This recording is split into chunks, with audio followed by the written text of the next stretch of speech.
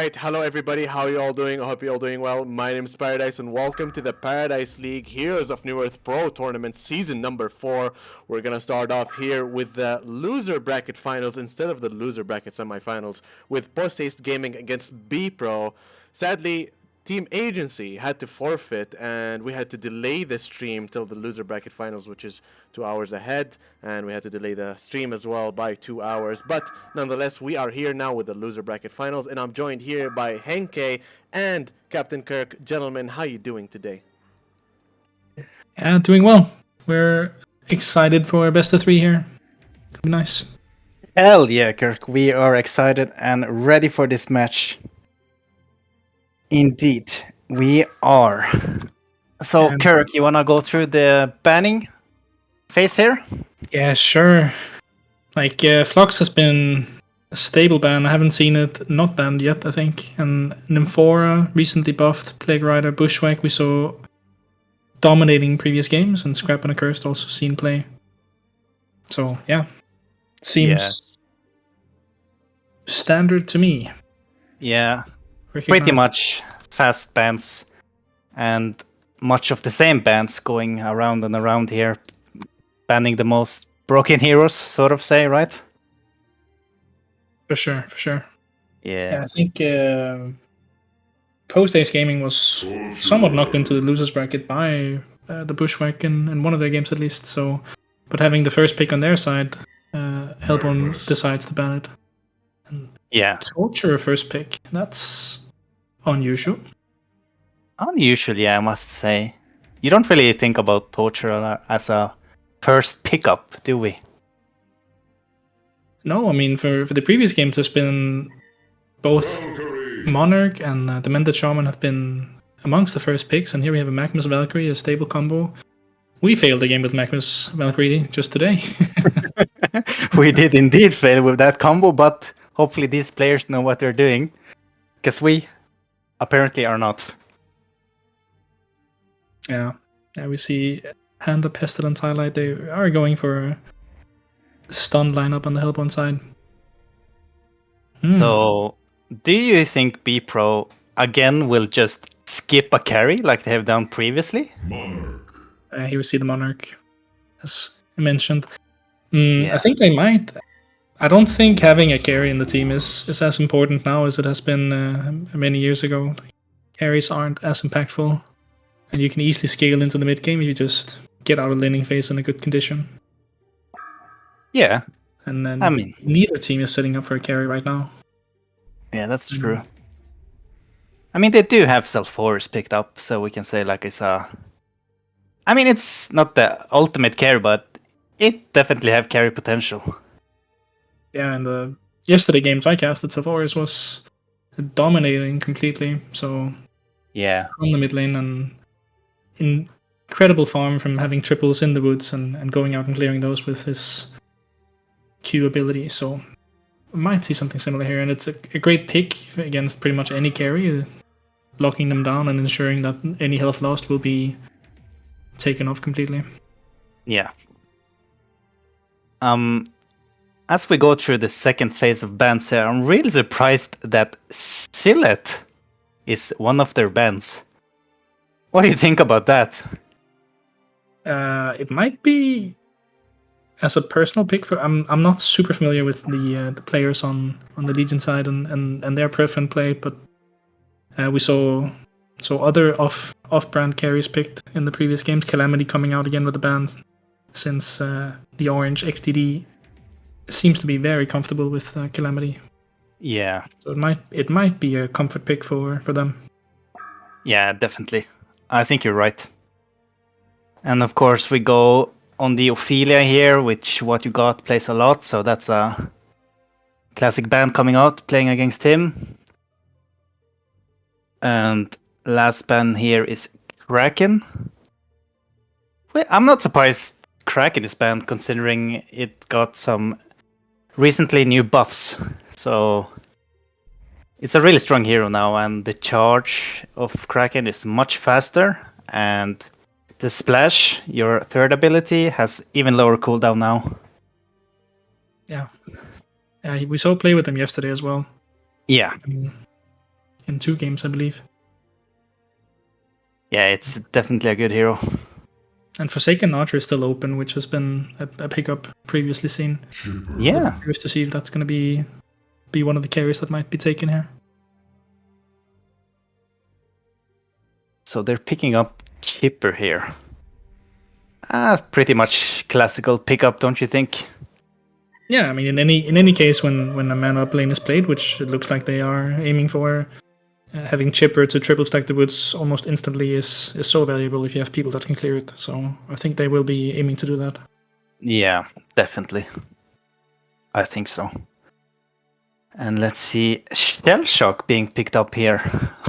What do you think about that pick?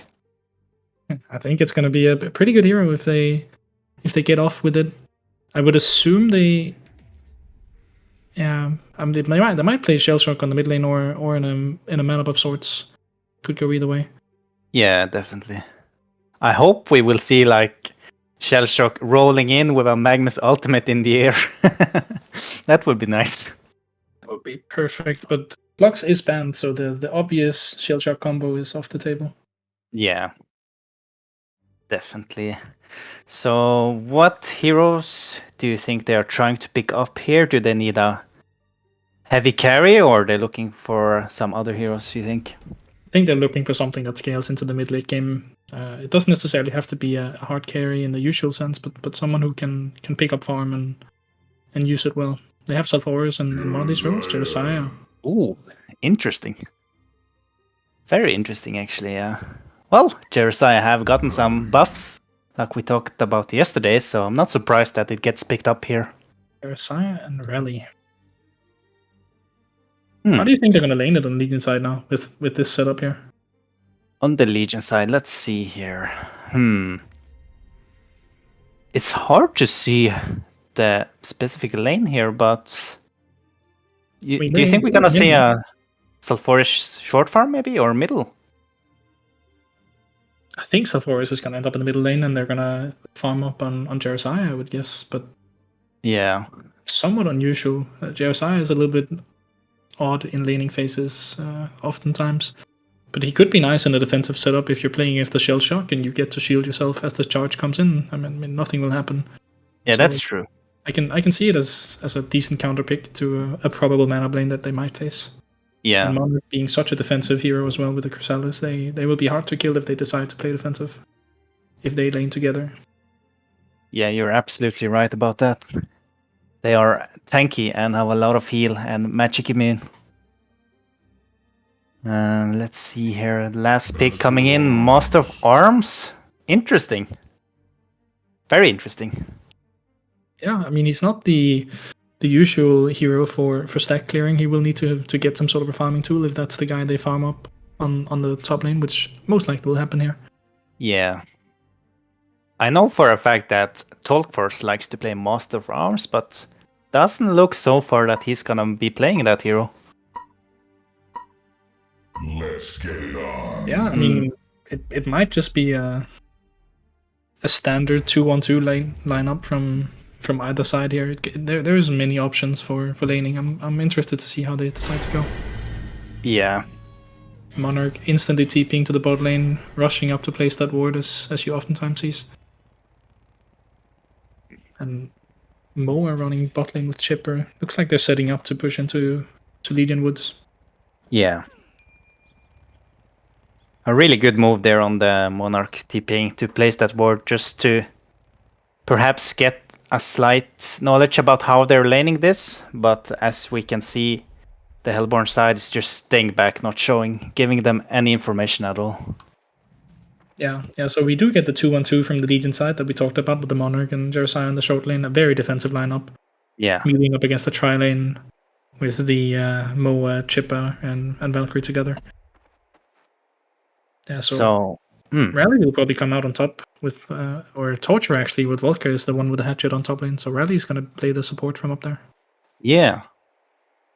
As we have seen before, Volker is a very good Torturer player, so if he gets free farm, he can be a real threat. Yeah, I mean, if the lanes end up being as they are now and Hellborn decide not to rotate, then he will be getting some decent farm. Definitely. What do you think about the Valkyrie Chipper and Master of Arms looking to be at Trilon here on the bottom lane? I think they're going to have a hard time setting up. You think that's an effective lane? They don't have the usual big stuns that you'd see in a man-up like this, but they have a lot of harassment with the triple ranged hero, all at fairly large range. So I could see them harass them out of the lane and simply just forcibly push them off rather than kill them altogether. Yeah. Yeah, they don't have the best kill potential, that's for sure, but as you're saying, they are 3 ranged, so they might be able to get the lane control and just box them out with auto attacks. I think we'll see something along those lines. And Sulfuras against the Shell Shock on the mid lane will most likely tip in Sulfuras' favor as long as they're one-on-one. Yeah, definitely. I would vote on Sulfuras any day against the Shell Shock middle lane. But let's see if Snark can surprise us. It's a hard matchup for sure. Yeah. So we would expect the bottom lane to fall in Hellborn's favor, the mid lane as it is currently probably going for Legion side, and top lane going for Legion. So right now with this setup it looks like 2 lanes for Legion and 1 for Hellborn, so we'll see how they end up rotating this out. Definitely. I mean, Torturer for sure is just gonna free farm on the top lane, and on the middle lane, Sulfuras against Shellshock, we would both think that Sulfuras get the upper hand eventually. Yeah. Valkyrie sending an arrow over the mid lane. Oh! That's a Bloodlust coming out to Sulfuras. Simply just falling off. I didn't catch that. I missed that as well. But Shellshock will be having a hard time now, and most likely we'll see some sort of rotation come out. Yeah. I just can't fathom that he died at 2 minutes middle lane as Shellshock against Sulfuras. Like, he must have overstepped or something must have happened there. I mean, Sulfuras has been spamming the Q 3 or 4 times, so I think he simply fell over here. Yeah. Just before he got the bottle as well, so he's on the lane now. Second time here, Sulfuras now with the bottle and Shellshock without. Yeah, definitely. Yeah, what do you think about this the rune thing, by the way? Sulfuras went for the rune at 2 minutes and didn't really get anything for it, right? Because there's no real rune anymore coming up on the 2 minute mark. Oh, yeah. I mean, I really like the new change where you don't get any real rune at 2 minutes. You get 2 refreshment runes on both spots, right? On top rune and bot rune. So basically, you won't have that big of an advantage, even if you would go for the rune right now. Yeah. I think it's a good change. Bot lane here, Jesai being jumped, shielding himself and running away, and running him down, but won't be enough. Yeah. Protective Charm just completely shuts them down and they have no real response. But they will be getting all the farm, and Jeremiah and Monarch are barely sitting in XP range. Just waiting out. Yeah, that's true. Now, we can see Sulfuras here already being at 510 GPM with that Bloodlust coming in. Yeah. I think Sulfuras is gonna be a huge threat here if it's not handled in the near future.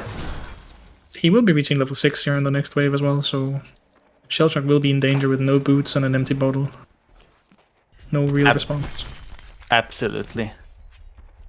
Now let's take a look on the top lane here. Magnus just trying not to overstep and killing himself, just getting that XP. I mean, what more can he do up there? Yeah. I think he's doing quite well, considering he has 12 last hits in the lane against Torture, so he is getting about half value. Yeah, definitely. And Jeremiah getting some farm in the bot lane as well. He's going to be at about 20 creep kills here, actually matching Moa's creeps here. They will be at roughly the same on gold.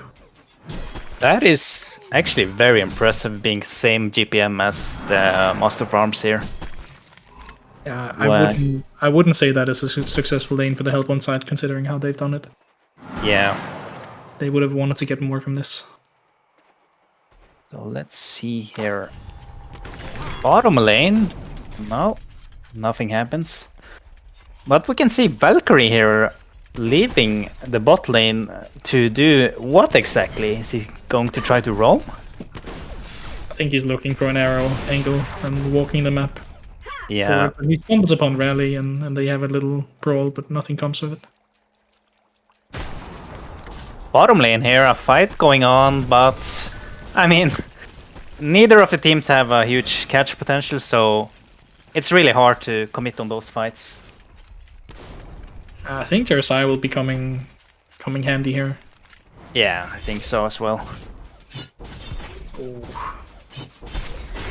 They're never going to be killing Jeremiah unless they completely just burst him out.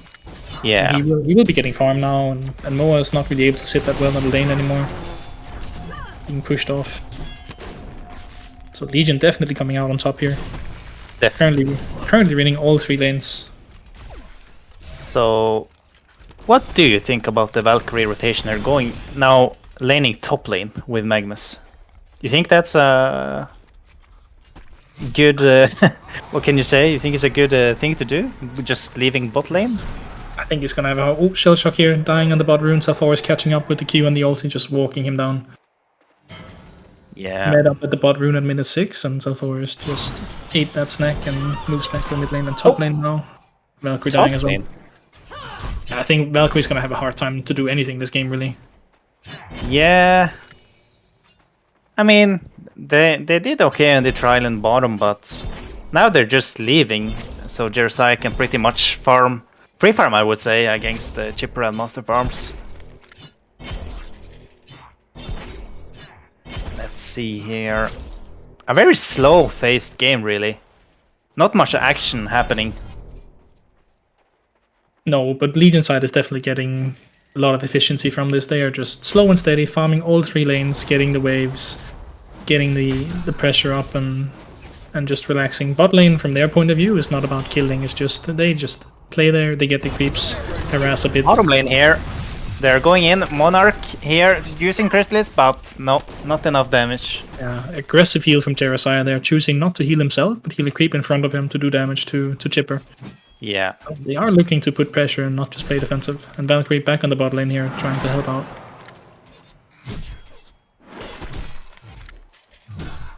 A very interesting game, slow game, which we don't see that often anymore, but this is one of the more slower games we had in a while. Where all 3 lanes just farming slowly but steady. I think it's good. Yeah, What do you think Jeremiah is going to be going for here? Because he's going to be looking to pick up some sort of a carry build and eventually put pressure. Yeah. What's the route for him? I mean, you do have many options as an Jeremiah, but I mean, you have the classical mock, right? And then They might look for Jeremiah. Bottom lane here, getting stunned down, and down he goes. Yeah, they got the setup here. Jeremiah walked up a bit greedily alone, Monarch not in range. And the arrow from the fog connects on the Moa stun before he can get the protective charm up. So down he goes. Yeah. Small mistake there. Top lane, Magnus ult actually gonna kill. Wow. Wow! Well played from Tolfors there, getting the kill on the Torturer. I just caught the end of it there with the Magnus ult. He was channeling in it with 100 HP left, and just as he died, it went off and it killed the Torturer after he died. So it was really nice. Yeah. Good job on their part. Now, back to the items on Jeremiah. Like, he had the opportunity to go the mock build, right? But I'm thinking Salfaris here might go a mock, and Jeremiah might just try to tank up a little bit and be a buff person. What do you think about that? From playing into a tri-lane on the bot lane without too much assistance. Bottom lane here, Jeremiah getting stunned down, but Crystal is coming in, Chipper ulti being used on top of it. Will it be enough to kill Jeremiah? Using his ulti, Torture TPs in, but misses the stun. And that will be the end of that fight there. Good save by Monarch Crystallis there. Mid lane here. Safar is chasing, but chooses not to. Yeah, the Jeremiah there was so hot on the pressure. They were throwing everything at him. Moa stun into Valkyrie arrow and 3 rockets, Chipper ult. everything, and it just wasn't enough. The Chrysalis kept him alive. He came out of the Valkyrie stun, and with the shield and the heal, he was back on track and okay to continue. So Yeah. Oh, look at Shellshock here on the top rune. Salfor's be- running after him. Oh, he is in trouble. Will he manage to die to the neutrals there? Oh, the roll coming out. He's trying to juke everything. But no, Salfor's gets him in the end. Good try, trying to die to the neutrals. Pretty clever from Sephoris to try and kill the neutrals while he was rolling, so there would be left with him to it. Best case scenario, he would die to neutral scripts there, but unfortunately that was not the case. Yeah, and looking at the gold per minute chart right now, we have Sephoris at almost 600 gold per minute. He will be skyrocketing this game. Yeah. They have... Oh, Salforus here running bottom, but no, retreats back to the middle lane trying to farm, I suppose. Yeah, and we've seen no stacks actually from either side, really. And Hellbone have been warding inside the Legion jungle from the chipper, placing 2 aggressive wards to look for anything happening in the jungle that they can pick off up, but nothing really actively going on there. They do catch Salforus though, smoking towards the bot lane, so they will be falling back and avoiding the collision with Salforus. Yeah. Now, do you think they just top picked the lane chip? Oh, top lane. Oh no! Magnus. Oh dear. Ulting in the trees, trying to catch up on Torturer in the tower. The idea was good, but couldn't get the stun off from his position in the trees and ended up walking out on the wrong side. So Yeah. Nice try by Tolfors. Now, look at the Shellshock here. He's being chased down by Rally and Torturer. Will he manage to escape this? He's using the roll and his ultimate, and he cancels it, and they just retreat. Very interesting. enough pressure to make them fear that there was any backup line, but we know from the casting point of view, of course, that Shellshock had nothing, so he played his cards right and made them afraid and made them walk on. So good job from him. Yeah, good scare tactic. It worked out. Yeah, but he's sitting at 250 GPM both. Bottom lane here, so Forest running in, but TP is coming in by the Magnus. Now they're getting stunned here, Magnus with the double stun, and followed up by Arrow on the Valkyrie. They are trying to bring down the Jerseo. Jerseo goes down, so Forest going all in the way, killing Monster Proms, but he is 4 versus 1 now. How will he escape this? He will not, I think. Oh, almost getting killed on Chipper, but goes down on Sulfuris. Good TPs coming in from the Hellborn side there. Yeah, such a needed kill for the Hellborn side, getting Sulfuris down. Trying to lock him out. And Torture pushing on the top lane in the meantime. Yeah, if that had gone towards Legion and Sulfuris had come out on top on that one with the shield from Jeremiah and everything, if they had a player more, it would have been very dangerous. So it's really good for Hellborn that they rotated fast. Yeah, definitely. A much needed kill for them on the Hellborn. Now, let's see here. Now back to farming, they say. Enough fighting. Yeah, but they haven't been farming that much, I would say. I mean, we're seeing a few stacks come up on the Legion side, but the jungle has mostly been unused. Shellshock trying to recover a bit, farming through the woods, but we haven't seen massive stacks come out from a hero like Chipper or anything like it. But stacks will be taken now and be farmed. Yeah. Like, do you think B-Pro just picked Chipper so they could not have the Chipper for the Sulfuris stacking for him? You think that's a... Like, why would you ever try lane with a Chipper on long lane? Like, what does it really provide? I think Chipper is a really decent pick for killing. If he lines up the rockets in a long stun from... Like, you can see the dream happen, right? Valkyrie gets a 3-second arrow, Chipper sitting at 2,000 range, shoots 3-4 rockets and does 400-500 damage. I think they just made a lineup where it was hard for them to execute upon. Jeremiah with the immunity and Monarch with the Chrysalis just stops the burst. Yeah, you're right. Some rotation probably would have been better for them, seeing the matchup they faced and using one of the heroes, either Valkyrie or Chipper elsewhere. But they are catching up now and trying to recover. Yeah, they are helping Mo and the jungle farming up. So now we see elk bones being picked up on the Jeremiah here. What do you think about that item choice? I think it means that he's not going to go for the mock route, and I can understand why. So this will just help him gain that little bit of GPM as a farming tool. But it's the long play, right? It's a look into the next 20 minutes and say, well, if we play this for a while, Elk Bones is going to be paying off. So yeah. Look on the top lane here. Shellshock is smoking behind the Rally and Torture, but they are both smoked as well. Are we gonna see a collapse here? 4 people smirking around, looking for people to kill, but they are both smoked. They're gonna be jumping on Moa here. I don't think they. Yeah. Here we go, Rally jumping in here, trying to scare him down. Will he? He misses the stun, and Shellshock using and Chipper using ultimate rockets. Torture is stunning, but doesn't really do much damage considering he has the Chipper. Oh my god. They just go down, but Sulfuras comes in here using his spells, trying to chase down the snail, and the snail goes down. Will he manage to finish the Moa? I don't think so. Yeah, good burst from Hellbourne side, getting or attempting to get into the Moa, but they middle lane here. Sorry to cut you off. Middle lane here. Magnus trying to use the eruption in the tower itself, but he noticed it's Sulfuras tipping. I cannot survive that guy. Oh, he just stuns away and he's clear. Good disjoint on the Q there. Yeah. Did you see the play from Magnus? He just clicked R on the TP that was coming and he sees Sulfuras and he just runs away. He didn't know it was a raid boss coming, like how could he? But if it had been someone else, it would have been a good play. He had level 11 and level 2 ultimate, so it could have been enough to kill almost anyone else. Yeah. Yeah, you're right about that part. But yeah, man. Sulfuras wasn't really scared and he put the pressure the other way. Now, Sulfuras here, having picked up Gnomes and an Ice Brand. You think he's going for the whole Frostwolf skull here? I mean, yesterday we had the same discussion, and it ended up being a Dawnbringer. Dawnbringer? Yeah.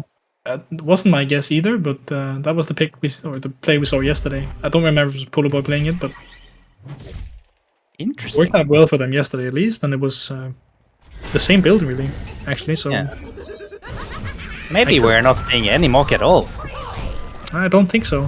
Not anymore, no. But Sulfuras farms fast enough already. He doesn't really need the mock at all. It's for him, it's an excess. Yeah, you're right. Now let's see here. Sulfuras bought an item being delivered to him anytime now in the courier. I'm thinking we might see a Dawnbringer, as you expected. Let's find out here. Yep. Yeah. Indeed, it is. Yeah, I can understand it because like the movement speed on Sulfuras is super important. Being able to sit on top of the people that he wants to be killing. So middle in here, Shellshock trying to roll, but he runs in for the creep wave instead. Yeah, that's relatively new for me as well. That you with the Shellshock can change your target after you start the roll. Yeah, we might see a collapse in the middle in here. Torture and Sulfuras being on the uphill, but do they have any vision on them? I don't think they do. Look at Sulfuras and Torture here running in, jumping into the Chipper, but will they be able to catch him? I don't think so. He's too fast with that Striders. Sulfuras does have a haste in the bottle, so I think if they wanted to, they could have run him down, but decides not to. Yeah. He might thought that, man, let's not use the haste on the Chipper, and maybe he can get it on some more important kills. Yeah. Yeah, he was sitting just next to Moa farming with very low HP, but of course they just barely missed each other and didn't see. But that would have been the kill he was looking for. Definitely. Moa did finish his Thunderclaw now, so he will be able to farm decently here, and stacks on the Chipper is helping him climb the GPM. About to clear a triple stacked Ancients as well. Do you think he's going to go further from the Thunderclaw, finish up a Hyper Crown, use his attack speed to really push in the magic damage, or will he go for defensive item next, such as a Shrunken? That's a really good question, actually. I mean, well, my knowledge about Yaharde that he likes to go a little bit of glass cannon sometimes, especially on carries. He might pick up the Hyper Crown. See a Valkyrie ult Looking to push in on the top lane. Ooh, top lane here. Magnus, rally. Oh, auto attacks here, and the arrows falls up. Magnus channeling that eruption, and the eruption comes out, and he peeks on the Torture. Torture using his W and an ultimate here, but he is scared, and he's running straight back. Smart move by Volka going back there, because Snail was coming in. But more TP is coming here from the Legion side. They are tipping Sulforce with the haste, trying to chase down Magnus here. Magnus peeks away slowly, but Sulforce, he doesn't give up. I think he stopped chasing, yeah. They were too far ahead. The whole Legion team ported up top the moment that they saw that they were continuing in Torture, so it's a smart play from Hellborn to back off and... Oh, top lane here, Sulforce going in again! Magnus stunning away, but will it be enough? No, Valkyrie getting ulted by Sulforce and goes down immediately. Interesting there, I thought they escaped, but all of a sudden they just got caught again. Yeah, I think they got surprised by Sulforce simply just running through the tower, not really caring, and pushing into them. Now, in the meantime, Shellshock getting mid tower here, and I think Yaharde on Master of Arms will get the bottom tower as well. There it goes, but Legion at least get the top tower, second tower. So overall, not so bad. That's the first 2 towers that the Hellborn team have gotten, so that's much needed for them to catch back up a little bit. I think it's a decent trade for them, considering they lose Valkyrie and 1 tower to get the 2 towers. It's I agree. A decent exchange, and Moa is now up to 520 GPM, so he's getting to the point where he has enough farm and GPM to potentially match Sulforce if they can hold on for a little while longer. Yeah. Now, Sulforce here bought an item. Look at all those couriers coming in for the Legion side, bringing those items. Let's see if we can have some good items here connecting. Bottom lane here, Sulforce smoking in the jungle, and Master of Arms and Chipper being close by. Oh, this is gonna be a collapse here. Sulforce sees Master of Arms, and he goes in. Monarch with the Cleansing Winds, removing the stun. Valkyrie in this being used, and they do not have a dust. There we go, Rally peeking in with the dust. Stuns the Master of Arms, and he goes down. Chipper is being spotted as well. The Revolt coming out for anti-reveal, and he goes down with the Sulforce Q. Top lane here, Magnus peeks away slowly. Really good pathing through the trees from Moa. He almost managed to escape a situation where he was definitely going to die, but the PK from Rally picking up the dust and showing up their location so they can finish off. Yeah. Any melee meetup with Rally is just never gonna work for them. Moa is just gonna die. Oh, Magnus here, peeking in and stunning the creeps. Torture goes in here, trying to catch him. And he's just popping the Shrunken here. Will it be enough to kill down the Magnus? Magnus trying to juke. Oh, Magnus goes down, and continuing on the fight here. Snail is has an Invis rune, and he's dusted a little bit.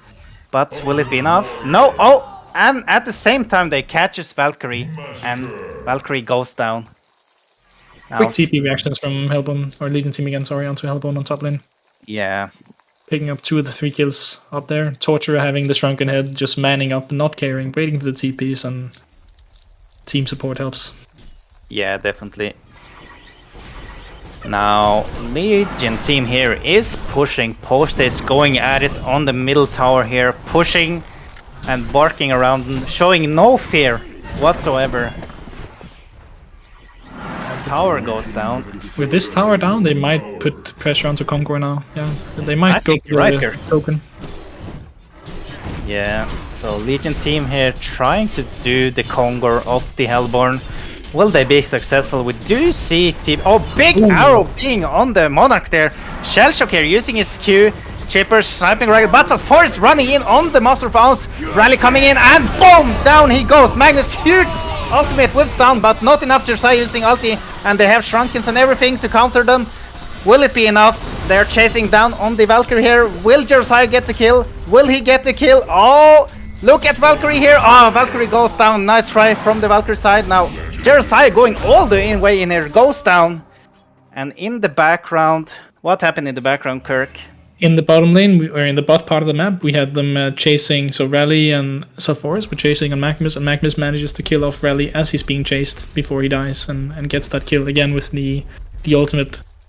Wow. So actually ends up being a not too bad trade for Hellbone, starting off really poorly with Moa just being completely destroyed, but Jeremiah chasing in to get a Valkyrie, trades 1-for-1, and on the other end we had Rally chasing in on Magnus, trading 1-for-1. So could have been much worse initially, and they recovered decently. Yeah. Ooh, so double damage being picked up on the Sulfuras here. Dangerous rune, indeed. Yeah, but it's the exact same build that he did on Sulfuras the other day with the Dawnbringer PK. So he will be on top of Moa, not giving him any space to play. And Moa did decide to go for not the Hypercrown that I speculated, but a Nullfire Blade 3. So going for more damage. Now, a Team Smoke being popped there on the Legion side. All five-man army going in. Will we have a clash here? Meanwhile, the Hellborn trying to do the Kongor. Here they are coming in here. Monarch, Sulfuras just running in, trying to catch Rally, missing the stun on the Moa. But look at Sulfuras, they're trying to take down the Master of Arms in the background. Moa goes down. Meanwhile, the Rally fighting for his life. Big Crystallis on the Monarch at their side, popping his ulti. They are chasing down the Magnus here, chasing down the Magnus. Big Torture stun, and Torture goes. Magnus goes down, I'm sorry. Wow, that's a 5-4-0 for the Legion side. That will most likely be the game here. That will give them access to the double Kongor. Really good timing on their smoke. They didn't see Hellbone Kongor, but it just matched up perfectly with them trying to finish off Kongor before Legion was coming back for them, but they didn't make it in time. So well, good smoke from Legion there, just smelling out the Kongor. This will be barracks down on the bottom lane, and they're gonna be able to go home, take their own Kongor nice and comfortably, and be ahead by even more than they were. Oh, arrow. Yeah, arrow. Well, what can you do about it? It might just be a power play, just eating it, saying, "So what? What does it matter? I'll take the tower. I'll take the arrow."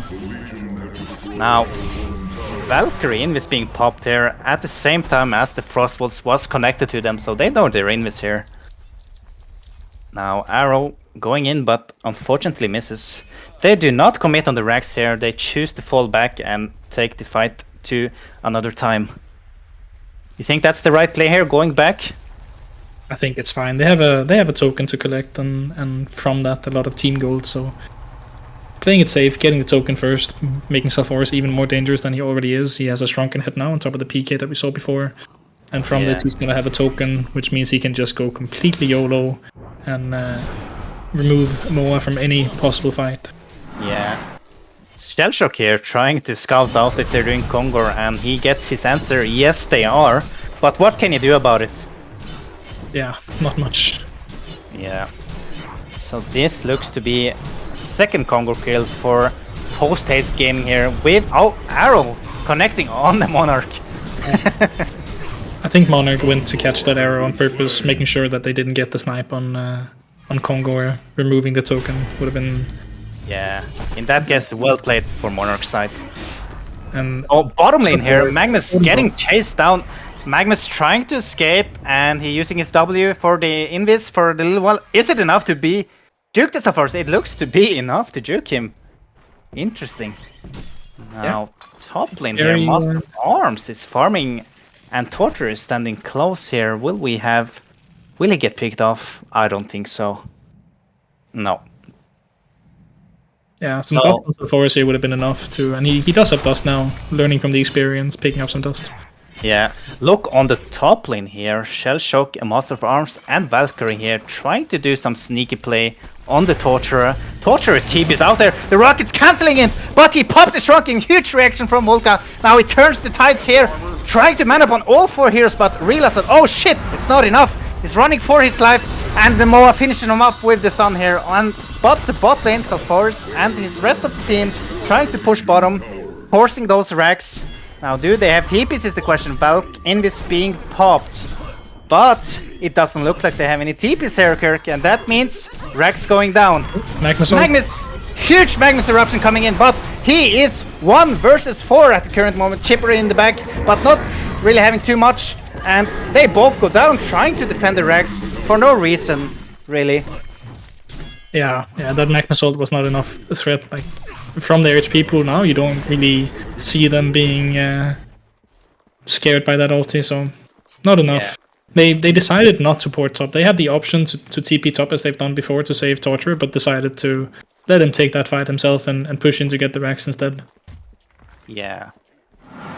Now let's see here. How long do they have on the token? Is there a minute I'm watching? Or is it 2 minutes? It's a minute, right? It is 55 seconds, I believe, only. So they can use it for this push on the Rex, but after that, if it's not used, it will be gone. Yeah. Now Legion team just pushing here on the middle tower. I mean, what can Hellborn do at this time? There are 2 people dead. And Magnus does not have any ultimate for the next fight here. Yeah, they're gonna have to try and wait until the token falls off before they fight again, otherwise Salforus will just freely get to kill whoever he wants. And it will cost them a second set of racks, so they are on their last legs now. Yeah, Arrow almost connects on just Magnus jumping in here, rockets being popped, but Salforus, he does not care. Look at that tanky bastard. Just hit me, guys, hit me, I have the token. I do not care, and they're trying to take him down here, but token of life. Being respawned here. With only 8 seconds left on the token, they decide to kill him. I would have expected them to keep him alive on low HP until token falls, but they decide not to. Oh, Riley jumping in here on the monster from Salforus, jumping in with a big, and he goes down. There, look at the damage coming out here from the Salforus and the Torture just doing ultimate damage, and they just melt like butter, all 4 of them. Only Magnus being the lone survivor. Magnus channeling ulti here, and the GG being called here, and that's first game going on the way to Team Post-Haste. Very convincing in the end here from the inside. They kill all 5, Magnus buys back, but they're all just dead, so there's no one to play with for him. Yeah. Well done. Well done to Team Post-Haste there. Salforus ending up on almost 800 gold per minute here, just skyrocketing, never really falling off again. So yeah, we do kind of see Legion just skipping the carry and making it work. They get enough from Salforus, scaling to the mid game and just shutting down the carry. Like any hero, pretty much no matter what it would have been from MOA, would have suffered the same fate. Like he does not survive the Salforus ult and the PK from the backup team. So yeah, not much to be done. That's true. Not much to be done for MOA there, with Salforus and Rally just jumping on his face and deletes him from the game. Well done, Team Post-Haste. Should we go for a small break here, Kirk, and prepare for the next game? Yeah, let's be back in 2 minutes here and set up for the second game. Absolutely. See you soon.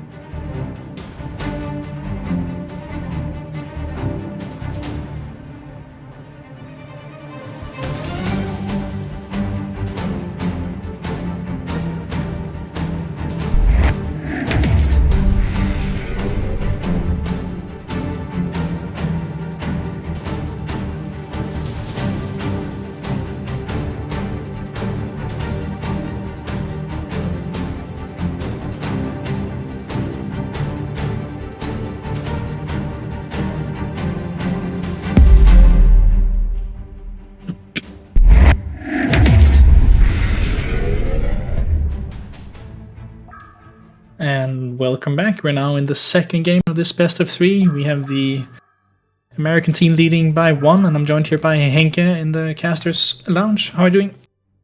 I'm doing wonderful, Kirk, here. Looking forward to game 2. Team Postist versus B-Pro. And we're seeing the exact same bands going out for the first 6 here. Monarch Nymphicurs, the Bushwhack Flux Scrap. Nothing has changed. Same. They have reset their bans and just decided that they do not want to play against these heroes no matter what. Yeah. I mean, it's understandable. Many of those heroes are extremely annoying to play against, right? The Accursed, Monarch, Nymphora, Bushwhack, Flux, just continuous bans throughout this tournament. Yeah. Do you think we're going to see any major changes in how they go to the game here from the Legion side? Lost the tri-lane, as we recall them. Yeah. Than all lanes here. I do hope we're gonna see some better lanes, especially if they're gonna do another tri-lane. I can't say I was a huge fan from the previous tri-lane, but I think they're gonna go for some different style now. Yeah, and Hellbone going for the Sapphire pick first, so they do have a carry this time around, and they have it from the beginning. Yeah. Interesting that he picks up Sapphire here very early in the game, considering Sapphire got some nerfs in this patch. But let's see, it's probably still a strong hero. Yeah, the concept of the hero is the same. Some of the numbers have been tweaked a bit, but it will perform in much of the same way going into the fights, and in its carry potential, I think it will be mostly the same. Yeah. Now, Prisoner, Puppet Master have been picked up. What do you think about that, Kurt? It's a very cheesy combo for the dual mid usually, so I think we'll see those two lanes together trying to line up for the hooks on top of the puppet spells. Yeah. Indeed we are. From what I've seen in the previous games, we haven't really seen that work that well in the tournament games. They usually end up going 2 against 1 against someone who basically just plays their Sui lane on the mid lane and just idles there, waits for a bit. Yeah. So, gonna be interesting to see if they can turn this into some kills and actually get some momentum going from this combo. Now, let's take a look on the next phase of bans here. What do you think, Kirk? What bans do we have?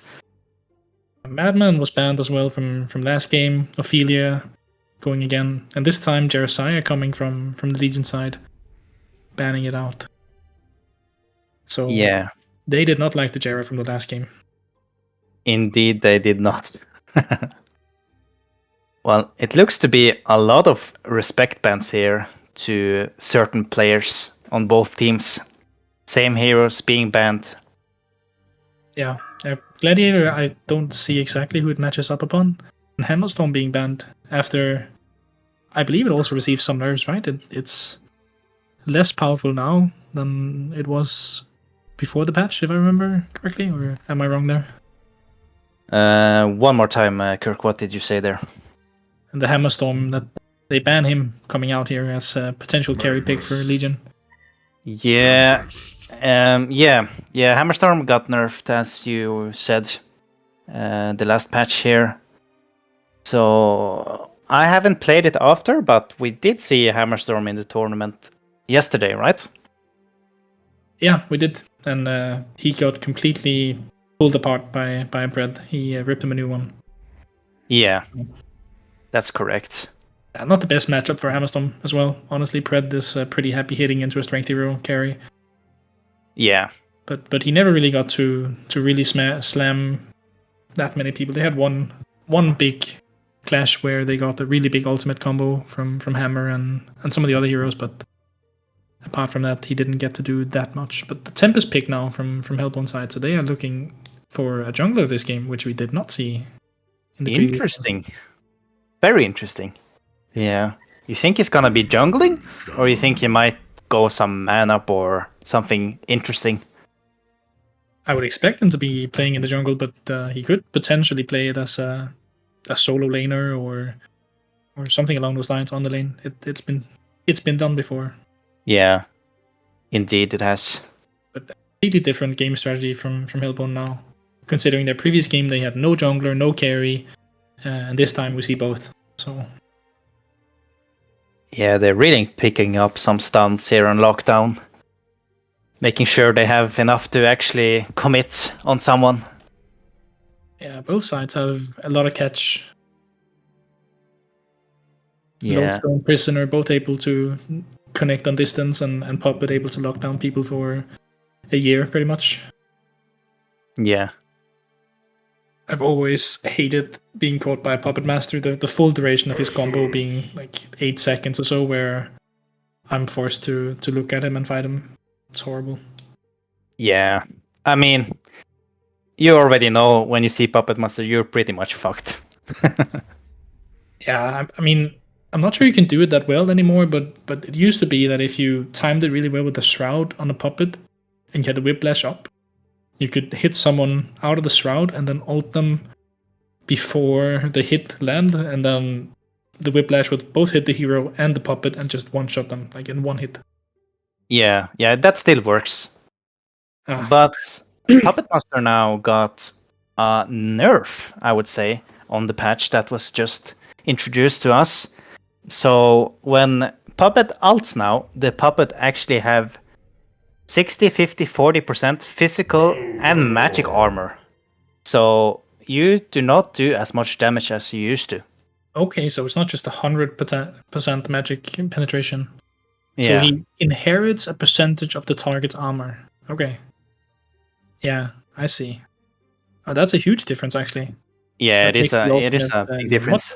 Much weaker. So interesting pickup on the Puppet Master here. Let's get it on. Now, Balfagor being picked up. Dangerous mid hero. They have the real push set up here with the Tempest Belfagor combo. Yeah. Dangerous push. They don't have the best response. If Hellbone decides to really push and put pressure on their base and the towers, the Legion side doesn't really have that wave clearing ability that you'd hope to have when you're just sitting in a tower defense situation. So Yeah, that's true. it might don't- be hard. So, how are we laning this, Kirk? Let's start on the Legion side. How do you think they are supposed to lane this? Yeah, from Legion's point of view, it looks like, I would guess, Prisoner and Puppet as we expected on the mid lane as a dual lane, and then on the bot lane we have the two armor-based heroes, the Minted Shaman and Pesty, going together. So they're going to be farming up Pestilence, and they're going to be farming up on Puppet. I think that's very expectable, and Lodestone being a strong Sui hero going up against their carry. So it's a more traditional laning here. I say that, but it looks like we have Tempest actually moving towards the bot lane, so they might be laning him and not putting him in the jungle, as you mentioned. Interesting. Playing into the short lane carry here with a man up. Well, Tempest, as you might think, is not the weakest laner. It has, if it just managed to get level 2, 3, it has a lot of damage with his creeps there and the stun. I expect that he's just playing nearby the bot lane and most of the time probably farming like the medium camp nearby and the like maybe the small camp or the hard camp towards the bot rune, Yeah. and just weaving in and out a bit, trying to not let them farm 100% on the bot lane. But we'll see how he ends up doing, if he pulls the elementals to the lane and really just puts pressure, or if he goes for some farm. Yeah. Now, I'm really curious to see how Balfagor is gonna try to deal with this Puppet Prisoner lane middle. Yeah, Belfagor is extremely strong mid laner in a one-on-one situation, but he does need to go up to the creeps to generate that extra healing. Yeah. Eating the corpses of the creeps, and right now he's not really allowed to. So it probably will be hard for him to do much here. Bottom lane here, the Minted Shaman getting picked up by Magma Stun and Tempest, doing enough damage with his creeps there. Yeah, they probably didn't expect Tempest to be there, and he caught them out here, and the Demented just falls apart by all the auto attacks from the doubled elementals. Yeah. Now, let's see here. Hook coming in on the Balfagor here. Puppet using his W to lock him down, but will it be enough to kill the tanky Balfagor? I do not think so. Now bottom lane again, they're going in all the way in Pestilence. Pestilence being very low HP here. Magnus, will he have the stun? Yeah, there the stun comes in and connects on the Pestilence. Pestilence goes down. Now Demented Shaman here, will he try to turn? No, he runs to safety. Yeah, so the mana lane with Tempest pays off. They are probably gonna be farming up that Magnus really well. 2 kills in 2 minutes here. Yeah. I must say, I did not expect this early deaths. Yeah, no, you would expect Demented to be able to sustain his Pestilence on the bot lane there, but the pressure with the Tempest creeps was simply just too much, doing so much damage. Yeah. Top lane here, Chipper trying to sneak up on the Lone Stone, but he has mana boost there and just stuns out. Now let's have a more close look on the bottom lane there. Pestilence using his stun in the middle of the creeps there, but does not look like Magnus and Tempest doing anything about it. Interesting here. We're kind of in a situation again where the Hellborn team, post Ace Gaming, who came out winning the first game now by simply just winning all of the lanes and just scaling into mid game, they might be going into a similar situation. Only Balfagor is behind. Mid lane here. Mid lane. Balfagor being hooked down on the Prisoner. Huge blocks coming out from Prisoner, but will it be enough? No, it's not. Balfagor just being too goddamn tanky.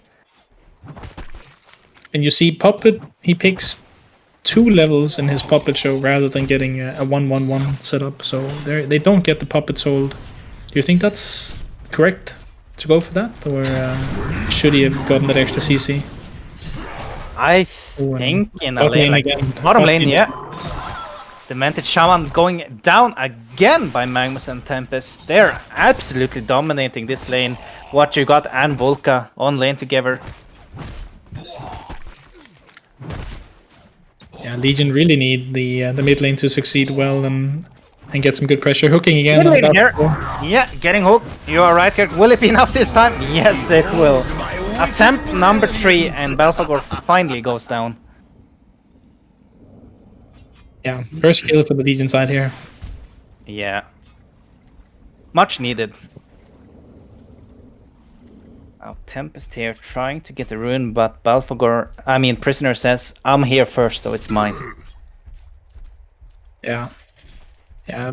I'm hoping to see some rotations happening from Lodestone, maybe just coming out of the top lane and seeing if they can get a return on the bot lane. Yeah. Look at bottom lane here. Tempest kind of coming from in the back area. Huge double stun from Magnus coming out. Now Tempest coming here with the Elemental Voids popping his stun as well. Will it be enough to take down the Demented Shaman? Let's see here the last stun on Tempest. One more auto attack and down he goes. Huge kill for Tempest. But mid lane here, Balfagor trying to man up on Puppet Master and Prisoner. Will it be enough?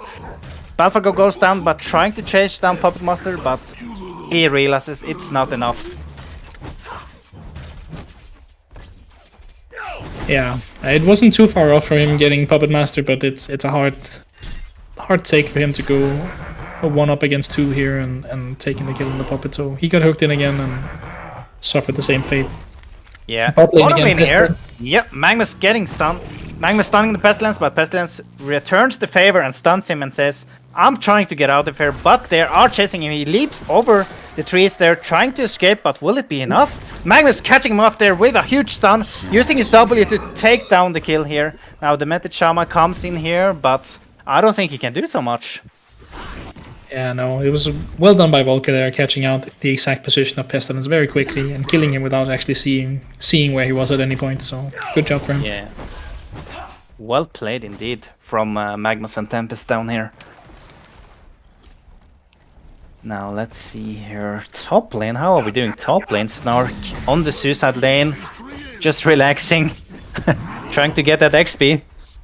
Yeah, I mean, he's not getting that much farm, but he is getting a decent amount of XP, and Sapphire, of course, free farming mostly here. Magnus actually having a better farm than their carry has at this moment, so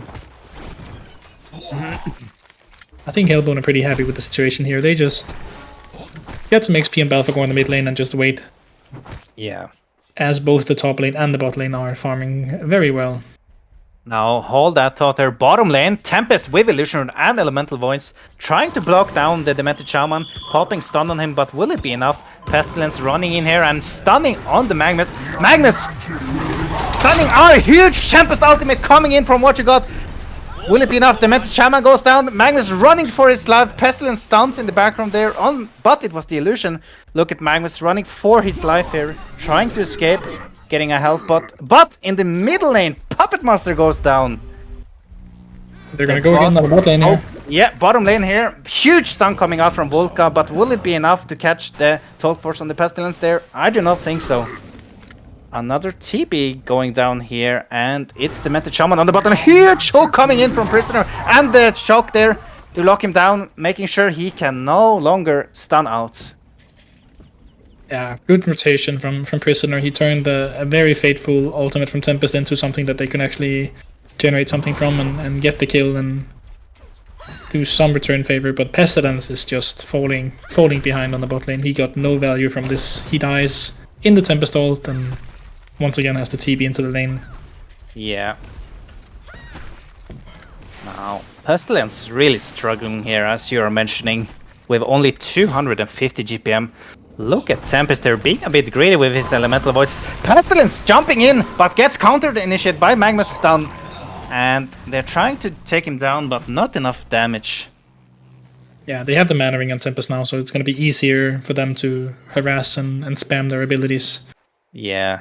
So Pestilence will have a very hard time just laning here. Going to the outpost, buying both a health pot and a mana pot, basically removing the farm that he just got at the tower. Yeah. Now, Sapphire here doing some stacks that Chipper made for him. Of course he did. Now, look at that stack clearer there on the Sapphire. Yeah. That's a lot of gold. Yeah. Prisoner here being very close here. Balfago, he's being spotted. He's using his hook here. It's enough. And the Pestilence stun coming in here. Puppet Master helping, throwing his ultimate down. Will it be enough to take down the Balfago? Balfago chasing down the Prisoner. Prisoner goes down and Pestilence going low HP as well, but oh my. I think Balfagor's in trouble here. The Demented Shaman popping his Q, slowing him down, throwing his ultimate. Will it be enough? Talk Force here, chasing down the Balfagor. Will he catch him? The leap coming out, and the stun to clear him off. But on the bottom lane here, Tempest and Magnus holding nothing back, just pushing tower after tower. Yeah, they just keep up the pressure here. Tempest just rotating between farming the jungle and farming the bot lane.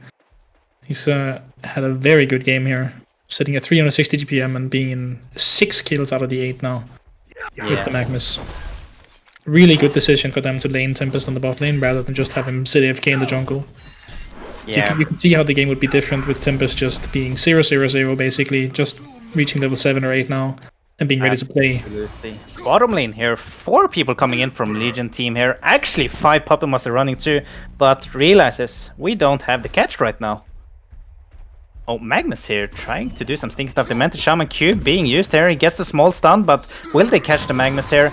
And Magnus stunning in. Oh, Tempest gets hooked, and being Prisoner ultimate being popped, and Tempest just melts. Yeah, I think they were looking for the big play there for the top 5. They had the Tempest ult and the Magnus ult ready, so I think they were seeing the potential in a 4-man hole and got greedy. So they got caught out. It happens. It could have been glorious, and they played around. Now Balfagor being in the middle lane here, trying to sneak up, but do they know he's here? They do not have any rewards. Look at the rewards being popped down there. The W being popped on and the hook comes in from the Prisoner. Will it be enough to take down the huge Balfagor? Balfagor ultimate comes in and bursts down the Prisoner, but Puppet finishes him off here. Bottom lane, Pestilence stunning on Tempest, stunning the Pestilence, and the ultimate being popped. Magnus here making sure he does and uses his stun. Yeah, that's the ult that didn't get used before. They turned it into another kill on Pestilence here, and are satisfied with that. The funny interaction on the mid lane that the Prisoner uses his shackle, and then Puppet uses his puppet show, and then the other guy starts hitting the shackle without killing it. Like the shackle didn't take damage, so that was an interaction I hadn't actually seen before, but just another addition to why that combo is so deadly. Yeah. Mid lane here, are we gonna see some fight coming? No, we are not. Yeah, Belphegor getting slowly back into the game, sitting at 240 GPM Yeah. from his previous 110 a few minutes ago, so recovering. He's recovering. And the chipper on the Hellbound side now, compared to the chipper we saw before, has made so many stacks for Sapphire, who's just been farming away and slurping them up. Yeah, He absolutely. will be growing in strength so much. Absolutely. Again, look at Sapphire just taking triple stacks like butter. Yeah, I know you can't really count tank it, but these were double stacks, so... Yeah, well, it was at least some stacks.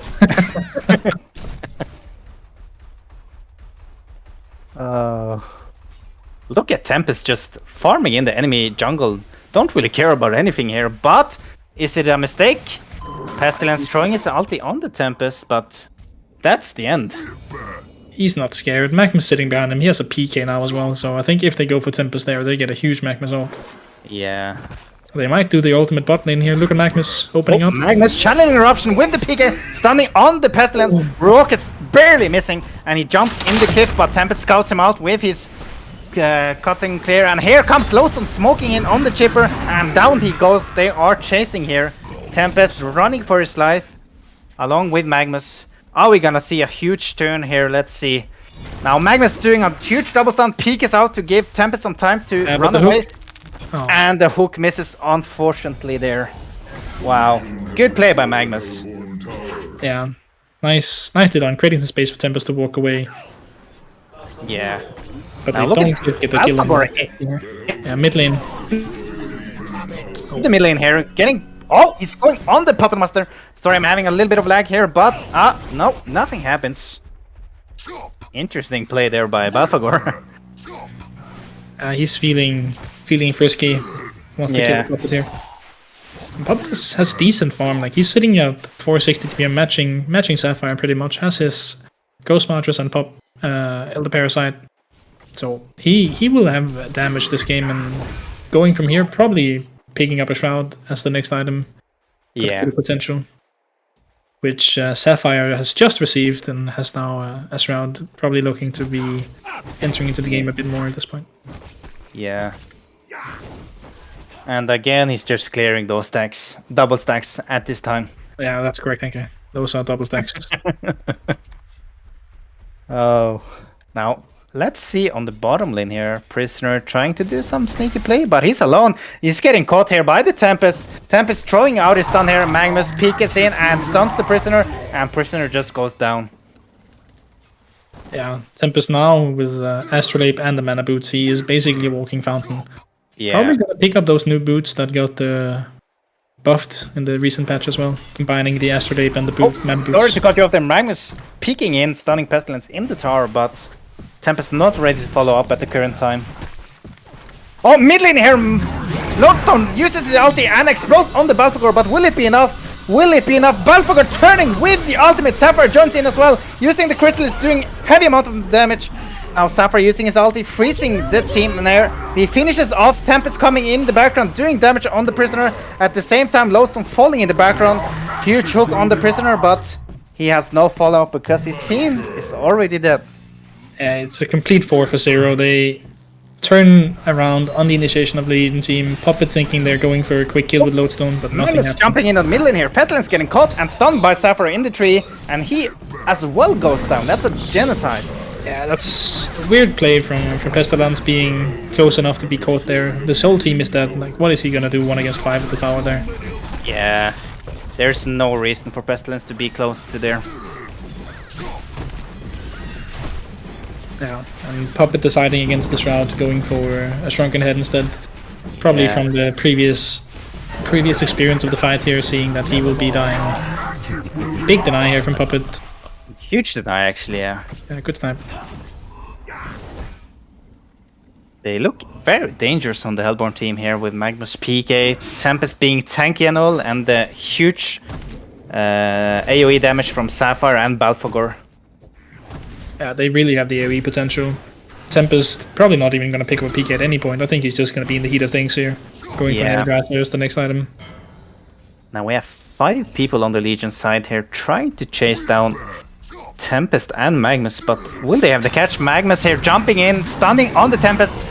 Pestilence follows up with ultimate and the hook comes in and he goes down. Well, 5 people for 1 person there. But they got him. Look at the Puppet Master sneaking in on the Chipper. Oh, he gets triggered after all. But that's gonna be a dead Chipper in my eyes. Ooh. And Chipper goes down. But Magnus going in, trying to get the killer. Big hook coming out. And a huge heal on the Puppet Master coming out from the Meta Shaman, saving his life there. Yeah, that was really high damage from Chipper, turning around on Puppet in the blink of an eye, almost putting him low enough for Magnus to finish off, but barely not enough. I think if he had gone for the Shroud and didn't have the Mighty Blade with the same strength, he would have been dead there. It wouldn't have been... You have top lane here, Sapphire trying to do a kill, but he does not succeed in that. Ow! Sapphire might be in some trouble here. No, he is not. He just mans up. Lodestone TPing top, trying to go for Sapphire, PK's after him, and Sapphire just turns around and says, "So what? What are you gonna do?" And realizes he will not win that fight and walks away on Lodestone again. So, quick reaction with the TP, but not enough damage to really put any real threat into Sapphire. Yeah. Now, Sapphire has Genjuro now, so that guy can do some damage. Yeah, he is very dangerous. And they don't have that much against them. They don't have that insane burst. Pestilence doesn't really have any items to jump in with, so it's only really Lodestone who can jump in, and as we just saw, he's not enough on his own. His ultimate, of course, being extremely strong. Yeah. But they need damage following up to actually kill him, so... Now... Tempest now has the Starscribe boots. Oh, he does. Look at them here, being 5 people on the Legion side in the Legion. Oh, Lodestone here, channeling ulti. But he doesn't commit on the kill there. Being afraid. Yeah, Belfagor spots him as he goes and he realizes he won't be able to get a good initiation and walks away. So they will dodge the fight and... Yeah. Hellbone will probably push into the 2nd tier tower now, taking even more map control. This looks like a very dominating game from both Ace Look Gaming. at Pestilence here, being all alone, throwing ultimate on the Tempest there. Oh, yeah. Huge hook coming in from the Prisoner here. Magnus stuns out immediately. Chipper popping down his ulti, Balfour comes in, and Tempest finishes him off with the stun there.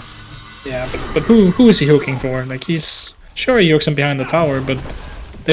he's alone there, and Pestilence, as he hooks, decides to TP out, so no real follow. Yeah, absolutely. They're doing some really YOLO plays here. I think we might just see Rex push coming in soon with the Belfagor creeps and the Tempest creeps. They don't have that perfect wave clear, as we talked about, so they could potentially just... Oh, close with the stun from Magnus. They could potentially walk up here and push into the tower. Yeah, you're right, actually. They don't have the best clear wave, so... And Lodestone used his ultimate middle, right? But it's almost off again. Yeah, but they don't have to put the heroes on the tower. They can basically just put the creeps up there and play it slow. And the crystal is being used there. Prisoner trying to get a hook, but unfortunately misses. Look at that slow push there. Yeah, that's 600-700 HP done on the defensive, or the 3rd tier tower in front of the Vex, and Legion has no real response here. Doing a team smoke now. Team smoke coming out from the Legion here. Balfagor TPs out the Envision, but will they catch him? No, he gets to escape. Chipper here, will he also be able to escape? Yes, he will. Barely. Lodestone though, will he commit here on the Tempest? I don't think so. They are hunting for Sapphire here. Sapphire being spotted. Oh, Pestilence catches him here with the ultimate, throwing another ulti on him for vision, and Lodestone coming in with the stun. Will it be enough to take down the big Sapphire? I think it will be. Down he goes, and Chipper falling off with damage. Pestilence doing a stun. Lodestone channeling his ulti here. Will it be enough? The Chipper goes down. Magnus running for his life and getting caught off by Puppet Master in the end there. Yeah, really good play from Legion. Pushing in, seeing that Hellbone is TPing out and catches. Top lane, sorry to cut you off, Kurt. Top lane, Prisoner hooks the Balfagor and the TP. Oh, but Balfagor just melts the prisoner, and there's nothing Lodestone can do alone. Yeah, they do lose prisoner here, but still a really good trade-off for the Legion team, getting that kill on Sapphire, finally catching him with no team support really behind him. Tempest already TP'd out, Chipper already TP'd out. Yeah. A good fight for Legion, indeed. Yeah, they're gonna have a staff soon on Pestilence. That might be the wave clearer that they need to sort of hold the base if they decide to try and push in again. So Yeah. the window might be closing for the slow push to be able to take the tower. I think if Hellbone had stayed on the bot lane and kept up the pressure, they could have slow pushed that tier 3 tower down and removed it without any real risk. But they decide to fall back and Legion pushes in, getting those kills out. Oh, let's see. Probably a Kongor now from Hellbone, checking for wards. Yeah. Kongor on Hellborn here, trying to take him down, the big ape himself. Now let's look at same thing going on the Legion side, also trying to do Kongor. Yeah, I think they know that the Hellbone team is going for Kongor and decide to finish off their own Kongor in the same time, so they remove the risk of the top token for Hellbone. I think it's the correct play for them to do. Yeah, I completely agree there. Now, Tempest having picked up PK here. Yeah, he goes for the PK now in the later part of the game, so he will be able to jump in and probably get a good ult out for his teammates and catching off whoever initiates. So Yeah, we'll see if he catches a big black hole. we're gonna see a 5-man Tempest hole here, Girk. I don't think we're gonna see a 5-man hole. No, I don't think they're gonna be playing that stacked. It's unlikely. Most likely we'll see Sapphire push in on a tower and Tempest sitting behind him as a defensive setup and ulting whoever goes for him and catching them. Same with Magnus. Lodestone bot lane here. Sleeping in trees next to Magnus. Sleeping Again, close to Magnus. Not able to do anything. So many times Lodestone is nearby someone where he's potentially able to gank them, but his hero simply just doesn't allow him to kill them in that way. Yeah. Are we gonna see another push on the bottom lane here, maybe? Yeah, it looks that way. But they might wait for Sapphire to finish his Shrunken to be on the safer side. Yeah.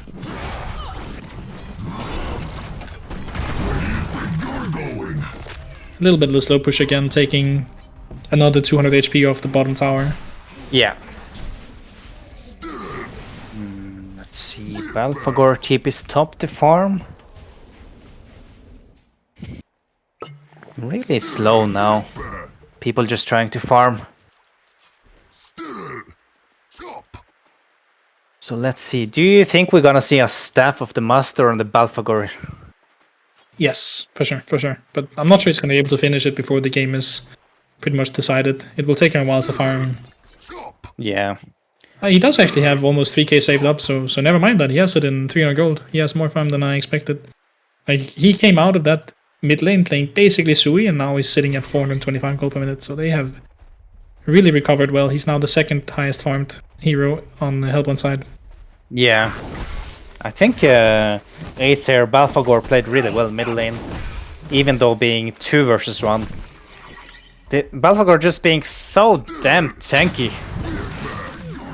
Yeah, he managed to survive and get experience. Like, he dies once or twice, but that's to be expected. It could be much worse that he couldn't even be in the lane, but he managed to stay there throughout the laning phase and get some resources out of it. Yeah.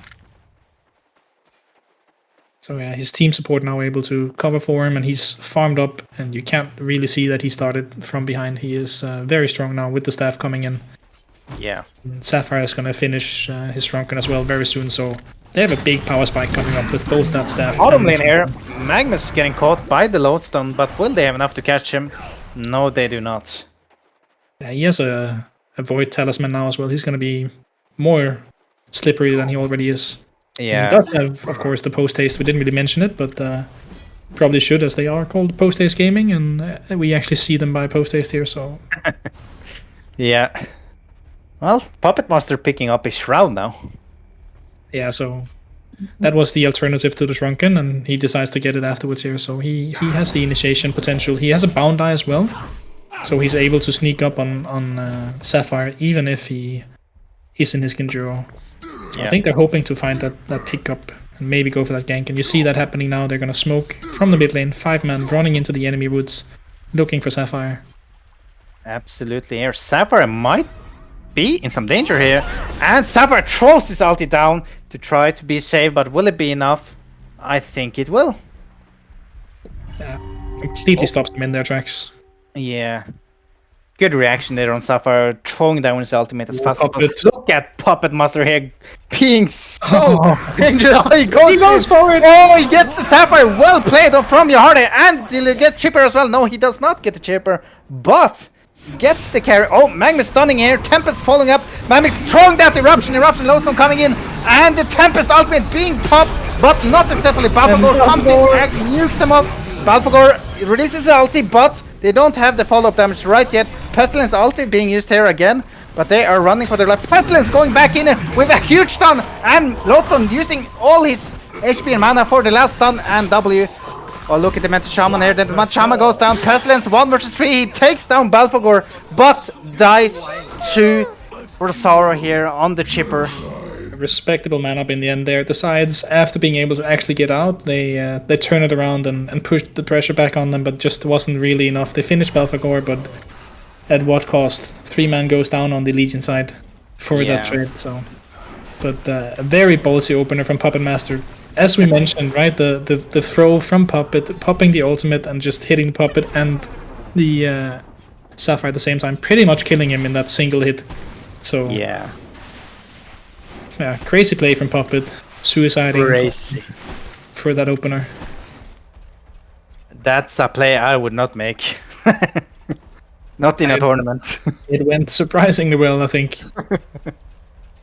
Chipper now having the bound eye that Puppet had before, use it as to get more map control than they already have, so he will be happy for that bound eye. Yeah. Very interesting game we have on our hands here.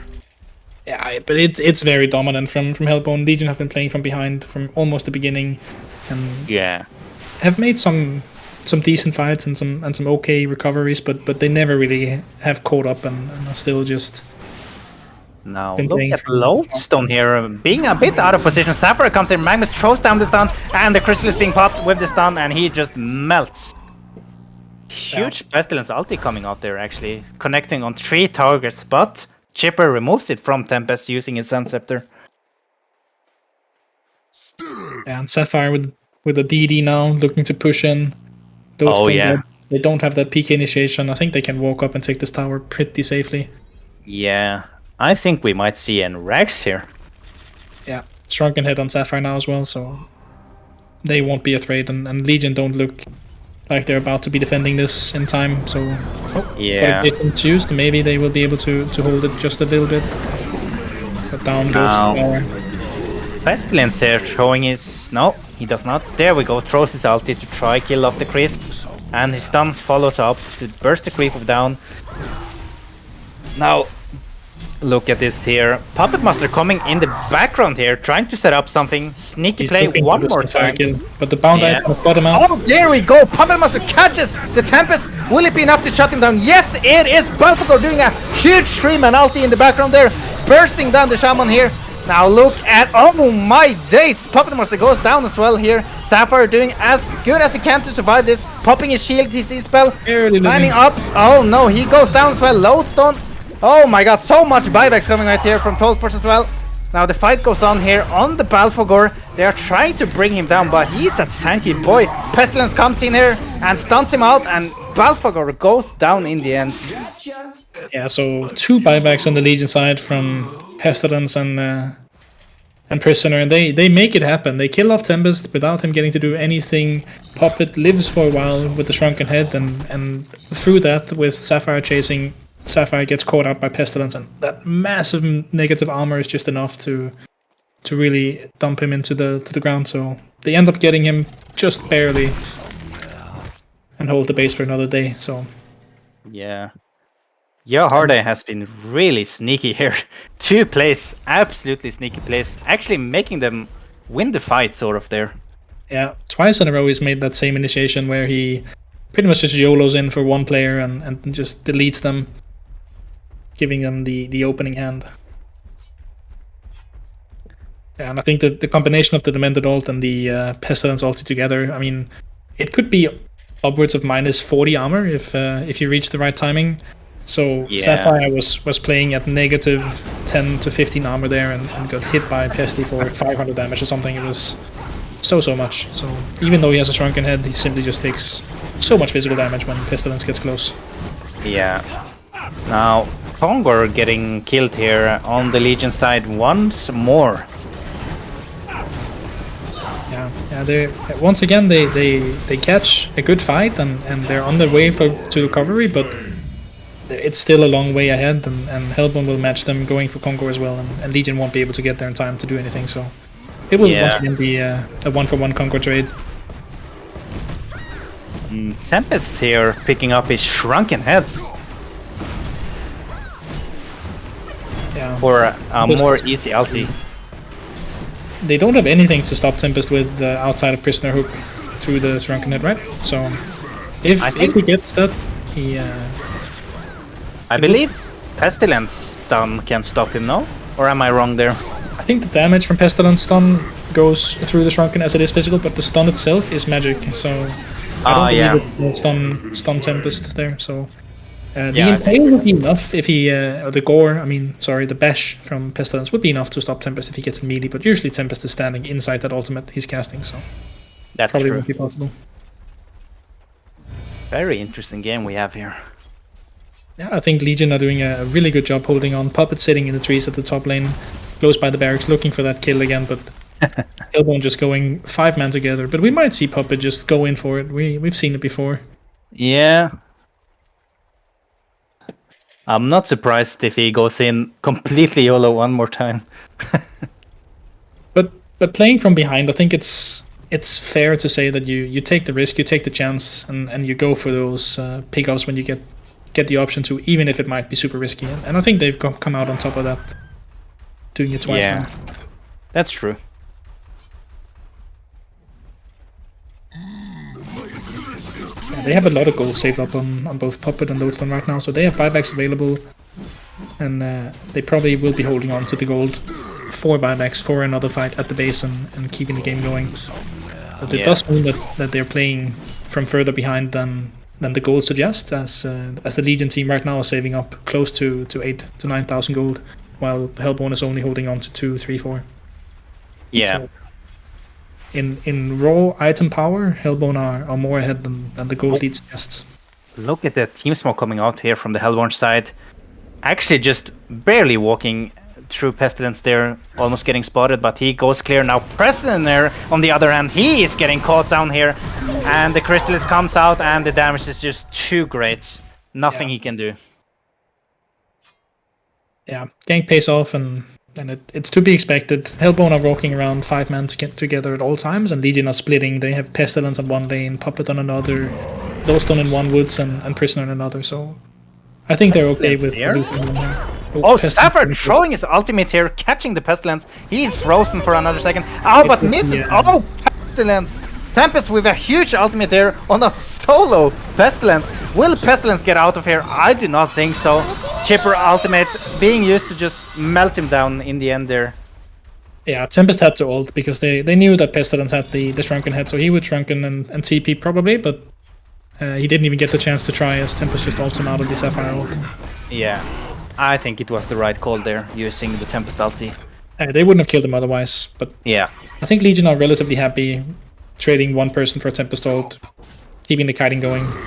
Opening here, Magnus getting caught off by the Puppet Master, and Lodestone finishing it off with his W there. Now that's a dead Magnus.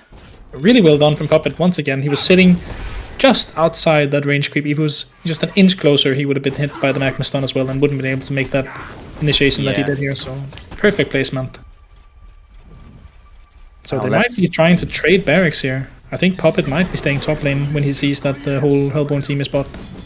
No, he does go for the TP, so they are hoping to hold this. Lodestone channeling his ulti here, trying to set up on something. He jumps in on the Tempest, connects his ultimate and uses his W, but Puppet Master just explodes down by Belphegor. Now look at Prisoner here, trying to hold everyone in place. Sapphire here, trying to man up, runs Sapphire away. has a haste, but he doesn't Sapphire use it. has a haste. There we go. No. And the bottom lane, Pestilence here, going on the chipper, trying to take him down. Will he have enough damage? I believe so. One more command. Oh, huge there on the Pestilence play. Very interesting fights. Puppet getting caught out, coming in from the side as he's done before, but now after doing the Magnus pickoff, he doesn't have that Shrunken Head available and just gets completely destroyed by Belphegor ulti and chipper combo. And once again, they use 2 buybacks. Another buyback spent on 12 Force on Pestilence, who's now down to 0, and 1 buyback spent on Puppet Master. So they come out of the fight okay, but it's expensive for them, and they won't be able to do this another time. Yeah. Not from Pestilence, at least. True. Yeah, 2 buybacks been used on Talk Force there, and 1 on Yaharde on the Puppet.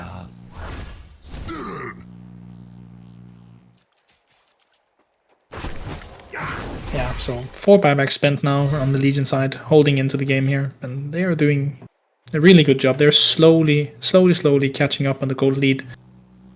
Yeah, they are. Into the game, they've done such a good job on holding on to a game that seemed lost a long time ago. If this had been TMM, one of I think Lodestone would have sit in the woods just screaming for CC since minute 15 or something. So they've done a good job. Look at Magnus and Lodestone here. Watching it. Well, Magnus is invis, so Lodestone didn't see him yet. Yeah, Looks like they are trying to do some chasey here. Oh, Lodestone peeking in there in the chipper side, but decides to go back. Yeah, but Legion side is still doing the same. They're still very spread, playing in very different locations, while Hellborn sticks mostly together, trying to go as 5 in the most part and find those kills together. So it's really one side trying to turtle and one trying to catch and finish off the game, but just haven't been able to really put the nail in the coffin here. Yeah. Now, I have a question, Kirk. What do you think Puppet Master is gonna buy here with his 5,000 gold? Yeah, I mean, I think he's gonna save for 1 buyback at least, so 2,500 of those are reserved for the buyback. But after that, I think he might, when he reaches... we got the response there. He's not gonna hold the buyback. He is gonna pick up a Resto Stone. Oh, Resto Stone. I think it's a clever pickup. Allowing him to do the Shrunken twice, ultimate twice. He might be able to do that pick-off that he's been doing so efficiently 2 times in a row. So, and bot lane here, look at them hunting in for the Belphegor. Bottom lane, Belphegor getting caught off here. Pestilence throwing down his stun, but Belphegor is tanky, as we have spoken about before. Belphegor using his creep, silences the Belphegor and uses his ultimate here, but it will not be enough. Pestilence having the Shrunken on him there, doing no damage. Yeah. Pretty good play from Legion. They catch the Belphegor, but of course they don't know exactly where everyone is, so they played pretty spread. They let Pesty sit alone with the Belphegor, ensuring that they won't be caught up in a big Tempest ult as a response, and they get the kill on the solo Belphegor in an efficient way. Yeah. Now we're having a pause here coming out. People complaining a little bit about DC spikes and some lags. Yeah, we are playing on EU Denmark right now, so it's a EU server for the US team, of course, going back and forth. So it's it's been the previous game played on the US servers, US East, and now it's on the EU servers. So that is how it is when US teams and EU teams meet up.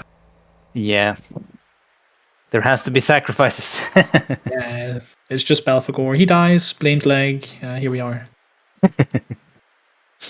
Well, I must say that Resto Stone on Puppet Master, I like it. It can work out, or it cannot. It's a gamble, but he has to. It's a good gamble. I think it's the correct choice in this situation. It's go big or go home. They need to really find that option to just delete one guy, reset, and do it again. If he can pick up both Tempest and Sapphire within like 10-15 seconds or so, it would be ideal. So Definitely. Yeah, Now, hopefully. Sapphire here buying a Firebrand, and he has almost 4,000 gold. What do you think is his next item? I would expect he's going for Geos, but I can't say for sure. Geos is good, of course, since you can break out of the puppet hold, the Q, and if you get Lodestone ulted and you use the Geo, you dispel the purge of your armor and all that. So you can remove it, debuffs. Same goes for the Pestilence ulti, the Demented stuff. So I think Geo is a good pickup here. You can use it to cleanse a lot of the debuffs coming out from Legion side. A very nice defensive item. But of course, they are holding on to buyback on both sides now. Hellborn feeling a little bit more pressured now. They are saving up gold. They're not just using everything they have to get that momentum going. Now they're playing a little bit more defensive, having a buyback available on both Tempest, Sapphire, and Belphegor now. So it's shifted a bit towards Legion side being mostly caught up. And at this point in the game, a 5k gold lead it's not that massive, right? It's the difference of one item on one player. Yeah, that 5,000 gold lead changes in a single team fight. Yeah, if Legion wins one more fight or comes out on top one more time, they will be officially ahead, even with how long they've been playing from behind. They are finally getting to a point where they're catching up. Yeah. And even looking at towers and base and everything, they're even. Like, they both have broken one tower into the Rex and are in an even situation to just push into barracks if they win one more team fight.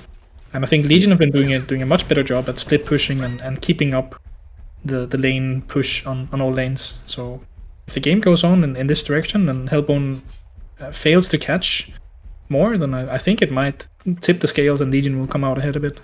Yeah, absolutely. Now, Tempest here, closing in on 3,500 gold. You think he's going for that Resto Stone? I think when he's above the buyback value, he will start building towards a Resto Stone, but I don't think there's any reason for him to pick up the components of the Resto Stone before he can buy the whole thing. He doesn't care about the mana regen, so he just wants hold for buybacks, and if he gets so much that he has buyback and a full Resto Stone, I think then he will pick it up, but until then, he will do nothing. Legion grouping up a little bit here. We have another set of Conquerors spawning, so we probably will see those Conquerors going down soon. Sapphire TPing towards the mid lane here, setting up for Ancients and then Conqueror probably. So yeah, that's Conqueror number 3, right, for Hellborn team? Yeah, and Legion again matching their movement, getting towards Conqueror, trading 1 for 1 again. So no Conqueror contest here. Just Autumn lane here, Lodestone channeling up his ulti. He's going in on the Belphegor, but it's not enough damage. Yeah, he's just too tanky. I don't think he intended to kill him, but he did get the full creep wave and Belphegor's creeps and stopped him in his tracks in the push. So I think he just wanted to clear the wave and use it as a farming tool. Yeah, but considering how tanky Belphegor is, he did put him to half HP in an instant, so he does do a lot of damage, and any follow-up would have been enough to kill him. So a little bit dangerous situation for Belphegor. Yes, they don't actually see where everyone is, right? So you could imagine Prisoner or someone not being on Conqueror, following Lodestone down bottom, and actually getting that kill on the Belphegor there while the Conquerors were happening. Yeah. Dangerous positioning by Belphegor, slightly there. Let's see here. And Sapphire has that geometers now, so he will be able to purge most of the debuffs coming out from Legion side if his character is not stunned or otherwise impaired. Yeah. So he has a nice defensive toolkit with both the Shrunken and the Geo, so if they want to kill him clean, they really need Puppet to catch him out of nowhere, and that will be hard for them to do now. Absolutely. Setting up for push bot again. Yeah. The last push, or what is it gonna be? Look at the top Rex here. Belphegor taping home to defense, realizing, oh my Rex is almost falling here. Yeah, they're doing a really good job from Legion, keeping up the split push, maintaining that, saying to the Hellborn team, like, hey, if you guys go for the base, I'm gonna take the Rex on the top lane in the meantime. Like, their ranged barracks and melee Rex have both lost like half HP at times here. The ranged Rex were down to almost 400 health, so they had to fall back. They couldn't really make that trade. And Puppet putting in good work doing that, and now they will probably see a push out again. Pestilence pushing mid lane, Prisoner going for the bot lane. Yeah. The cycle repeats. And that 5k gold lead is now a 3k gold lead only, so they are slowly ever so slowly catching up on gold and items in a very even setup now. Slowly going towards B Pro, the gold. Yeah, and I can see it go both ways. It's just a matter of finding the right team fight, right? Having the good initiation and finding the pickoffs. Pestilence having a barbed armor now, so he can do a lot of return damage with his 3k HP pool. If he jumps in and Sapphire starts pounding him, he will lose a lot of health doing it. So that's true. Yeah, it's like you're saying, like, this game is either one's game. It just depends who catches who first, I would say. Yeah, and they both know it, right? So they're playing so defensively, rotating around. It's really a cat and mouse game where they each respond in moves and counter moves, going up and down the lanes. Yeah, trying to dodge around each other. And Lodestone setting up again in the trees here on the bottom lane. Pup is sitting close by. They might try and make a play here if they decide to walk down on the next lane here. So when the creeps meet again... Oh, Team Smoke coming out on the Hellborn side here. But they are just walking past the Puppet and Lodestone. Of course not knowing they are there. And Prisoner smoked in for the bot lane as well, trying to help his team set up on the bottom lane. So they might meet here. Bottom lane here. Oh, he got spotted there. And Tempest using a huge ultimate, but Prisoner hooks him away immediately. Puppet was trying his best to run away, but will he be able to? No, he will not. He goes down, and their TP's out. Prisoner managed to TP's out from the Balfagor. It's just scatter. Pestilence pushing in on the middle, getting a tower there. Lodestone quickly pushing the top lane. Now it's just a race. They have Puppet Master dead right now, and Hellborn want to push on the bot lane, but they did spend the Tempest ult forward, so they don't have that threat anymore, and they probably know the Puppet will have a buyback. So it's just a question now of can they push enough on the middle and the top lane for Hellborn to not even be able to take the Rax without trading. And Lodestone sitting at the top lane, waiting to see if he can see them come in here. Pestilence coming up as well. They will put pressure on. Once again, making that trade for the Rax and forcing the Hellborn team to probably fall back. Seeing if they go, we go. So they are going in on the barracks here, and I would expect Pestilence actually moving home here. So doesn't go for the push on the Rax here, and Lodestone doesn't really dare to go in. He is going here. Lodestone top, going for the Magnus. Has a sheep stick as well. And one more hit. Oh, huge stone coming out, and TP's no, he goes down, and at the same time, bottom, Hellborn is getting the Rax. Yeah, so they end up getting the Rax, and I think it's a bit of a mistake. I think Pestilence could have been able to push in and get that pressure on the top Rax to either kill it and trade Rax for Rax, or at the very least force the Hellborn team to TP home. So they decide not to do that, and they lose the Rax in this trade and get a kill on the Magnus, which in the big scheme of things won't really matter.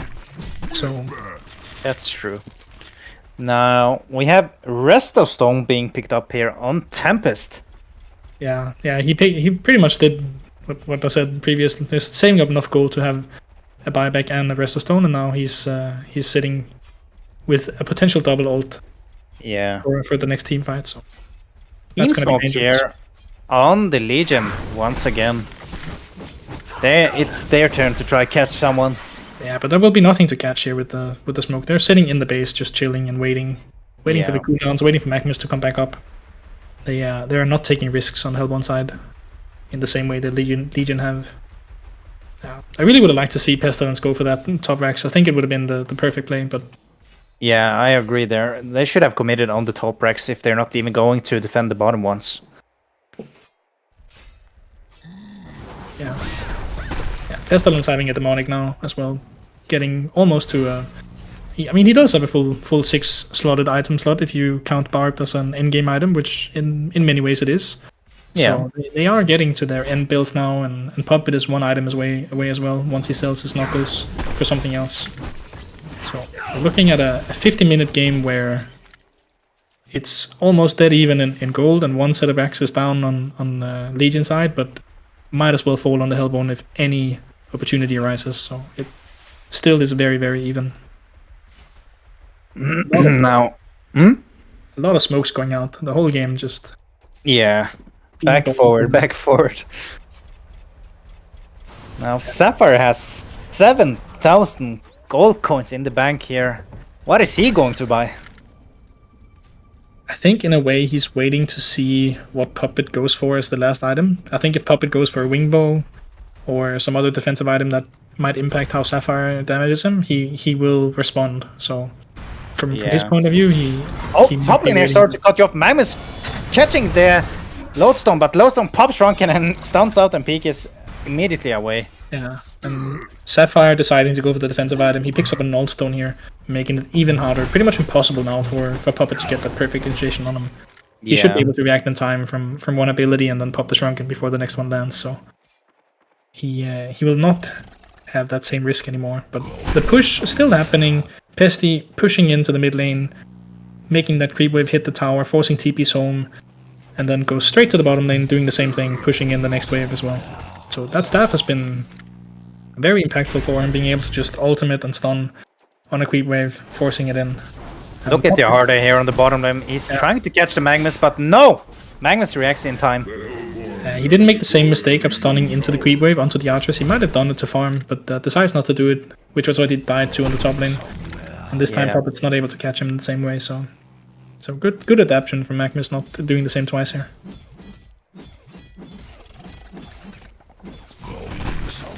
Now, Puppet Master again is saving up a lot of gold here.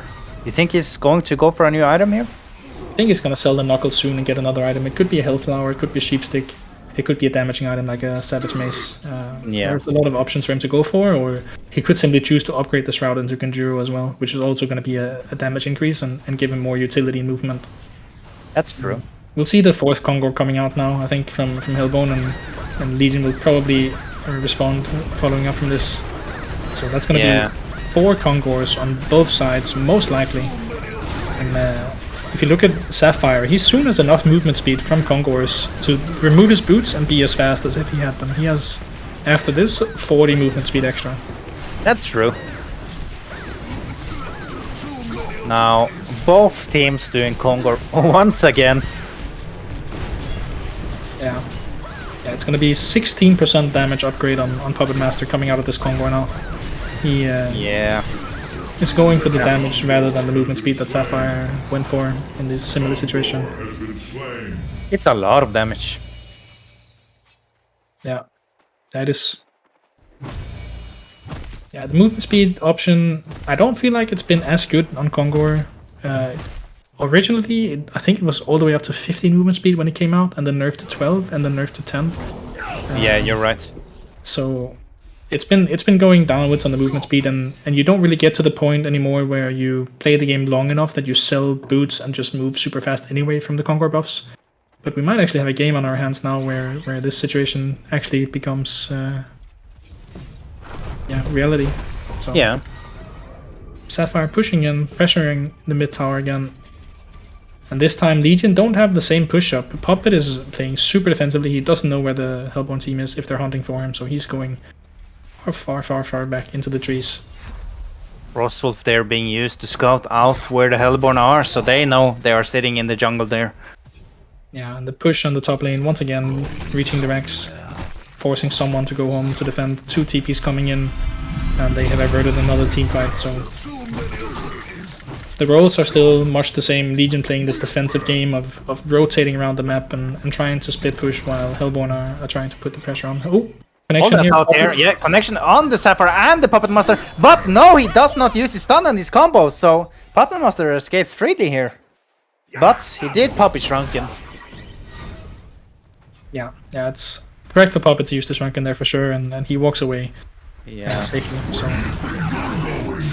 That could have been a kill for Sapphire if he just opened with his W and Q there. Potentially.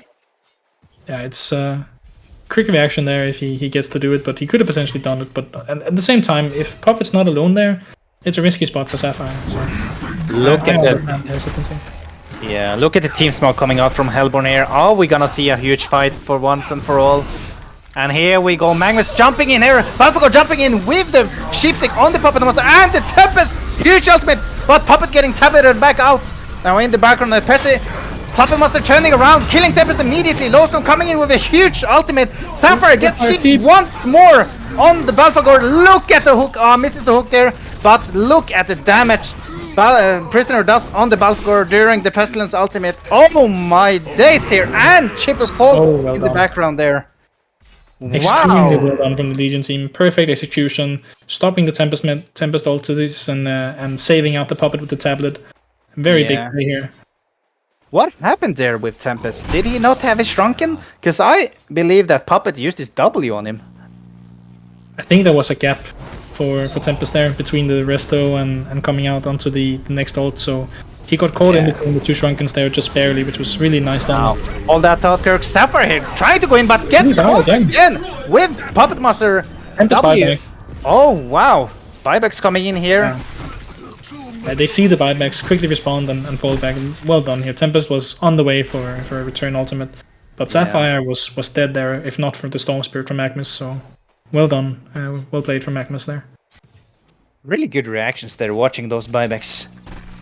Yeah, it's really anyone's game here. Like a good ultimate from Tempest and anyone dies here, and likewise from the Legion team, Lodestone with the armor reduction. Yes, as well. They're all dangerous in each their way. So very good sheepsticks being used on Lodestone and the Balfagor there, shutting down the Sapphire. I'm sorry, the Puppet Master for a little time, but it wasn't enough. Yeah, top lane here, Lodestone initiating, going for the chipper kill.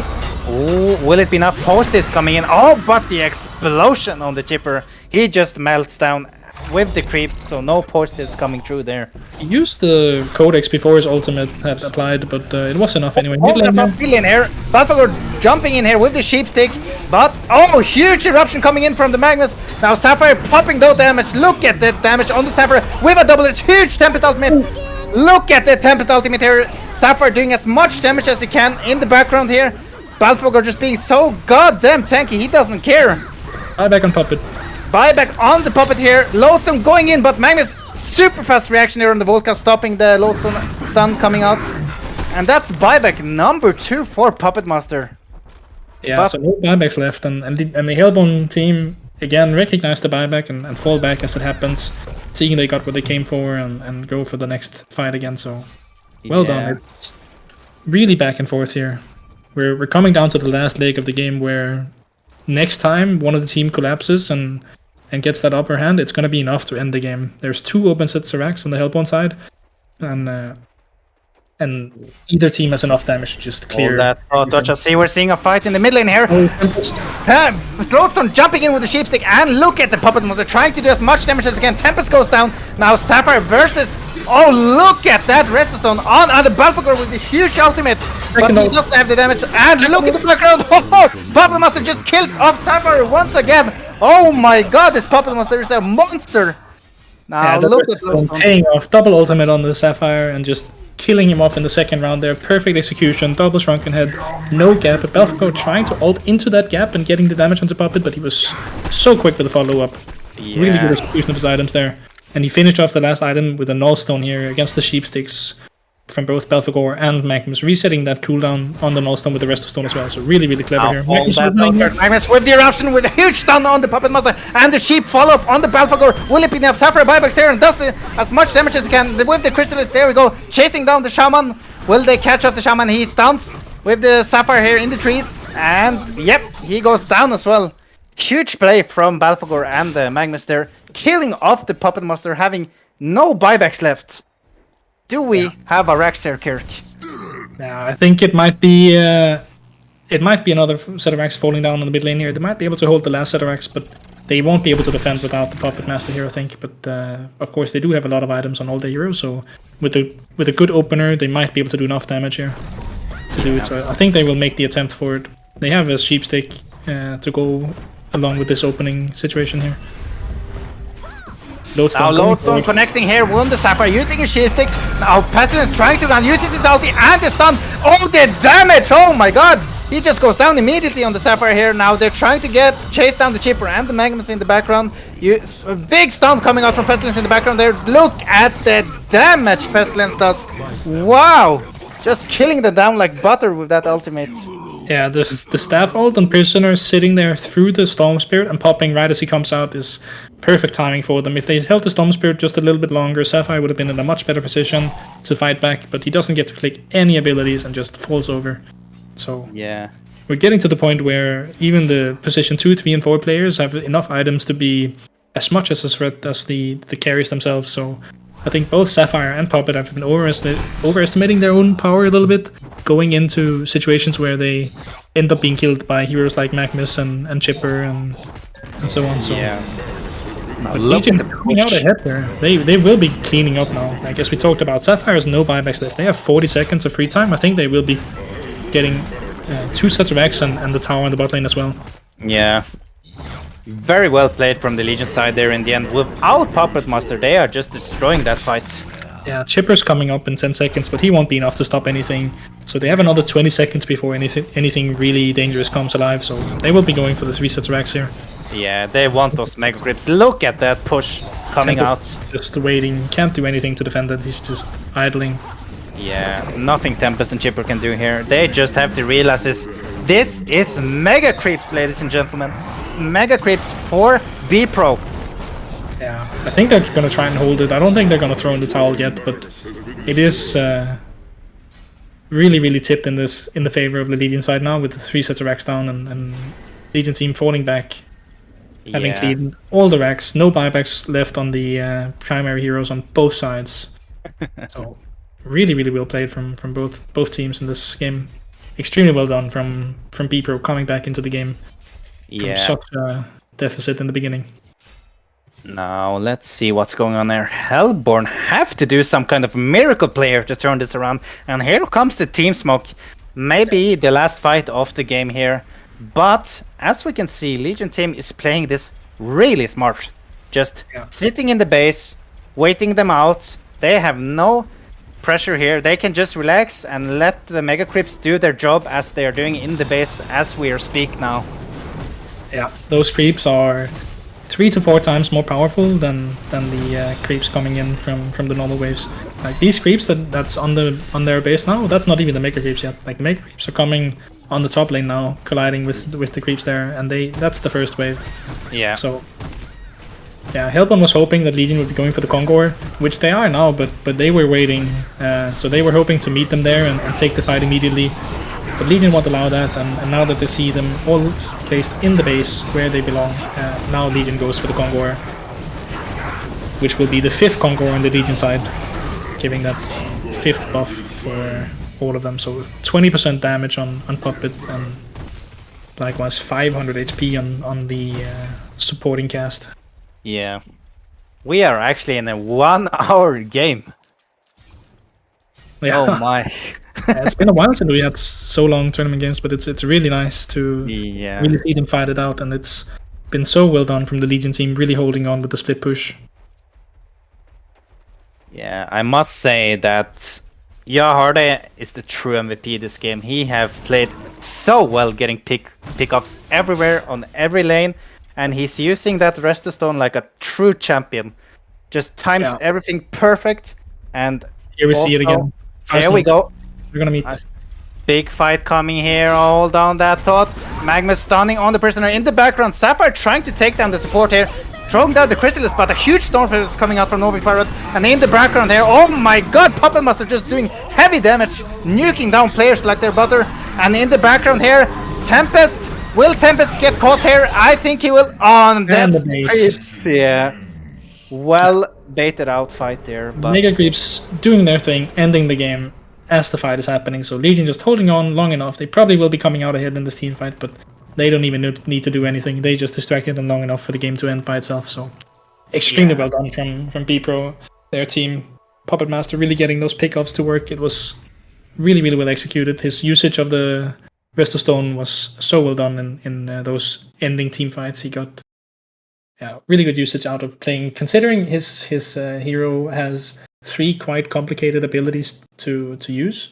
On top of that, he had 5 active items to play with, and resetting the cooldown on all those 5 items on top of it. Yeah. So, really well done.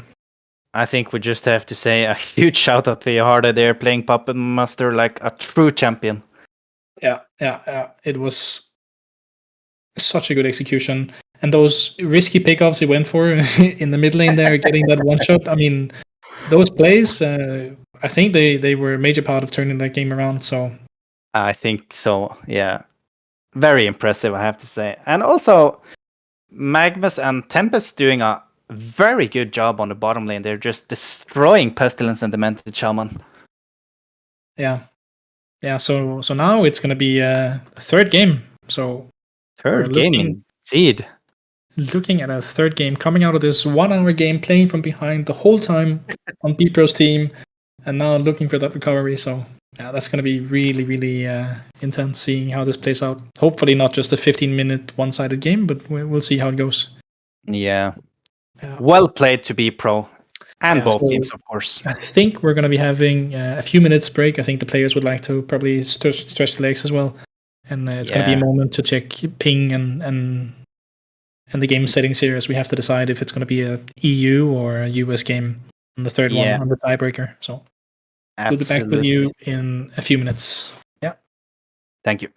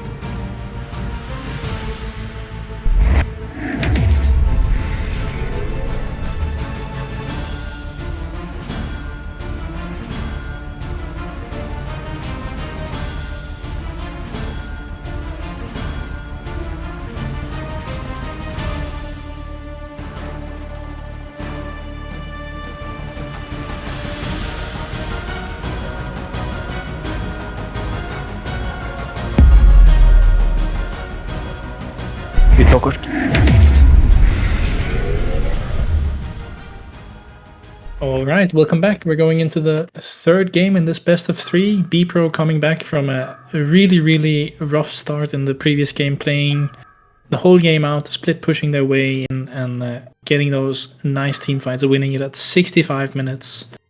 And now in the final game, deciding who goes into the final against Vinicius. So, super exciting. And joined again by Henke here, he's the co-caster. You here, Henke? I am here, Kirk. I am here, ready for game number 3.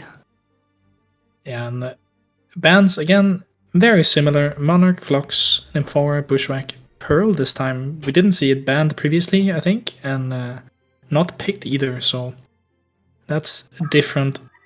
And Scrap as the last on, instantly picking a curse. They wanted that hero.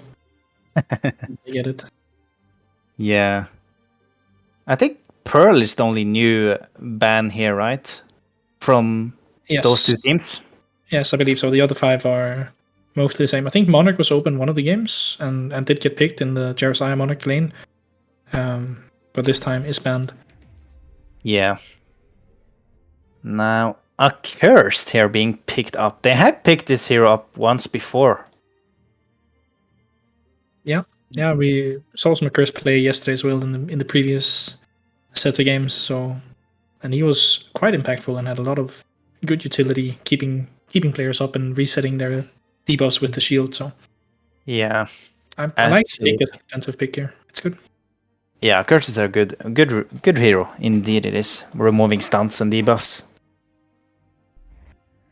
Yeah. No. It'll be interesting to see what sort of setup they go for on the Hellbourne side. Lord Silforus again. Somehow I'm not surprised by the Silforus pick. Nah, so they're falling back to their game 1 plan, probably. Maybe not going for that carry pickup and letting Silforus have a lot of the farm on the map again. Using him as that powerhouse that he is in the middle of the game, so Yeah. I would expect them to go for a similar lineup here. And Madman previously being banned actually in most of the setups here. I think he was a ban in both rounds of the second round of bans, so picking him here in the first 3, ensuring to get him. See how that plays out. So they will probably be putting the farm on the Madman on the bot lane and building him into the late game. Yeah, most likely. Madman is just so annoying hero, being so fast and slippery, hard to catch. Yeah, and a lot of damage with his abilities as well in the beginning of the game. Stalk doing so much and being able to use it very frequently. And Absolutely. I think the usual build on the Madman is mana boots into a mock instead of going the cleaver route. So I would guess that that's the way that they're going to play it, but we'll see how his farm ends up being. So second round. Let's see here. Jeremiah being banned once again. And the Ophelia. So Ophelia being banned all 3 games in the second round of the bans. Yeah, that's true actually. They must have a real fear of the Ophelia. Yeah, but on the other hand, they don't want to pick it initially because it has some really, really strong counter picks. So they need to wait with the Ophelia until the end. That's true. Otherwise, you hear like Plague Rider, which was banned this time around in the second set of bans. Yeah. Which is kind of the creeps. Oh. And Lodestone and Tempest, both picks from the previous game, being locked out this time around. Absolutely. What do you think about the Behemoth pickup here? I think it's quite strong. I really like Behemoth, and especially now after he's been buffed on his cast speed and abilities, it's such a powerful hero. Yeah. I played it a few times in matchmaking here, and it just feels better to play it and better to execute your combo and using your spells. It's just faster. Yeah. The early game for Behemoth is not necessarily the best, but his teamfight potential if he comes out of the laning phase with a decently timed PK, he can really, really be a dangerous hero to play against. So Yeah. I can see it happen. And Calamity being open, that's Ooh. a ban we saw from some of the previous games, and one of his probably favorite heroes, I would guess, based on on what I've seen. He played that hero very well last game, didn't he? Yeah, they had one Calamity game in the previous best of 3, I think, and they did win that one. So Yeah. Now, I'm really... What do you think Legion needs here as their 2 last heroes? What do they lack so far? I think they lack some ranged damage. Probably an intellect hero with some decent burst would be good. And, they do need a mid player, right? Yeah, exactly. They're missing that mid laner. Could be a strength hero as well. But I would think they would go for some intellect based. We'll see. Yeah, they are taking their time here thinking about it. Glacius. And Gauntlet. So that's probably Gauntlet mid, and I would guess they only have one ranged in Glacius here. So if they decide to dual lane mid lane, it's gonna be a double melee probably. Yeah. No, actually, they could be going a Madman, a Cursed, a short farm, and putting Glacius and Gauntlet together, dual lane mid. Yeah, they could. It would be a strong lane with the Gauntlet Glacius, but it would kind of put them in a weaker position on the bot lane in terms of harassment initially with a Cursed Madman. Yeah. Looks like it's going to be a man up once again that they will be meeting, so no breaks for the carry here. No breaks at all. So, how do you think Hellborn's going to lane this? I am quite certain they're going to send Sulfuras mid, as they have done previously. Let him farm up, put some stacks on him in the woods, and go cycle through those at level 5 or 7. And probably both Andro and Magnus going on the bot lane together, being that dangerous double stun. And then Demented Calamity I would put on the top lane together. And maybe Demented's going to be rotating, or he's going to go into the woods and stack, depending on how the Legion decides to lane it. And it would mean that Demented could rotate to the mid lane and dual lane with Sulfuras against that potential Gauntlet Glacius lane. I mean, it's going to be very hard for Sulfuras laning against Gauntlet and Glacius middle, I would say. It's going to be tough for him alone. But I mean, he solo laned previous game against Puppet and Prisoner and came out quite decently, I would say. So that's true. Yeah. He's done it before against these guys. I'm also thinking they could be putting a Trilin on the Hellborn team here, going Calamity, Andromeda, and Demented Shaman. Yeah. And then one of the supports stacking woods if needed for Sulfuras, so he gets a huge advantage. But they could be playing a defensive Trilane as well, leaving Magnus for the Sui. It's an option for sure. But that's true. Considering that they didn't want to play a Sui in the game where they had a Tempest who could go for the jungle, I don't expect them to play a Trilane on the top lane. Simply for I don't think they like having the opposing carry free farming. They want to contest. Yeah, I think you're right. Now let's see if we can get this game on the road anytime now. Yeah, it's long previous game leading into this, so there's in many ways a lot invested here in time spent and energy, so they want to get this right, and they're talking it out and figuring out, well, how are they going to lane and how are we going to respond to it. So there's going to be some game theory in this, and how many steps deep do you go. Because from the Legion point of view, saying, well, if they do a tri-lane bot, what are we going to do? Say that you think Hellbone is gonna send the tri-lane bot. Do you then send the Madman solo down there? Probably not, right? So what do you do? Yeah. Do you then lane B bot solo? But if they expect that, then how will they respond? So it's gonna be a deciding factor to figure out how you want to lane initially, so you get that early good start on your lanes. Absolutely. Like normally you want to try to win 2 out of 3 lanes, right? As much as possible, at least. Yeah, that's typically the aim. And I think a good solution for this problem is what we saw in some of the previous games, where the support TPs to the bot lane instantly and places a ward, because they get there so fast, and if they see nothing with the ward, that's information as well, right? If no one passes by that ward and goes into the jungle, then you can somewhat know that it won't be a duo lane or triple lane coming in.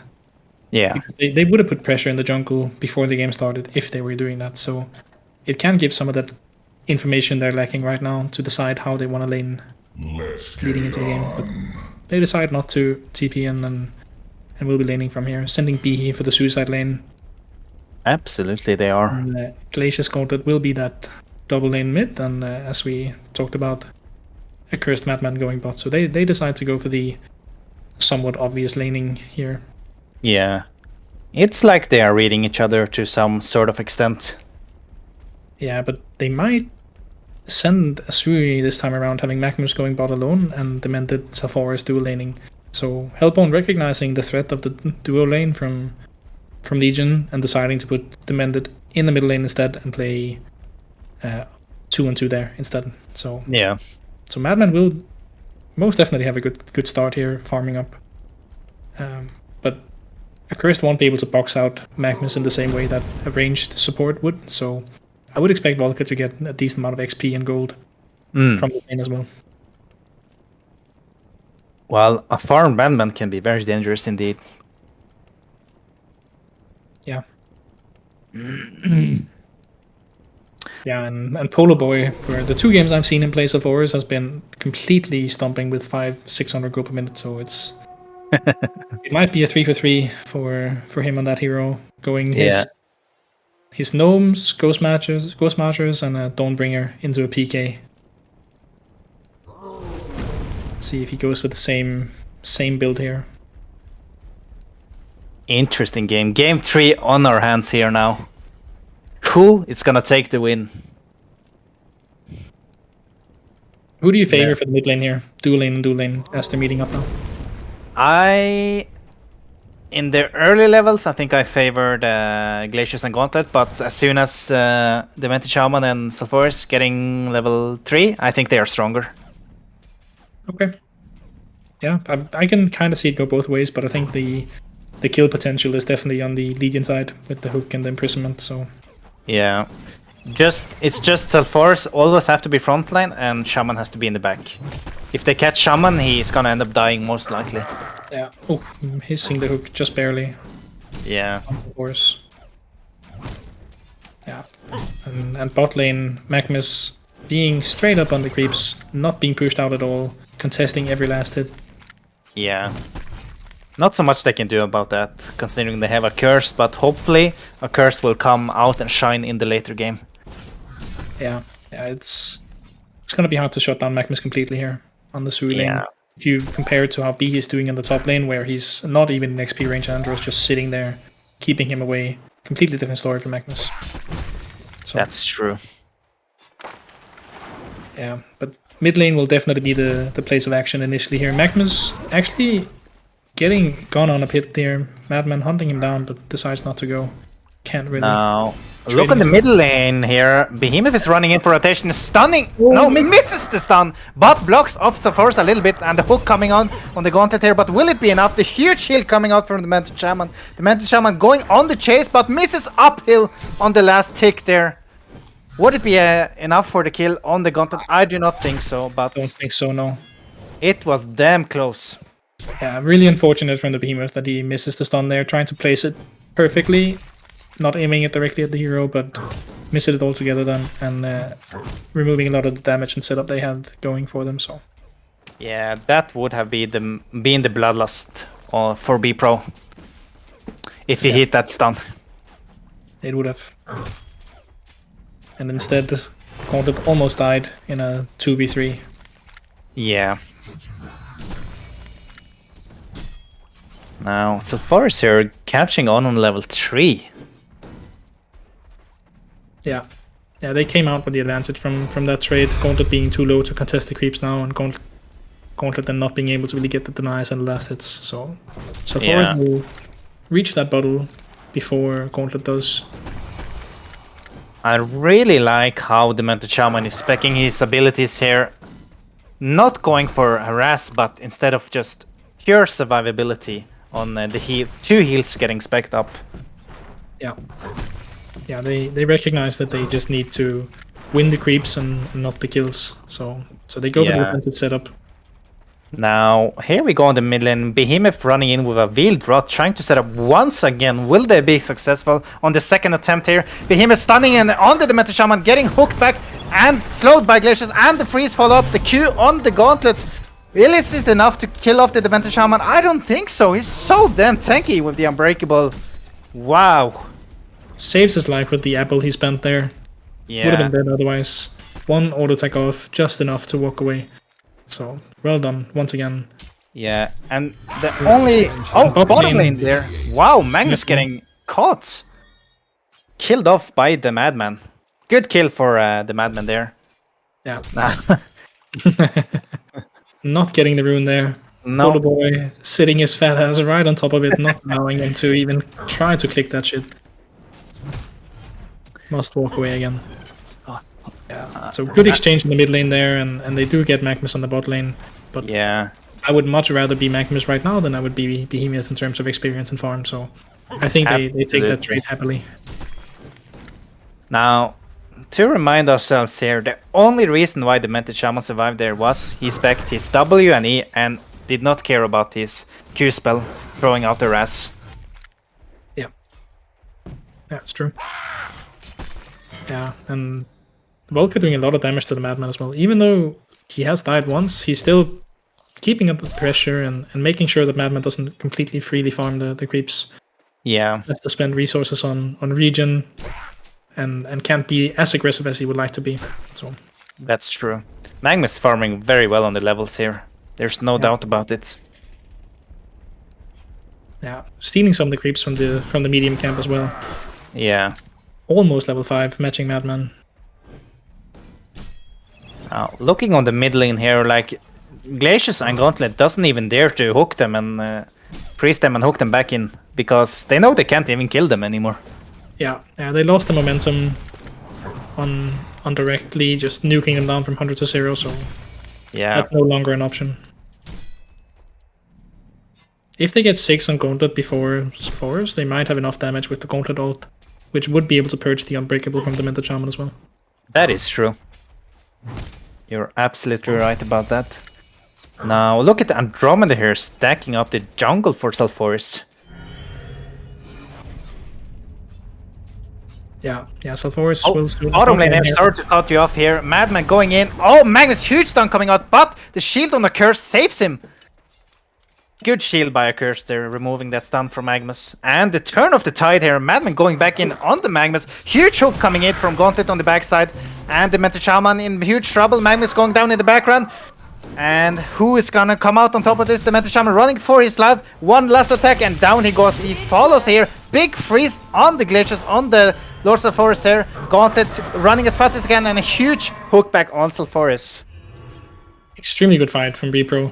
I'm not sure if you saw it, but Magnus was running away from the bot rune there with Madman chasing him. And Madman manages to do his barrel roll in the same time that Magnus stuns. So he disjoints, does the damage to Magnus, and kills him after the stun there. And it ends up being really good kill. So, really well done. And the hook from Gauntlet connecting, getting that support down, and they try to follow up with Sulfuris, but it's just not enough, and they get walked down. So yeah, nicely done from Legion. And it means now Gauntlet's level 6 on the mid lane against Sulfuris on 4. So again, they will now have the potential to kill with the hook and ultimate combo. So Sulfuris will no longer be able to just sit on the lane as safely as he has done. Yeah. Now, what do you think about Gauntlet's speccing his abilities like this, maxing his Q over his long hook. You think it's the right call? I think it's okay, yeah. The Enfeeble leveling it up is quite powerful as well. And that little bit of extra range on the hook is not going to be the difference maker in the sense that the Mended will still get his abilities off. Like, he's still going to be able to use his heal and unbreakable. Hold that thought on the top lane here. Behemoth stunning on the Andrew, and a TP comes in. Who will it be? It's Gauntlet. And a huge hook from Gauntlet coming in here. Calamity doing a hell of a lot of damage, but will it be enough? Yes, it will. He takes down the Gauntlet, but he's in a huge trouble here with the Glaciers coming in to kite him. Kongor! Kongor has killed the Calamity here. Well played, Kongor. Kongor really farming up that gold from Calamity. Yeah. Looking to get his next big item. That was really well played from Calamity, getting the kill and denying himself to Kongor. Gauntlet being a little bit greedy, walking into the dragons, trying to ult Calamity, get that extra kill, but he took so much damage from Calamity ult, he just stood straight in the middle of it, not trying to dodge anything there. After killing Andro. He could have avoided a bit more there if he wanted to, but he was seeing red, as you could say. Absolutely well played to Calamity there, managing to die to the Kongor. Self4 is farming the stacks now at level 5. Oh yeah. Here we go. Repeat from the last 2 games. Yeah, looks very similar. Yeah. Not as good of a start as he had in the previous games, but the game plan is the same. Yeah. I think he's gonna get there. Most likely he will get there. Look at him just farming those stacks. Yeah, whatever difference there was on Gauntlet being ahead of Self-Auras from that 1 kill being level 6 to 4, that is gone now. Self-Auras now up to 320 GPM from being quite far down after Gauntlet got All that thought here on the top lane. Gauntlet smoking in. He watches the Andromeda. Ultis the Andromeda, but Andromeda managed to stun him back. But B misses the stun and he misses the hook. Look at Calamity here getting froze by the Glaciers. Will he manage to escape the Glaciers here? Or no, Calamity ulti being popped here. And Glaciers goes down. Now Calamity wants more here. He wants the tower, but Behemoth trying. No! Calamity managed to get the tower as well. Now the Demented Shaman here coming in from the top rune side. Taking down their vision as well. Yeah, they turn around from having a potential gank on them from Gauntlet to actually kill a hero and get the tower. So not the best from B-Pro's side. They don't execute super well. Andrew gets the stun off on Gauntlet. All that shot on the middle lane here. Oh, huge freeze there and another great hook from Gauntlet. Magnus stunning in here. Huge burst wave coming from the Demented Shaman, but will it be enough? A curse tipping in to save his mate. And Magnus throwing down his ulti. Will it be enough to take down the Magnus? Not yet. He is still alive. Self4's ulti being popped on the Gauntlet, and the Gauntlet goes down. But Self4 is here trying to do his best to man up on the Glaciers, but no, Madman comes in to steal the kill. And Madman with the Illusion Rune here, having no cooldown on his spells barely, doing his best to take on the Magnus here. Will it be enough? Yes, it will. Calamity joining in, but he does not have enough. Look at the Madman will be here. chasing here. Yeah, Madman with the Illusion Rune having no cooldown. Trying, but Andrew gets the stun off, and I think that will be the end of that fight here. No, Madman is... Yeah, well, Madman taking a lot of damage, but no kills being done. Yeah, Energizer and Calamity somewhat saving his life there, getting good enough distance from the rest of the team support, so Madman is alone in that fight there. Yeah. Yeah, but Gauntlet basically suiciding to get that Self-Auras hooked in, recognizing he will be taking a lot of damage, but Accursed able to save him from the initial kill, and then eventually does get caught. And yeah, big fight from both sides, a lot of kills going out. Yeah. Madman getting the cleanup, 2 kills for him. Quite well farmed, sitting at 500 gold per minute now. And looks like he is heading for that mock with 2000 gold soon to be saved up, and Sorcerer's Boots, as we talked about. So Absolutely. yeah, he's going the traditional route for Madman in the current tier. Now Self4 pushing in on the mid lane, going for the top rune, which is regeneration. Probably heading into the jungle to take another set of stacks. Oh, bottom lane here. I did not catch that, but Gauntlet managed to die here. Calamity doing a gank and managed to take down Gauntlet with Magnus there on his side. Now hold that thought on the top lane here. Self4 here using his ulti and his Q, and it will be enough to take down the behemoth in the base.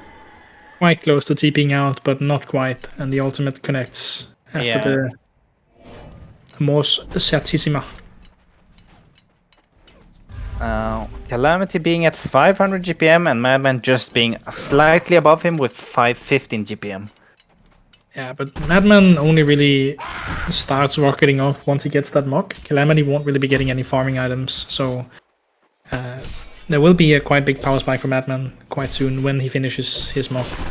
While Calamity will not really have the same spike in his level going, so it might be a difference maker for them once he gets that in terms of farming potential. Yeah, if he gets to that point, he's very dangerous. Yeah, and Polo Boy once again clearing stacks. Yeah, I think he's enjoying himself there. Yeah. How many stacks are there? Mid lane here, hold that thought. Mid lane here, Beam is stunning on the Calamity, and Glacius throwing down his ultimate. Calamity also using ultimate in return and just bursts down the Glacius. Another kill for Calamity. Yeah, good placement of his ulti, cutting off the entire ramp on the mid lane, making it completely impossible for the Legion team to try and catch. Oh, Gauntlet almost hooking there. This is what kind I mean when not maxing your hook. It's very hard to hook from the smoke range. Yes, for sure. Coming out of the laning phase, if you try and smoke with a short hook, it won't reach in the same way that a max diva will. Bot lane, bot rune. Bottom lane here, absolutely Madman getting caught off. Huge stun from Volca coming out, killing off Tolkforce on the Madman. Wow. That's a good kill for them. Andro catching him with the stun. Mid lane, sorry here. And Gauntlet goes down as well, getting ganked by 3 people. Yeah, they really put on the pressure here with the Calamity, playing very aggressively, looking for in the enemy jungle here. We see Sulfuras and Magnus going in the man fight here. Behemoth, huge ultimate coming in, bursting down Sulfuras, and Glacius goes down as well. Follow-up comes here with Andrew and the Demented Shaman. They want blood, and they're going for the stun. And the huge shield from a curse going in there, removing the stun from Magnus. And how will this turn out here? Magnus being a bit deep, but I think he's gonna be fine in the end. Stun coming out from Behe, but I don't think it's gonna be enough. Let's find out. Oh, Madman is getting close here, and he does he finish him off? Oh, unbreakable. He hesitated for a small moment, but huge hook from Gauntlet getting. And look at the chase here. Madman running for that kill, wanting the Demented Shaman, and down he goes. He has expired. Yeah. Yeah, a little bit weird on the hesitancy there on Magnus. Not sure what he intended, Madman there, keeping him alive, but yeah. Magnus. Maybe he thought his team would take him down really fast or something, and he wanted to go for the next target, but well, he died anyway. Yeah. Still a while to go for Tolkforce on Madman to get that mock, and the Hellborn team is really ramping, so I'm not sure he's going to be able to get it in time to really have that impact that they want. Yeah. And they're going to end up playing from behind as they have been doing in the previous game as well. Quite similar in the opener. Losing the laning phase. Yeah, I agree. Look at Volca here picking up his PK already. Yeah, he got pretty good farm sitting on that suicide lane. Comparing it to B, who's sitting at 900 gold, he definitely came out on top. Yeah. In that laning, so that will be quite impactful, and it's going to be a while before he can match him. Yeah, Behemoth having a really hard time here, getting anything done and even getting farm. Yeah, Calamity is not really farming the woods. It's pretty settled. Bottom lane here. Gauntlet misses hook on Magnus. Yeah, no, it's pretty settled that the woods is mostly just for Sulfuras, making stacks, cleaning them, and then Calamity just running around the lanes, taking waves and going for kills. Yeah. It's working for them, both of them farming quite well. Absolutely. Top lane here, Calamity using ulti on the Behemoth, and he goes down immediately. Another kill for Calamity. Oh my, look at the bottom lane here. They're trying to set up, but it's gonna be hard.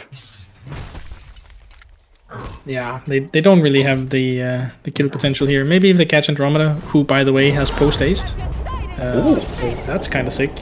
Very. That is Post this on Andromeda. Interesting. I think they're starting to live up to the name with the post-haste gaming here, picking up a post-haste first item on Andromeda on their position 5, basically. So maybe they heard your comments about the post haste.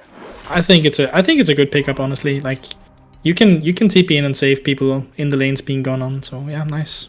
Yeah, I mean, you can, but Yeah, I like it anyway. Major impact. I think it's a decent pickup. Madman quite close to the mock now. Has to sort of the high and need another 500 gold for the recipe. Yeah. He getting a little bit of gold as well, closing in on PK. Look on the mid lane here. Sulfuris using his haste there, noticing something, but no, goes straight back to farm. Yeah, he had Behemoth had good follow up there from Accursed on Ignatius, so probably the correct play not to chase further into the woods. Yeah. Now we do have a PK on the Gauntlet, and PK going in and disabling that haste rune from the and follow up be stun and Glacius freeze and Behemoth ulti being used as well. And a huge 3-man stun coming from Vulka, and Glacius throwing his ultimate down to hold them at bay. Huge Calamity ulti, 3-person, and they are going all in it. They're hammering chains. It's huge swap by Andromeda getting the Gauntlet kill. Behemoth doing a stun here, trying to get away.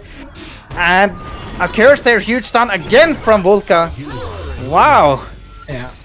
Full cleanup crew TPing in as Gauntlet is being the initiator upon Sulfuris. But Sulfuris dies, Hellborn team all appear, chase them down and put the pressure on. Madman not having a TP and not coming in for that fight there as his whole team dies.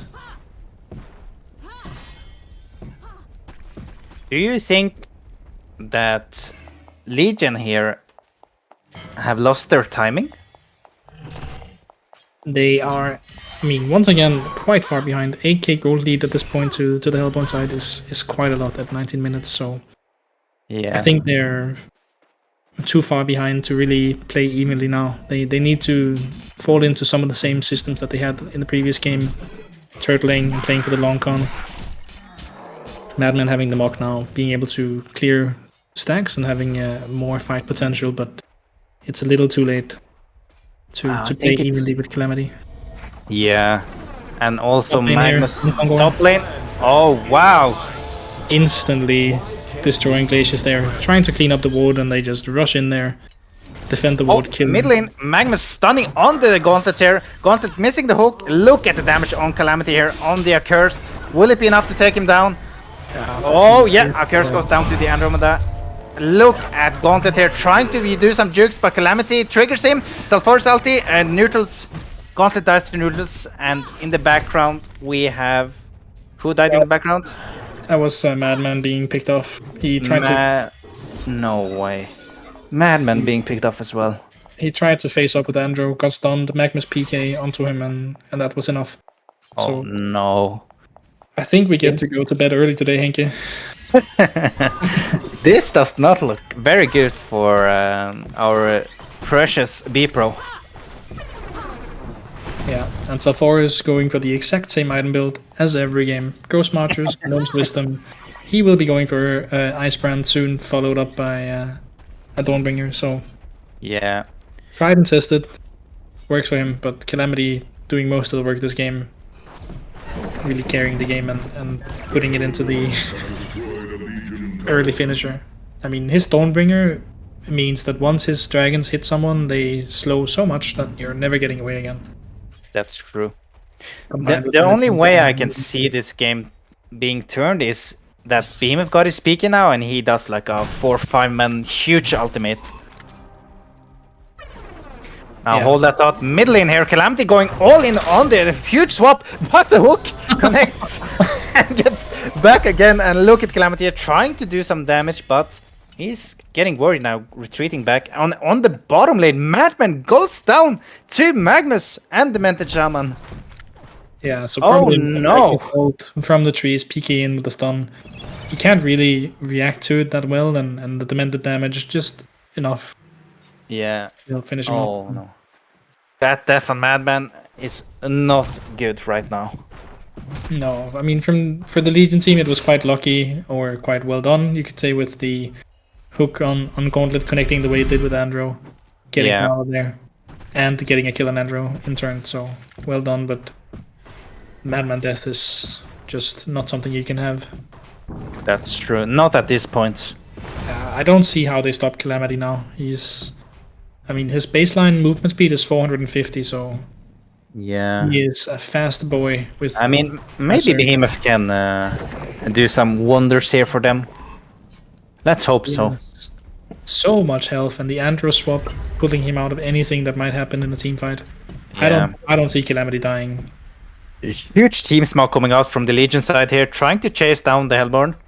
Now Magnus gonna get spotted here. He swaps the Magnus. Oh, a huge Behemoth ultimate coming out here. Calamity throwing down as much damage as he can, but Behemoth's block there is in the way. Nice try on the hook there on the gauntlets. I'm not sure what Andrew intended with that swap. They were standing on top of each other, swaps, spawns an illusion, and then they block each other and get caught. They would have been caught anyway, but... Yeah. Well, Magnus survived, so let's just say it was his swap, right? Yes. Probably. Yeah, Calamity going for the Conqueror now on the Hellbound side. Legion not having a response. They don't see it happening, so... Yeah. It's gonna be a tough one for B-Pro to turn this tide.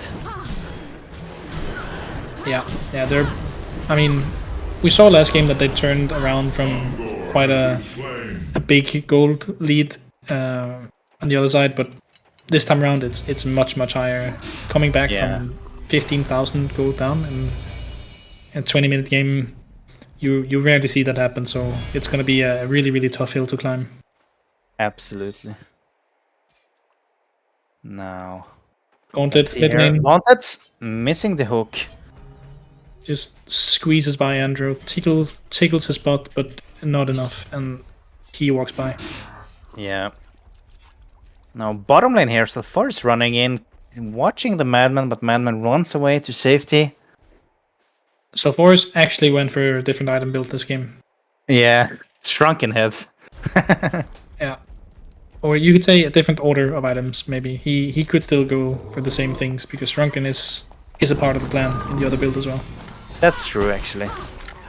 Now, top lane here, Behemoth is... No, Gauntlet is tipping out. He doesn't want anything. They don't want to try and set up for Calamity. He has a Shrunken head now as well. He is so hard for them to kill. Oh, Gauntlet here!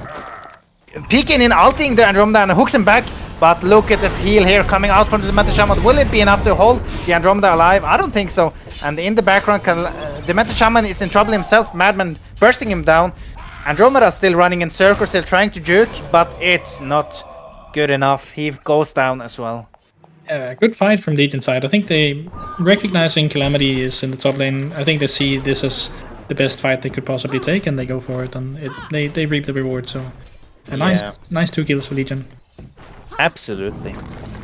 And look at bottom lane here. So Force and Magnus trying to do a sneaky play on the Madman. Madman is going to be in danger in the next wave here, for sure. Yeah, he's going to be in some trouble. But I think Magnus is too far away to catch him. Yeah, it depends where he walks now. Magnus coming in here, stunning on the Madman. So Force falls up with Q, pops his ultimate, but will it be enough? I don't think so. Madman trying to juke, but Force is onto something. He smells something. Where did Madman go? And he just can't find him. Yeah, Madman cleverly disabling the mock as he retreats, not to give any position about where he might be, so he gets the escape. Nice squeeze into the trees. Yeah, very good juke there. Yeah, if he'd kept the mock running, I think they would have found him, so it was good for him to disable. Yeah. Bottom lane here. Oh, close again for Snark. Yeah. Really top lane though, Calamity is smoking in on the Behemoth. Will he catch him here? He catch him and he does the auto attack damage and uses his Q ability here to follow him down. Will it be enough? The dust coming in for the vision, and that's the last auto attack. Behemoth goes down. Yeah. And with one of the most annoying announcers in the game for Bloodbath announcer, that's really nice. So hopefully he doesn't get any more kills with that before he dies. Now, Hellborn going for the Legion Conqueror. Yeah, that would be the second Concord for them. Yeah. Too late for the token, but getting the kill and getting the gold, the permanent buffs, it's quite nice. And it means Calamity is going to turn into a race car. He is going for the movement speed. And he already has extra movement speed from the Knuckles he got from the Energizer, 2 buffs, from Kongor, and now also, yeah, everything together with the buffs. His passive as well, giving more movement speed. So Yeah. he's basically playing at haste at all times. Madman escaping the mid lane. Oh, bottom lane here, a curse getting swapped by the Andromeda, and Magnus follows up with the stun. Calamity doing the damage. Will he manage to deny? I don't think so. And that is a bloodbath for our Calamity. Another one there. Another one. Madman going for the tower, bot lane. Yeah. Getting At some least team gold. Madman have shrunken now. Yeah, he has quite good farm, but there's just such a big deficit to the overall farm on the other side. He can never go toe to toe with Calamity. No, that's true. They need a really, really good opener on him to ever kill him, and he knows that he's playing so aggressively, walking up anywhere he goes. No fear. Look at the GPM on the Calamity though. 722 GPM. Yeah. So far is almost matching Madman as well, so Yeah. they are having a tough time. They need like a huge ultimate from Behemoth. I think that's the only way it's possible to. Even then, might not be enough. Yeah, but then I think we need to ask the Hellborn team to go 5 together and stand on top of each other for BE to go, because that's never gonna happen. Probably not. They're never gonna have that full 5-man ult. Andrew's always gonna sit behind and never really engage fully Yeah. in the team fights and just be ready to swap out Calamity if they catch onto him. So that full stack is most likely not gonna happen if Rosso here on Andrew keeps his chill and waits. Yeah. Oh my! Look at Calamity item choice here, going out Behemoth's heart. Yeah, tanking up, recognizing that they have a bursty set with Behemoth and Gauntlet on the Legion side, and if he lives the burst, then he lives the fight. So Yeah. getting the heart Top and lane tanking. here. We might see some action. They are trying to chase down the glaciers here. Will Chases have enough to get away from this? Good tablet coming out from, but Calamity uses the ulti just to get the support down, and the support goes down indeed. Yeah, Calamity, 460 movement speed. Yeah. So now they have 2 post-dates here. One on Magnus and one on Andromeda. So good. Now they only need 3 more. Yeah. I think Calamity's gonna be playing almost at haste speed anyway, so he doesn't really need it for the movement speed. That would just be for the TP. Basher being picked up on Madman now. Very close hook from Snark there, almost on the Calamity. Now Madman going in here, and he uses his barrier roll, but Magnus, he does not activate his Shrunken. But look at the Madman here, he has to run away with the Force ultimate on him. Will Madman go down to the Force ulti here? Let's find out. Needs to get magic armor. It's close there. Oh, the heal. big disjoint. Yeah, using the barrel roll to disjoint some of the damage, and the Accursed Shield, of course, absorbing the damage, which is not a direct heal, so was enough to save him. Oh, in the background here, Behemoth is getting caught off by Magnus, but will he manage to get out? Yes, he will. On the top lane here, look at the Madman trying to go in without his Shrunk and getting swapped back by Andrew. But a huge team of ultimate, followed up by the Glaciers. Oh my god, the interruption by Magnus! Magnus pounding in those damage, but will it be enough? I don't think so. Look at the Calamity on that low HP, trying his best, but down he goes. Wow, what a fight by Everkirk. Yeah, I mean, we did get the big B ult there, 4-man, so you were right. But not enough to really secure the fight. They still come out losing it with 3 of the heroes of the Hellborn side living and pushing in the Rex. Yeah, oh, big hook coming out from Magnus, and the freeze follow up, but I don't think it's enough damage to kill off the Magnus here. Yeah, the tower position on the World Tree is a little bit different now after they changed the base. Otherwise, that tower would have been shooting on Magnus there, doing quite a bit of damage in the stun and the Glacier's ult, so they don't quite get in tower range and don't get the kill on Magnus, and the Rex will fall. So one set down. Yeah, 1 Rex down here. Even Behemoth getting like a 4-man ulti with stun, it was not enough in the end to win the fight. Yeah, no, Calamity survived that fight with a little bit of HP, but then he got to play with like for 10 seconds more on 100 or 200 HP, doing so much damage. So if he had died completely when he went low initially, it would have probably been different and Legion being in a much better position to keep the fight going. So it was super close that they got enough damage up, but barely not. Now Sulfuris here picking up a Frostwolf. He's a tanky boy now. Yeah, he's gonna. I mean, they have Shrunkens on 3 heroes on the Hellborn side now: Magnus, Calamity, and Sulfuris. So yeah, they have a really strong core setup. Every hero having some potential to help and do things. And Demented having a Gnomes. I think it's a little bit of a mistake for both Demented and Sulfuris to pick up a Gnome's Wisdom, as of course the buff from those do not stack. yeah. But it is a strong item for sure, so I can understand why you'd go for it initially, but having 2 in the same team fight is mostly unnecessary. Yeah, a bit weird picking up 2 gnomes like that, but I mean, in the early stages, mid stages, you might not be together that much, so Yeah. just having it is nice. What a game! Excellent. Yeah, but it's a 20,000 gold lead now. I think. I think if they knew how far ahead they were, they would just almost right-click the base and just go. But they're playing it very safely and defensively from the Hellborn side. They could finish the game here and there if they wanted to, and they might as well. Looking to go for the racks now. Yeah, bottom here. Hellborn is going for the racks here on the tower, trying their best to do as much damage as they can here, but Hellborn doesn't seem to care at all right now. Only a curse is here in the base. Are they just leaving this tower? Yeah. It looks like it, yeah. They're just leaving their gauntlet, trying with a hook, but unfortunately misses here. And tower goes down. Good deny there. And Sulfuris just going all the way in. He does not care about anything. He's so tanky. He has a haste in the bottle as well, so... Yeah, it's gonna be a tough fight here. But let's see what happens. Behemoth here in trying to find the right moment to go, but it's very hard because they are very split up. Much more safe positions from the Hellborn side, not stacking the same way they did when pushing top. Yeah. Only Nice moving try up on the low. hook. Here we go, Madman popping his ultimate.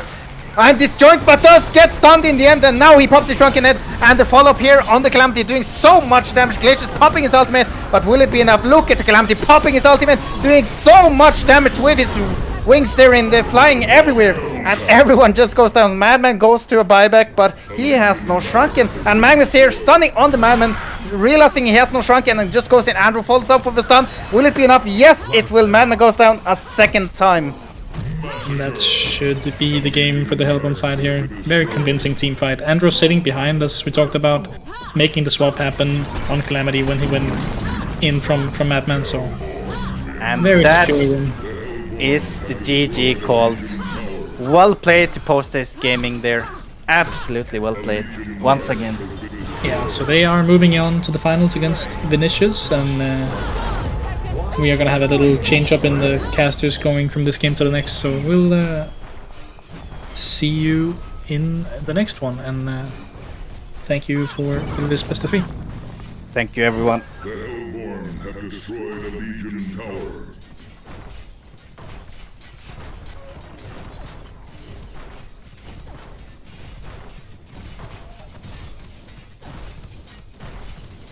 A Legion barracks has been destroyed.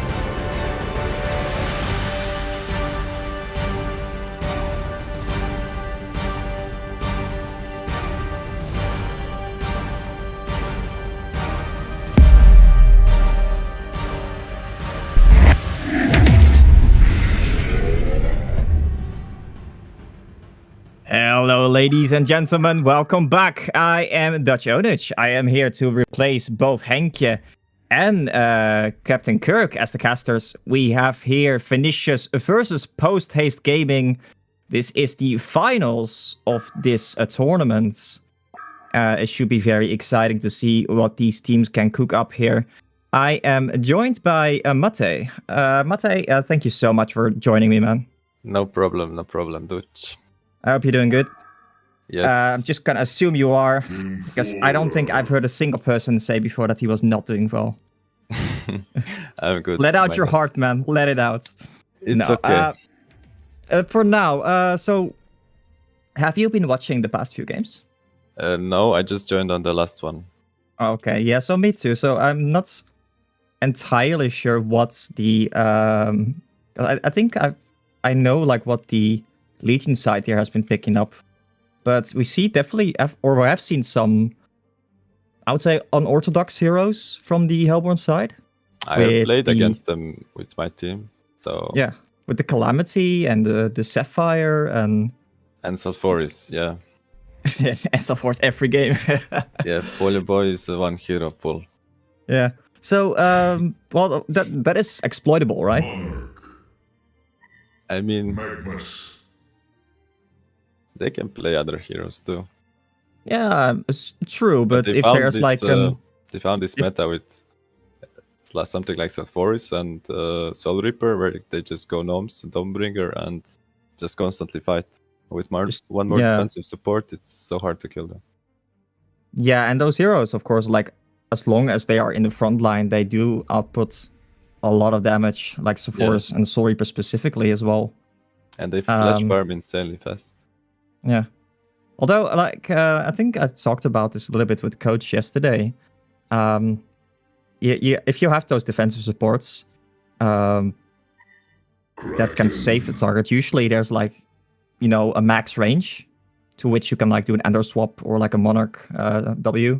Mm-hmm. And if you can have some good displacement, like a Devour, like a Prisoner, something like that can get those tanky frontliners in a bad spot. I think that was like one way that the Legion team here managed to deal with that lineup specifically, right? True, yeah. I feel like Divas should still be a very good position for Rome. I don't know why people don't pick it. I should have picked it, actually. Yeah, because especially against their play style, I think it's very good. Against something like an Andro, against... Because, say, like, you hook him back 1300 range. Andro comes up, and he's still, like, basically at the start. Or if he swaps him at that point, he's still going to be at the spot where he started. Yeah. Another hero that actually might be really strong against this group up and fight kind of strategy is indeed a Plague Rider. I think the hero is pretty busted now with the W change. Yeah, so the W, of course, the change that you're referring to is that the W now restrains for 4 seconds. Yeah, and that's a lot. 4 seconds is a long time. Especially like even level 1 it restrains for 4 seconds, which is... To some heroes, 4 seconds is like a stun almost. Yeah, like Magnus, for example. Yeah, or a hack. Yeah. Okay, so Vulka can breathe a sigh of relief as Pharaoh gets banned. But he'll play Magnus now. No. Yeah, so Kinesis also banned. That's not really surprising. Of course, like Kinesis with a Magnus stun is some of the most gross gameplay you can ever see. But we haven't really touched on the rest of the bans. And the start of the ban, sorry, we got Accursed, Flux, Sapphire, Scrap, Bushwhack, and Engineer. Sapphire and Bushwhack, I think, are somewhat targeted bans. Yeah, but pretty strong. Yeah, and NG I is like think, a standard ban. Yeah, so the I think it's the XT guy that's playing carry all the time, right? I think that's Lucius. That's Lucius, yeah. Yeah. So I feel like I've only seen him play ranged carries.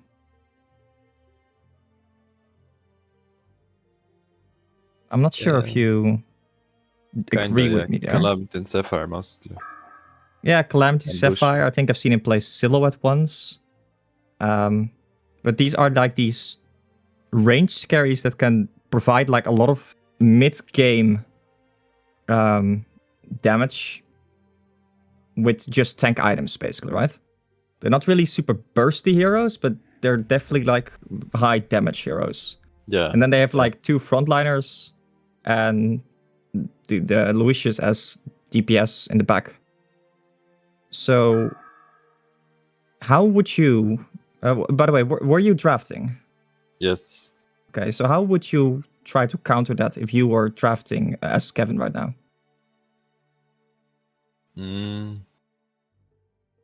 Like it still depends on what they pick. I'm not really afraid of Calamity Flea Farm, but Bushwhack still seems like a hero that's first pick material. Yeah, Bushwhack definitely still seems really strong. I don't know if Bushwhack is a hero that's is like viable in something like a tri-lane, but I don't think we have seen many tri-lanes, right? Yeah, not really. But even in a tri-lane, I think he does fine. Because you don't go farming item on hero. Oh, Jereziah. Now that's fun, actually. Jereziah, of course, like kind of a hero that we have not seen too much of, I think. Yeah. But also a hero that got recently changed with the Soul's Blessing now lasting for 7 seconds and not being dispellable. It's kind of huge, isn't it? But it reduces less damage than before. Yeah, but 60%, physical damage is still a lot, right? True, but before it used to be 100%. Yeah, yeah. I definitely like this version more. I might be slightly biased because I've been advocating for this change for a while, but like 100% physical damage reduction seems like excessive.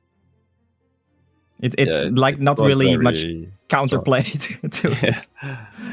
Besides, like, you know, no Fireblade and Sand Scepter or any Purge, and that's like a hard counter. There's no middle ground anymore there.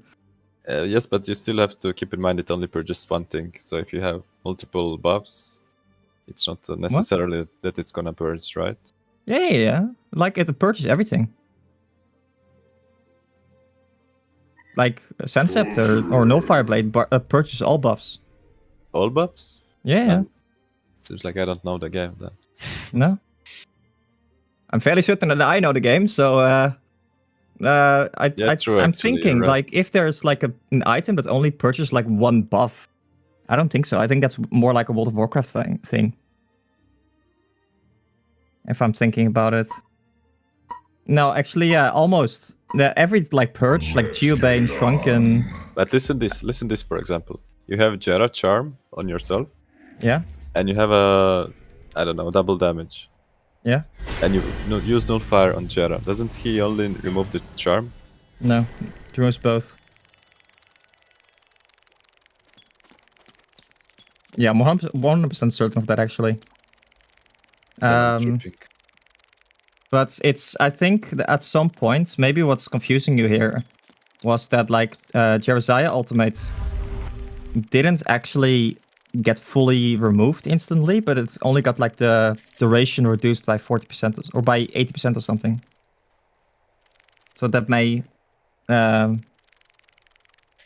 might make it look like, you know, something like that's going on. Anyway, besides that, Suicide Jereziah I'm looking at here. It's I'm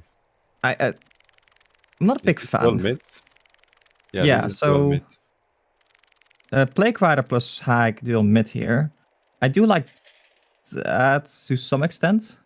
I would like actually maybe Hag solo bottom and Kraken plus Plague Rider middle. I think Kraken plus Plague Rider middle because you can also restrain the target. Seems really strong.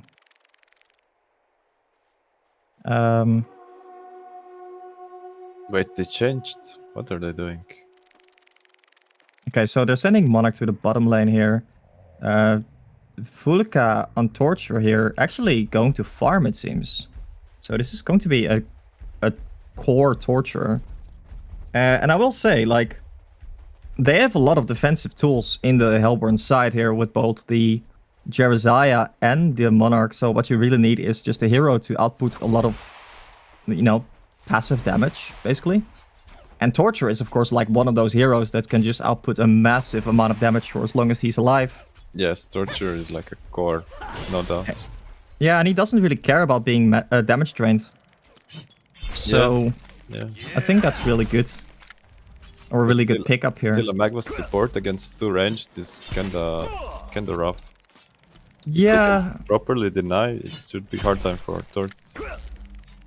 Yeah, and especially like in the lane, it's a different situation, because in the lane, Torture doesn't have the highest damage output compared to, or at least, especially if you're talking about sustained damage. Okay, so are you like, if you are looking at it from the Legion side here, would you be happy with these lane setups? And would you change something? I think it's fine for them, yeah. They should win top, in my opinion. Maybe they're actually Maximus is taking a lot of damage here. He's pulling the wave, actually. I don't think that was on purpose. There's no pull at the moment that they can abuse or something like that. And we see Plague Rider actually rotating to... I'm guessing he's just running to the Ancients to stack that. Mid, because he soaked XP mid. Oh no, never mind. He's not going for the Ancient stack. He's just going for the rune here. Yeah, but yeah, I feel like Sophorus is not getting boxed out enough. Yeah, he should stay mid, I don't know what... He's actually rotating top now, but I think the Hellborn side should probably have seen this. They don't have a ward up there. Oh, actually, no, they might not be aware of this. This is 3 people here right now. Plague Rider might actually be in a little bit of an awkward spot if they find him here. Torture is that actually. Torture, yeah, getting jumped here by the Plague Rider. Magnus. Oh no, the Enforced Stun misses. Oh no, that's actually going to be his escape. And this buys a lot of space and time for the... W. That's why he lived. If he killed second spell, Torture was dead there. Yeah, I mean, he leveled E level 1. Which makes sense. Right? The deny, I mean. And I think the Q level 1 is still too good to not skill ever, because it does like 120 damage. Oh, and actually Torture getting jumped again here. Nymphora running, but not able to get that stun off. Torture with just... I feel like W is better than Q level 1, because you can get so many You can get so many right clicks in this time while he's restrained or like pulled back into the center. Yeah, but like if you look at the cooldowns, 8 seconds cooldown for 120 damage, or 40 magic damage and 24 seconds cooldown. And I feel like it's a good setup spell. Yeah, like if he knew that he was rotating into the top lane, sure, I could see it. But I don't think he knew that at that point. Yeah, true. And the Q is just such a way better like a rest spell. But the Kraken is actually taking a little bit of punishment in the bottom lane here. Josiah free farming, being the top farmer at the moment in this game. And we now see the Monarch also going for the runes. An Infus rune in the top lane. Hag is going to get that, although they will see this. And Menelay is not really getting much done here on the Plague Rider. I will say I don't think Menelay should go bottom, because I don't think they can really do anything bottom. He can. He should go either bot or mid, because he got bot and orb. I feel like it's waste to stay top. I think he should definitely go middle. Because he's reaching XP top and he's not getting any farm. I think he can sit middle, like quite comfortably. And basically, like on the ramp near the Hellborn hardcap, you know. And just make it so that if Sophorus walks up, that he's in danger. He should be synced to somebody at least. Yeah, so actually Magnus chooses to rotate right now. Magnus go popping a smoke here even. I think they want to set up for a kill on the Hag here. Yeah, so for 6, this is a very good kill if they can get it. Yeah, so there was no vision, I believe, or anything like that that scouted out that. Oh, and there's a good word here from the Monarch that actually scouts out this rotation from the Hag here. How vision literally enables Magnus to move where he needs to go. It's still a bloodlust, no bloodlust, so this kill is very important. Yeah, but you say kill like it's a given, but Kraken is actually in a lot of trouble here. Kraken pops his ultimate defensively, Hag blinking into the tower here. Magnus revealing his smoke, so nothing is actually going to happen there, but that does mean that Kraken is still like getting bullied basically. And now we see Hag going middle again. He wants to contest the rune. Nymphora running to the top rune. This is a Nymphora without boots. Oh, that's a haste rune. And the Nymphora just manages to pick up the haste rune. Actually, maybe his force is in a bit of trouble here, because that is a haste Nymphora, or at least a Sloon needs to pop some bottle. Meanwhile, we see Corrupted Disciple running in from the top side. Nymphora popping the haste. Corrupted Disciple popping the W on Force running for his life, but it's likely not going to be enough. No, that is Bloodlust kill for Captain Huge. Taking the kill on Forest, and it is Bloodlust. But in the meanwhile... Bloodlust, nice. Yeah. Actually, there's not often we see that these days, right? Like such a late very Bloodlust. slow game. Yeah, so I think the rotations are just not really working out as well. And notably, I think Legion side lacks setup stuns. Have you played with the new Nymphora, by the way? I feel like it's still very balanced. Both teams just playing for. No, but have you played with the new Nymphora? No, I Oh. haven't played it myself, but I know. Look, I'm taking a little bit of harass damage, yeah. Because, from what I've heard is the stun from the stun from Nymphora is like stupidly fast now. Yeah, it's super easy to hit. Yeah. So that means that maybe you can sort of look at Nymphora as more of an easy setup stun. But on the other hand, oh, actually, Vulka is... Wait, did they not see him? Oh my god. No way that they did not see him there, right? This is so lucky. Is Vulka cheating? I think he has maybe to, they right? maybe they showed mercy to him. Yeah, I think so. No, but it was the Q does always give Vision Force. Actually, they are going to block at least a double stack here.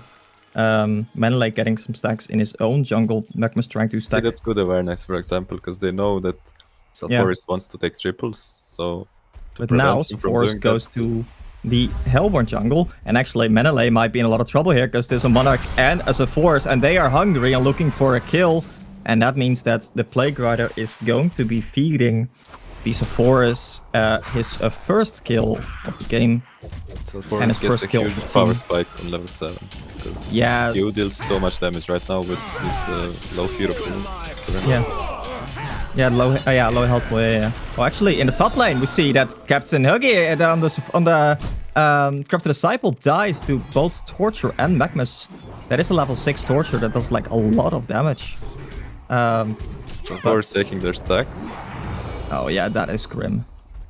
Yeah, now this is actually in the top lane we see that Hag is going to fall here, and we see that Meneley picks up a kill on the Magnus there. And actually Janko is getting ganked by the Jereziah and the Monarch, and we see that Hag is trying to finish off the Jereziah, but just not able to. Could. Actually, potion bot on the Jereziah here. If Hag blinks, if he blinks in. Yeah, I think if he blinks in, he's going to fall there. Choosing not to, probably the right call. As we can see, there's a lot of vision in the Legion jungle, but... Oh, actually, in the top lane, sorry. Vulka in a lot of trouble here. The drain is still happening, and that's just 1 or 2 auto attacks, and he is going to go down. Yeah, the Corrupted's here. Very bad for Torturer now. He died 2 times in a row, and... Yeah, but maybe 150 Torturer can GPM. take some jungle stacks or something. I think Torturer can recover quite easily. Plus, they don't rely on Torturer to have a lot of gold here. I guess they sacrificed Torture. Yeah, you're right. They did Because they sacrifice. just... Yeah, they just need like Sephoris and Jarzai to have a good game here. Have them frontline, and then go push us 5 and take towers. And Magma's actually setting up for the mid lane. Magma's missing his stun on the Kraken. Kraken, very good reaction speed there on the charge. Charge, of course, also being significantly faster than it used to be. Significantly less awkward, notably. But I think he may have also seen it, or seen the rotation from the Magmas on the ward here, that the butterfly is countering. Meanwhile, top tower falls, by the way. Bottom tower also taking a lot of rust or damage here. Oh, wait. Interesting. Is Jarzai is going for an outbone, I'm guessing, right? I guess so, yeah. I don't think you would ever go for Thunderclaw. Yeah. Yeah, that's an outbone. Have you played a bit of Jarzai? Which team do you like more at the moment? I'm not even sure. It's still so balanced. It's So, oh, sorry, in the top lane, actually, there are 3 people here. Oh my god, Max, like a god, walking through the forest, who activated his Ghost Marches. The W from the Plague Rider is pulling them back a bit, but the Nymphora is just a bit too slow to escape there. Sorry, you were talking about the teams, right? Yeah, which team do you think has better, is in better position right now? Are you talking about just picks, or their, how they are doing right now? Like all of it. Which team is a favorite at the moment? I would say that's Nymphora ports in somewhere, and Nymphora porting in right on top of... Yeah, actually, in the backline we see Magmas. Also, this is a really messy fight, actually. Hag is the only one that's like really deep here. Hag blinking in very aggressively, dodging the stun from the Torture. In the backline we see the Butterfly hitting his Q on one target. This is 4 people versus 5 though. And Hag can get away quite easily, but the CD might not be able to. No, I don't think they had actual range. They had Q on Torture. Oh, that was a kill on CD. The Q is only 650 range and it's quite slow. So I think it would have missed there. But maybe, you miss every chance you don't take, right? Yeah, so I think he had him, but he didn't use it because he saw there was no follow-up. They wanted to secure the stacks, I think. Yeah, that makes sense, because I think Sephoris was also just tanking the stacks. Yeah. But yeah, so the Hellborn side is... Or they secured like the stacks in the Legion jungle before, and now they're securing their own stacks, so they're definitely getting a lot there. Because even though like the... Oh, it's actually even in towers, never mind. I was gonna say like the Legion tower, or the top tower from the Hellborn side has fallen. But the bottom tower from the Legion side has also fallen. So in the top lane we see Magmas and Sephoris now chasing down the Nymphora here. Nymphora is taking his Sephoris ultimate to the face. But Sephoris is not getting his Q off actually. And here comes the Corrupted Disciple with so much damage. And he turns it on the Magmas. Magmas is going to flow here. That was... Did he not use Q? Yeah, I think he was just not expecting the Nymphora stun to go off that fast. Because... he was just like thinking, okay, let's maybe get one hit in and then press the W, or the Q, I mean. But yeah, Sephoris not managing to hit his Q there on the Nymphora, which means that is going to be a counter kill. The Hellborn jungle, sorry, the Hellborn side is taking, or spending a lot of resources to lock down this jungle, right? I don't like how Jera is playing so passive, because the hero is strong early game, super strong, especially Magic Charm. Yeah. They are pushing the tower though, so... Yeah, so Jarzai went for the Energizer here, which is an item that I really do like. Yes, that's very good. If he goes Mok next, then I understand, because then he's position 1. Which he is basically. Plague Rider taking the Warden 4 down there, and he's gonna stun by the Magmas. And he just dies to Jarzai plus Magmas. The Hellborn side playing very aggressive here. Actually, Corrupted Disciple plus Nymphora porting to the bottom lane. Is Corrupted Disciple faster than Jarzai at the moment? If they hit the Kraken ultimate, I think they might be able to kill him, but it does mean that he needs to hit the Kraken ultimate. Oh, never mind. Josiah not using his ultimate. Saving it for next game is what I'm guessing. Meanwhile, the rest of the Hellborn team just kind of pressuring here. I think this is maybe the reason why the Josiah has been playing so passive. If the Corrupted Disciple comes over and drains your damage, there's very little you can do besides run and hope that you're faster. Yeah, but they have Jera and Monarch. It's very hard for Legion to kill them early on if they went together. But... Oh, wait. They find the Corrupted Disciple here. Corrupted Disciple gets hit by the Q in 4 and now in quite a bad spot, I would say. Max hitting the stun on the force, and that's actually might have saved him there quite easily. Now his tiny little wings are flying for their life as he makes it out there. Actually, Sephoris still very aggressively in the front line, but there are only 3 people here from the Hellborn side. And there comes the Monarch ultimate, and they are... I like how Sephoris wants to fight, but it's just a number issue. Yeah, I mean, it's also quite deep, right? But the Kraken ultimate being down, I think, does signal that it's a good moment to fight, yeah.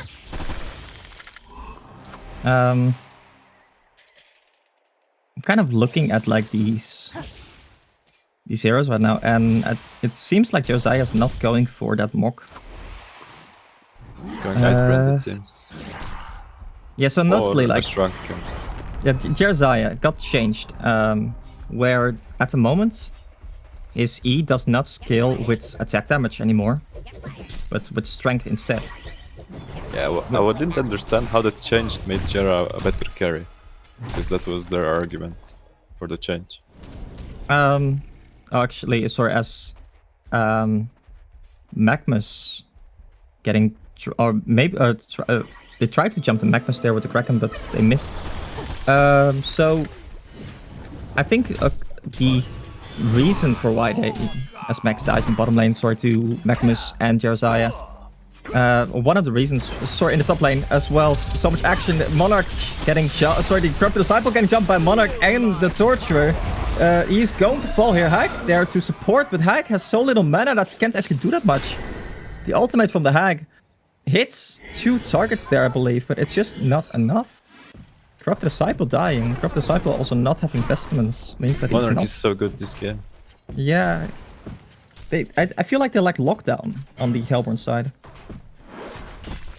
Something like an engineer or something would have been really good, but I think that was like banned right at the bat. Corrupted Disciple... I mean, Legion doesn't have too much lockdown either. It's, no, sorry, I mean Legion lacks lockdown.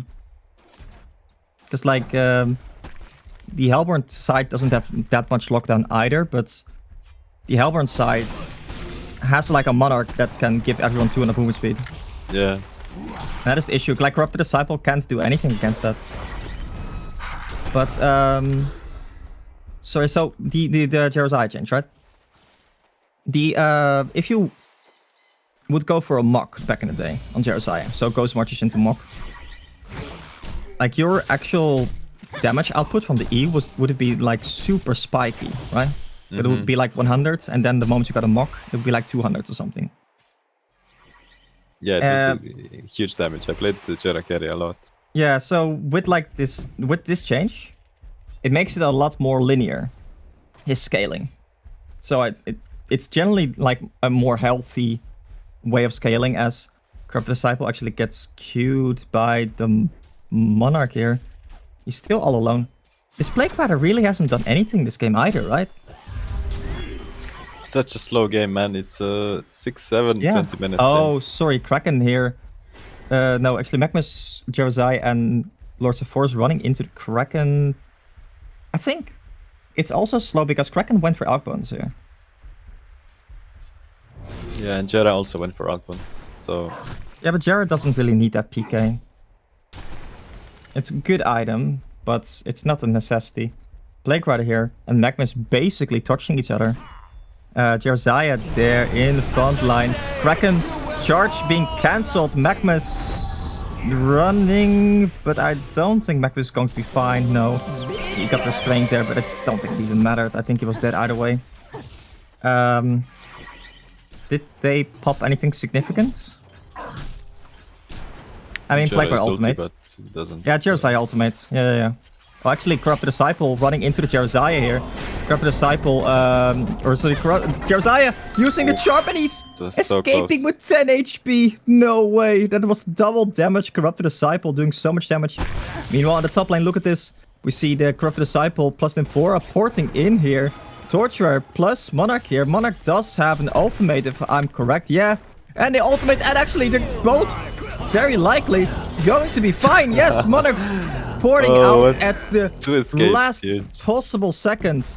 And also escaping with 10 HP. Torturer running for his life in the other direction. My man bought a wind whistle and upgraded it to a Dreamcatcher to be a role-playing blitz at the moment, basically. Menelay not that lucky. Menelay gets his TP cancelled.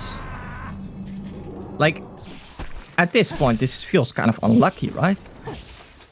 Yeah, Legion doesn't have that luck to escape. Because there were like 2 or 3 times that were like 50 HP or something, or less left. I do believe that Haig is actually very close to his Grimoire of Power here. That is kind of a huge power spike.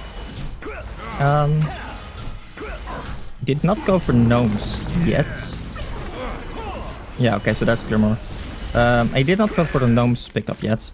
Potentially because of Sephora's. Countering. Do you think that Sephora's counters Hag? Or is the other way around? Much. I think Hag. I mean, it's Hag very in hard the late to game. win. You win in the lane or in the game in general. Either one. You In think the like lane, in the lane? I think super it's hard probably to Hag. counter Sulfuris. I don't think Hag out harass him out of the lane enough.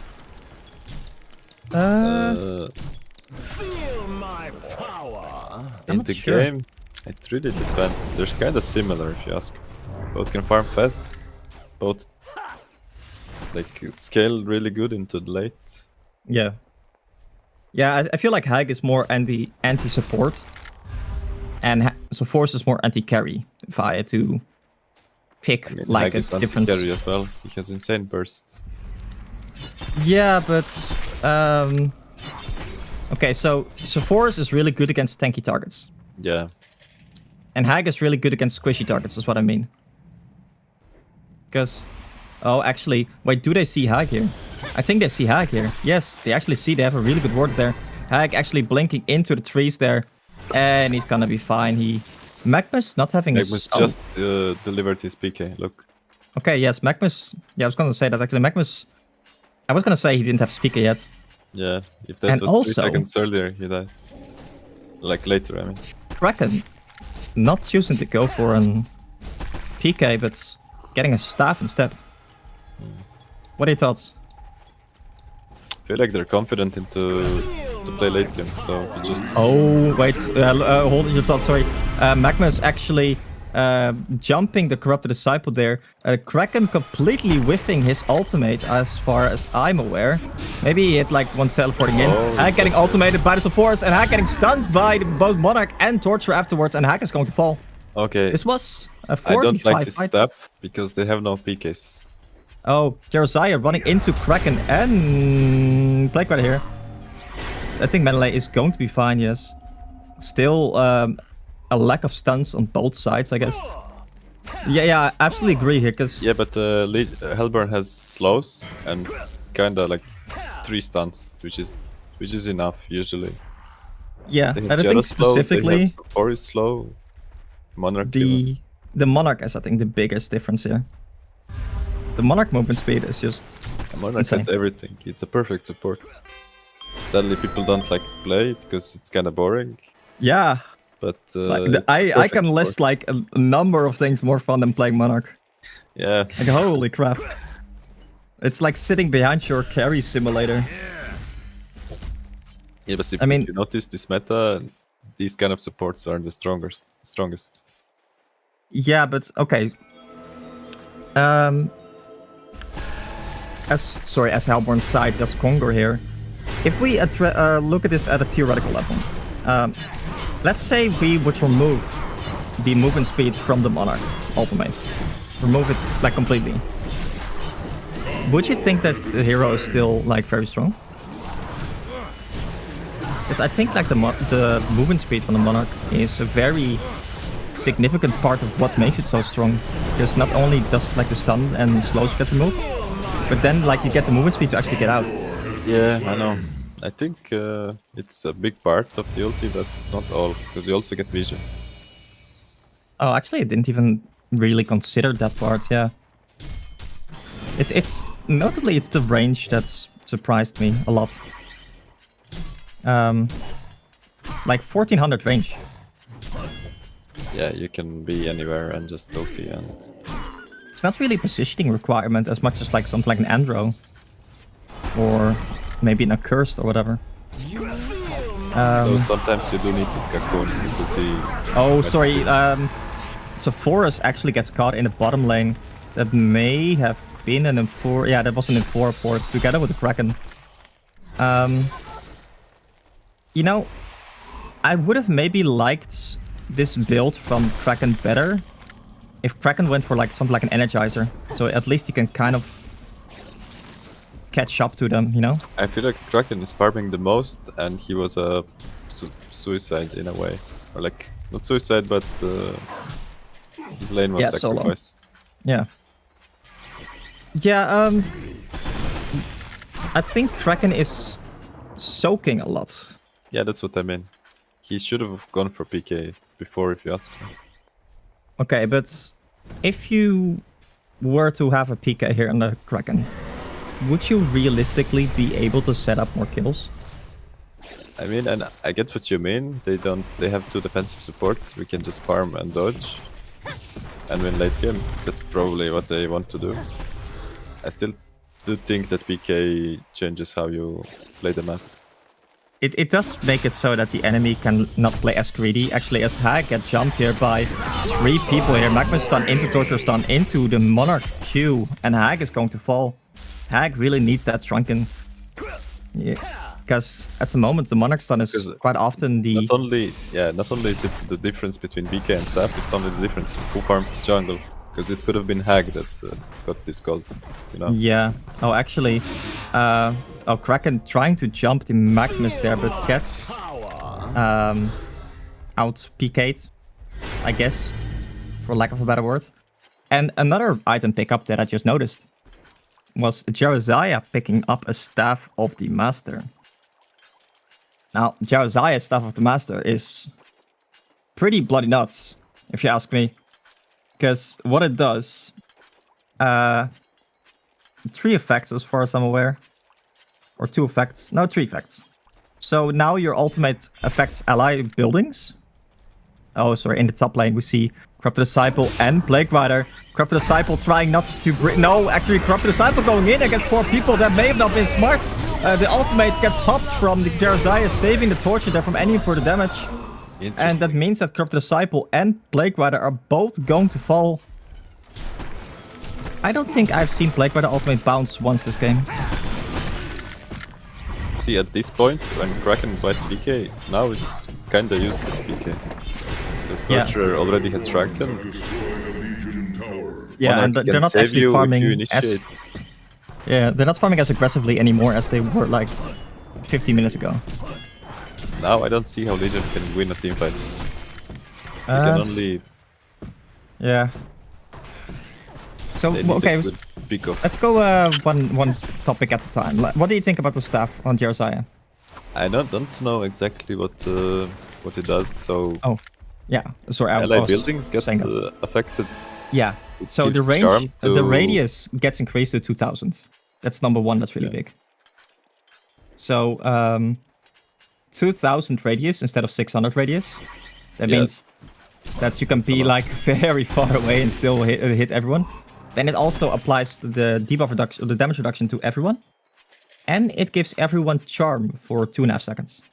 Yeah, that's big. And usually the 2.5 seconds charm is enough to save someone. You don't need the full 6 seconds, you know? Yeah, exactly. It's like a bridge as well. No, I think if you're stunned and you get like the charm applied to you, it doesn't purge anything. It does remove the stun though. No. Yeah. Sorry, it does say so actually. Target an ally to remove debuffs. Yeah, it does. But if you were to just get the magic immunity, I'm not 100% certain of this. It should remove the stuns. In theory. If you magic charm somebody who is hammer stunned, for example, stunned by hammer storm, it removes the stun as well. So I guess it should work the same way. No. No? No, absolutely not. It removes debuffs, not stuns. So if you're like Slither queued, it removes that.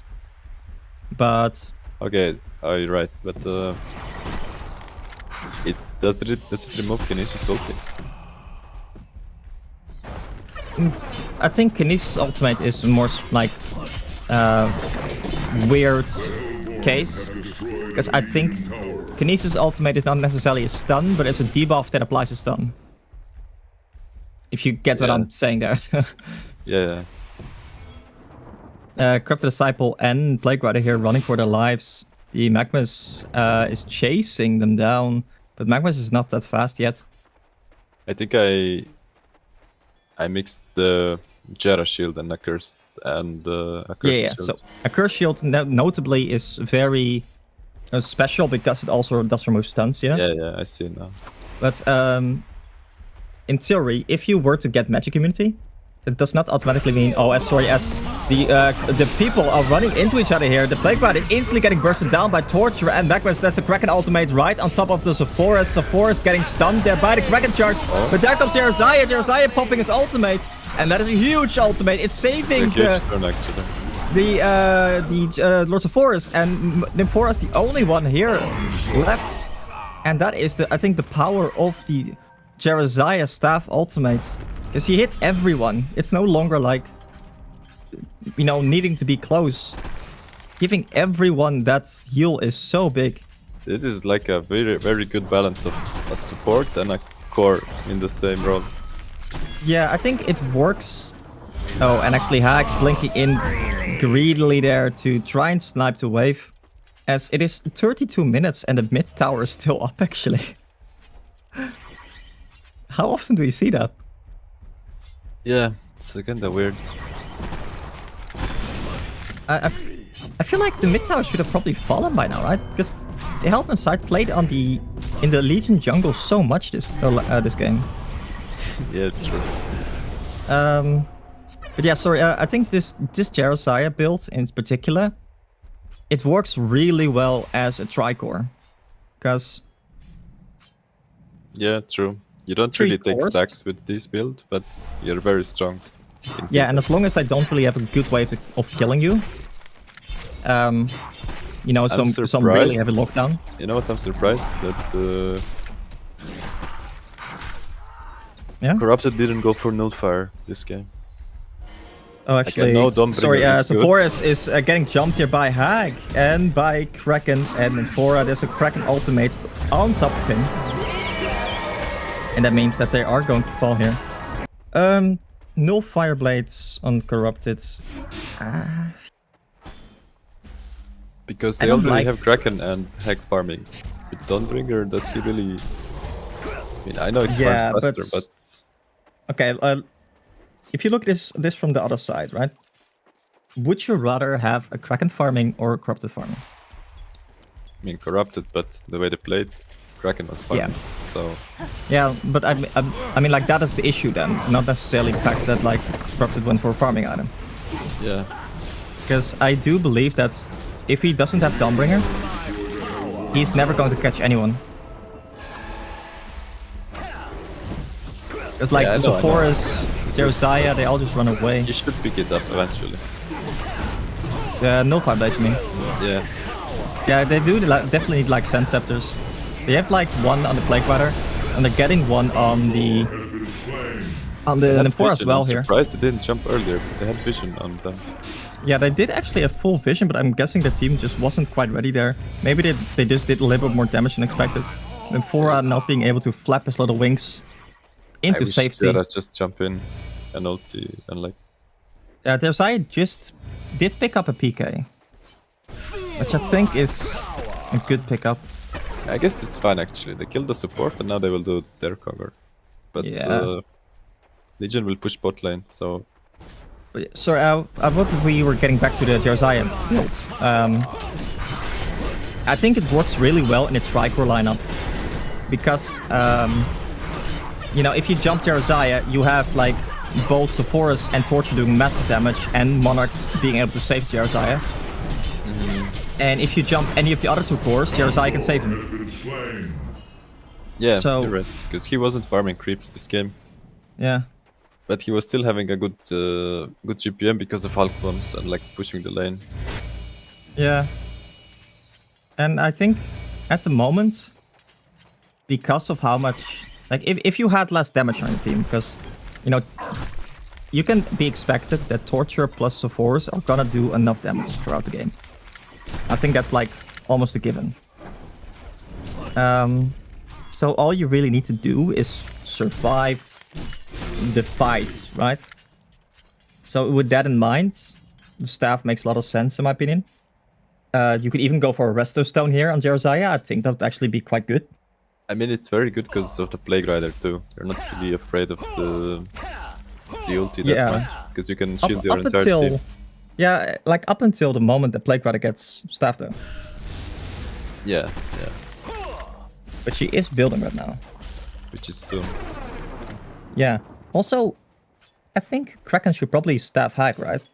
So the ultimate can go through Shrunken again. Yes, but sure. Wait, did Nymphora port without the Corrupted?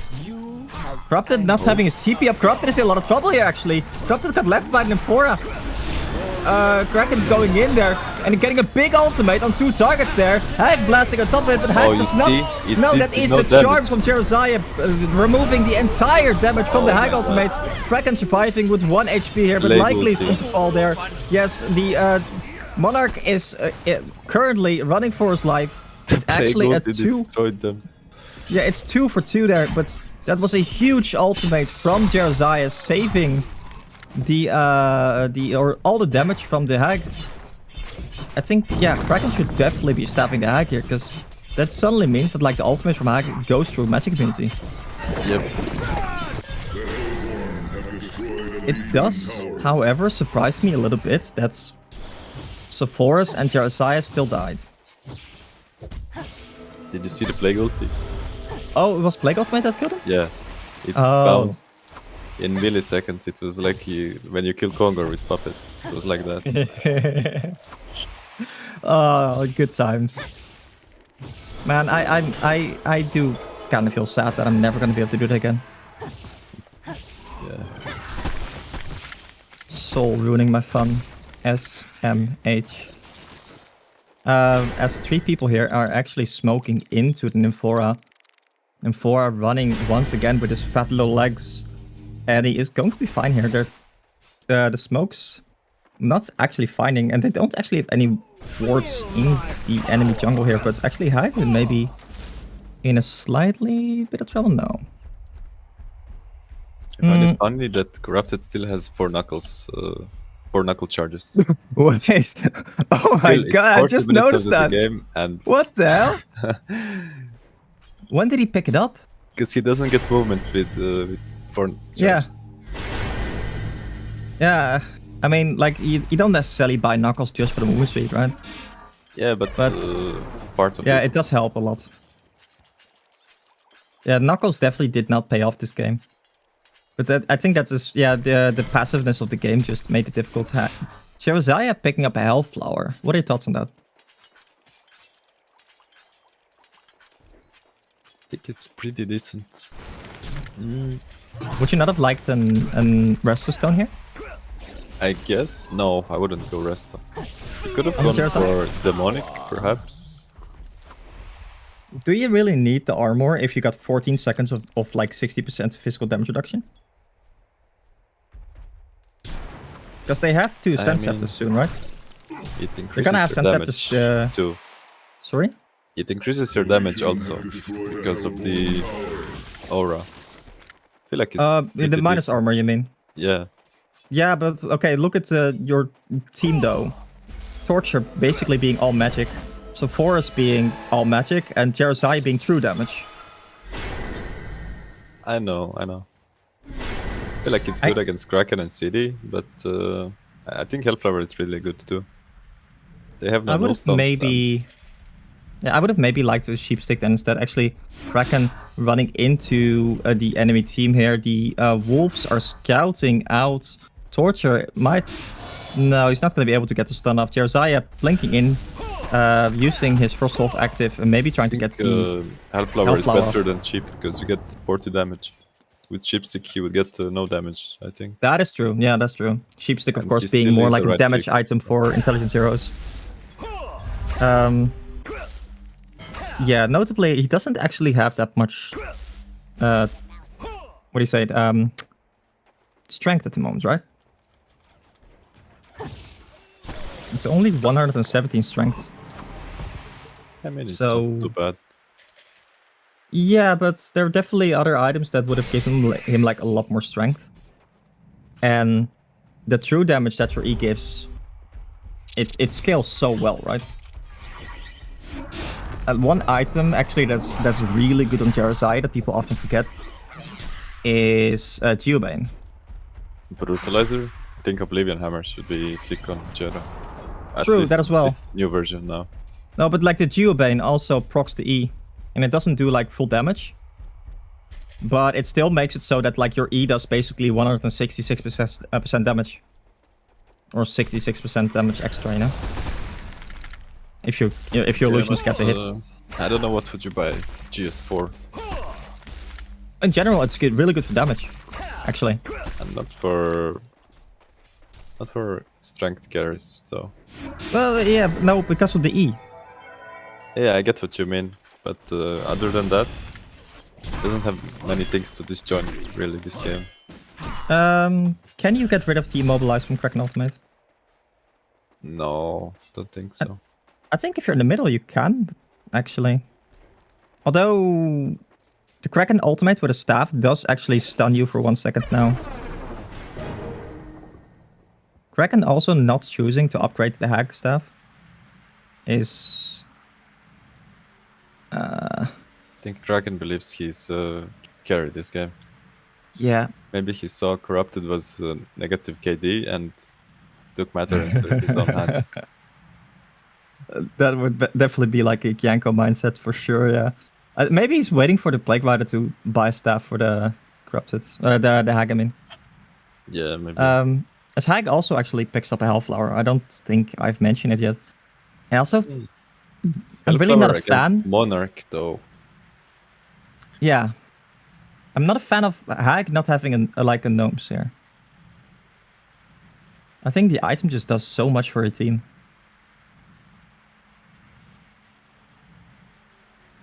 Don't you agree? Yeah, I agree. Sorry, someone, a little bird is telling me in my ear that I should read the chat. Okay, sure, I will do that later. Yeah. Anyway, yeah, I will.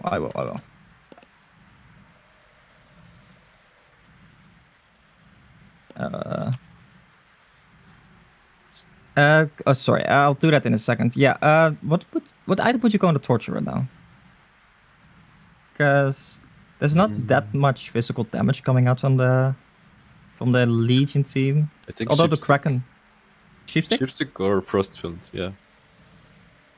Frostfield is not an item you actually see a lot of anymore, right? It's very good on Torture. Yeah, but And they have two physical damage dealers. yeah.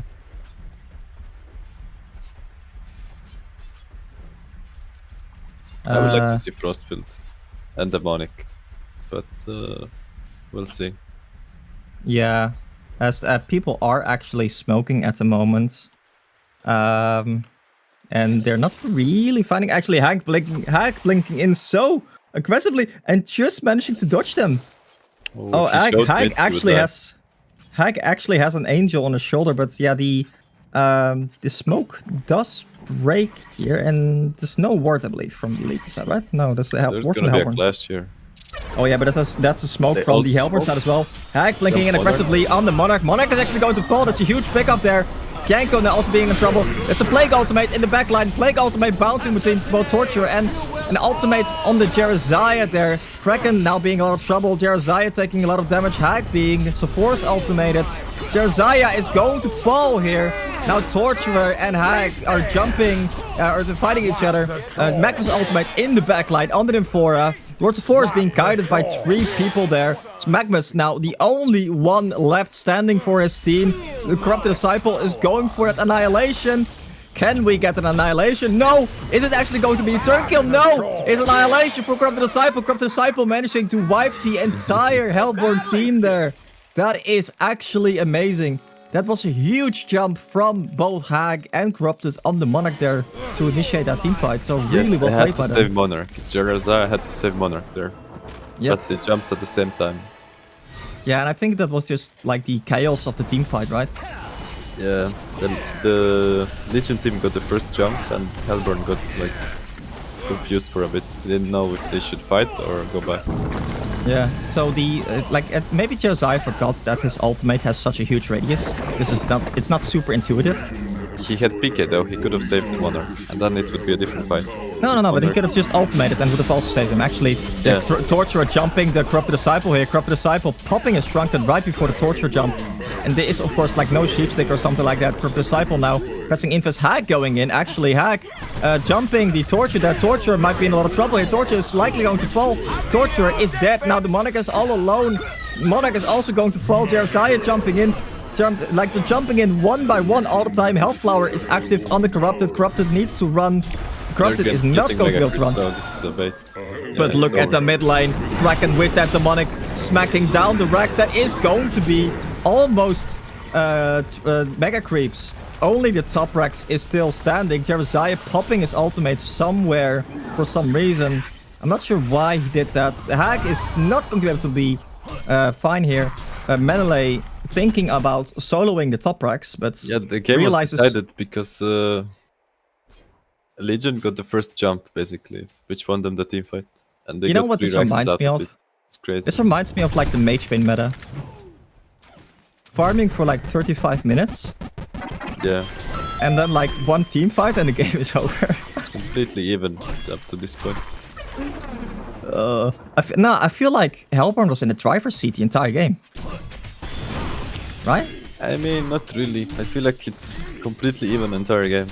Nobody was really snowballing super much, and they had 3 people farming most of the mid game. Like, Yeah. But yeah, the Jereziah ultimate not hitting the Monarch there, or not being casted for the Monarch, meant that the Monarch fell in the early team fight. the Monarch did not use any spell, so they Yeah. removed the counterplay from Monarch, and Magma's stun was kinda late. Magma's ulti was late. Magma's could also kill Corrupted, but he went on Nymphora for some reason. Yeah, I think that was partially because of the smokes, right? Like No, the I mean, Legion team popped At the team end smoke. of the fight, when he used Oh, there. tried to kill Nymphora, but Corrupted was like 10% HP. Oh yeah. Sorry, yeah. When the Corrupted was killing Sephoris. Yeah. Yeah. I think that was because his PK was in cooldown. Yeah, but he picked it on Monarch, I think. On a 4, I mean. Yeah. On Nymphora, Okay. yeah. Then it was just like, I don't know, what you got, brain not working, I guess. Maybe it was tunnel vision. Yep. But yeah, I think It's they lost the honestly team like- fight anyway, so... It's really like in those chaotic team fights. Like as a caster, you can zoom out a little bit more. Hashtag zoom hack. So it's easier to keep like a bird's eye view of the team fight. But as you are like in a team fight casting spells and like making sure that you don't miss anything, and Yeah, maybe he lost vision on him for a second, so Exactly. something like that could happen. yeah. Because we see Like- everything like, yeah, I know. It is like we are not, pressured to hit anything or something like that. Actually, that is another smoke from the Legion side here. The team smokes coming out. Torturer being in vision here. Torturer getting caught by the Legion side here. Monarch jumping with a PK. That is a huge magma stun actually.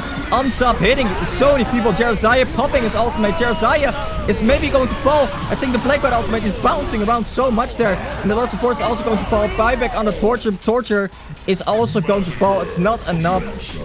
It is just a little bit too much there. Hag actually having a staff. I didn't even notice. The Kraken did not upgrade staff. It was actually a Plague White that upgraded the staff. Yeah. And that's Megas in this game. Yeah, one teamfight decided the game. Yep. One teamfight. So, if anything, like that was just good coordination from the Legion side there to jump that Monarch. Because it wasn't easy. They didn't really... The Hellborn side did not give many opportunities to make a jump like that. But, yeah, when they... You know, when they had to perform, they pulled through. So, well played. Yep. Any final thoughts? It was low game in the beginning, but it was kind of balanced. So those games are usually more fun than Stomps. True. Was a decent game. Although I would like to see a bloodlust before 6 minutes this time. Yeah. Or next game. That would be nice at least, you know? Or maybe if they could pick some stuns. Or maybe if Kraken could buy a PK. But anyway, yeah, with those wise words, I think we are going to go for a little break. Because my voice definitely needs it. I think if there's nothing else for you to add, Mate, then we will be right back. Yeah.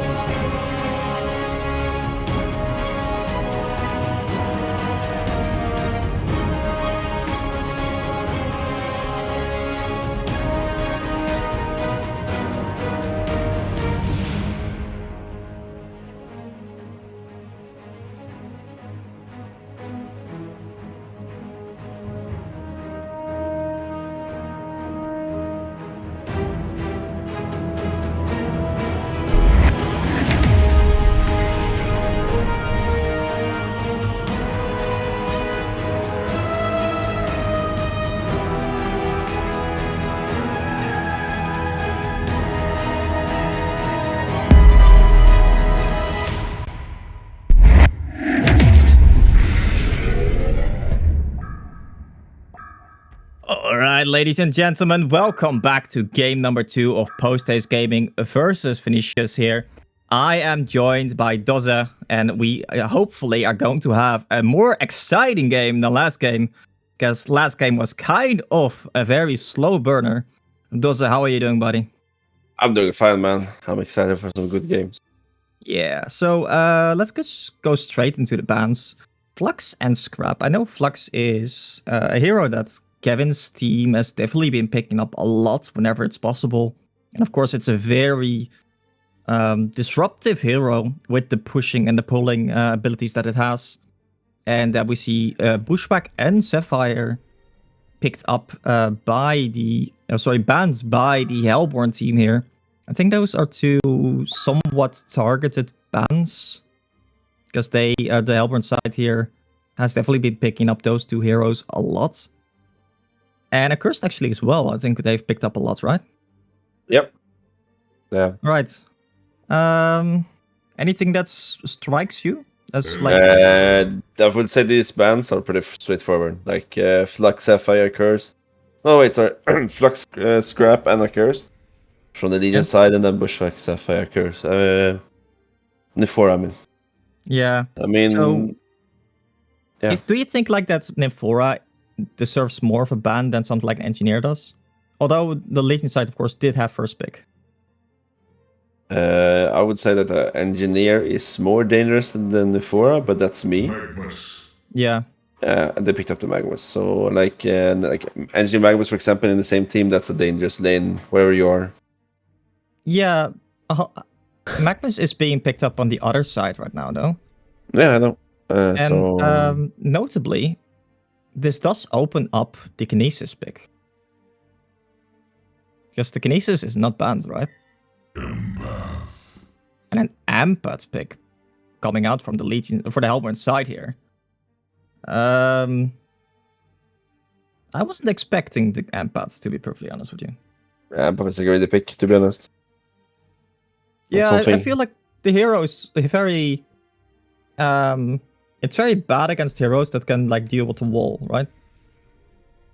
So something like a Hag, I don't think you can really do much with an Empath versus that. No.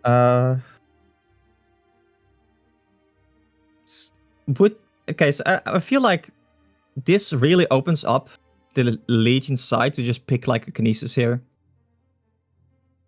But I'm not sure if they're comfortable, of course, playing and laning the Kinesis. Because the hero is not super easy to play. Ooh. Oh, wow. Kraken. Now that's a pick breaker, right? Yeah.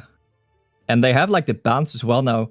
So Ophelia pick is... Well, they have like... They can ban some heroes now. Or bans. Oh. Yeah. So like, for example, if you don't want to play against a Plague Rider, you could ban that, right? I think they have to ban the plague here. Yeah. So what else would you ban? If you are the Legion side here. So I would assume something that like it destroys the Ophelia a bit more. I would say some kind of way clear, like Elonia, for example. I know that Kevin plays it a bit. True. Something that doesn't really need to be on the lane, that is just spam spells and then get out of the lane fast, and then Ophelia can't really catch you. Yeah, so Calamity ban does make sense here as well, because Calamity is of course like a hero that does really well in these kinds of lineups, because it has that like long range catch ability with the ultimate. So that's definitely a good ban, I would say. Sapphire, I think, in much the same vein, also has that ability to catch people in the backline. Soul Reaper, they're all like mid-game carries, right? Yep. So they're all banned. What's left at this point? What carry would you go? It's like Legion side, you think? Yeah. Moon Queen Legion. You secure early game, but then Moon Queen take over early late game. Do you think they can protect the Moon Queen? I think they can with Ophelia.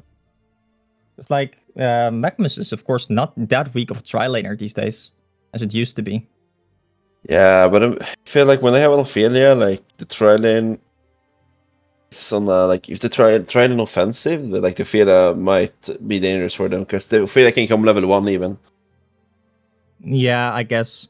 But like if it's a dual lane versus a tri lane, even if the Ophelia comes and you have something to deal with the Ophelia, like I don't know, Voodoo Chester or whatever, I feel like you could basically just not care about him.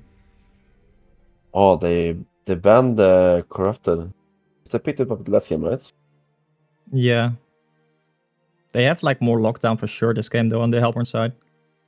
Yeah. Okay. So what carries like I definitely see like the mid game carries are being targeted here with the bans. Devour and Prisoner. Wonderful. Interesting. Sorry, let me to finish my thought. Devour and Prisoner and stuff are all unbanned at the moment. Do you think that something like that is good against like this push lineup? Because pushing against Devour is difficult, of course. Yeah, I mean, like Devil Prisoner they got weaker at early levels, but at like level 5 or 7 or 6, doesn't matter what, they're as strong still. Yep. So like the push is gonna start around like let's say around 8 or 10 minutes as an Ophelia, and then the Devil Prisoner is gonna be at level 5. So like the hook is gonna be super dangerous. I like the Tundra pick though. That's gonna be good to scout out Ophelia. Like they can block the camps with the burn, and they can also like scout out Ophelia, see all of the rotations and shit. You know what this lineup screams to me? The Hellborn? This Hellborn lineup screams B Pro to me. It does, right? They need a third strength hero. Lodestone. Yeah, a Lodestone here and it's a B Pro. Then it's an actual B Pro lineup. Now, Flint Beastwood. Oh, I would somehow doubt that they're actually going to pick that. I would love to see it, but I agree. What do you think they're looking to pick up here, besides the butterfly? Something like a Valkyrie, maybe? For second archer? I would like to see Swift playing.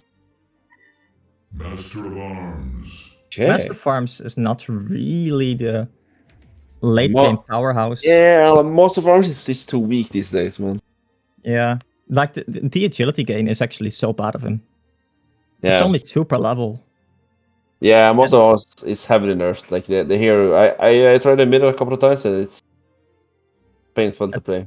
I think for a mid game or mid lane hero, I think he has too much or too little HP.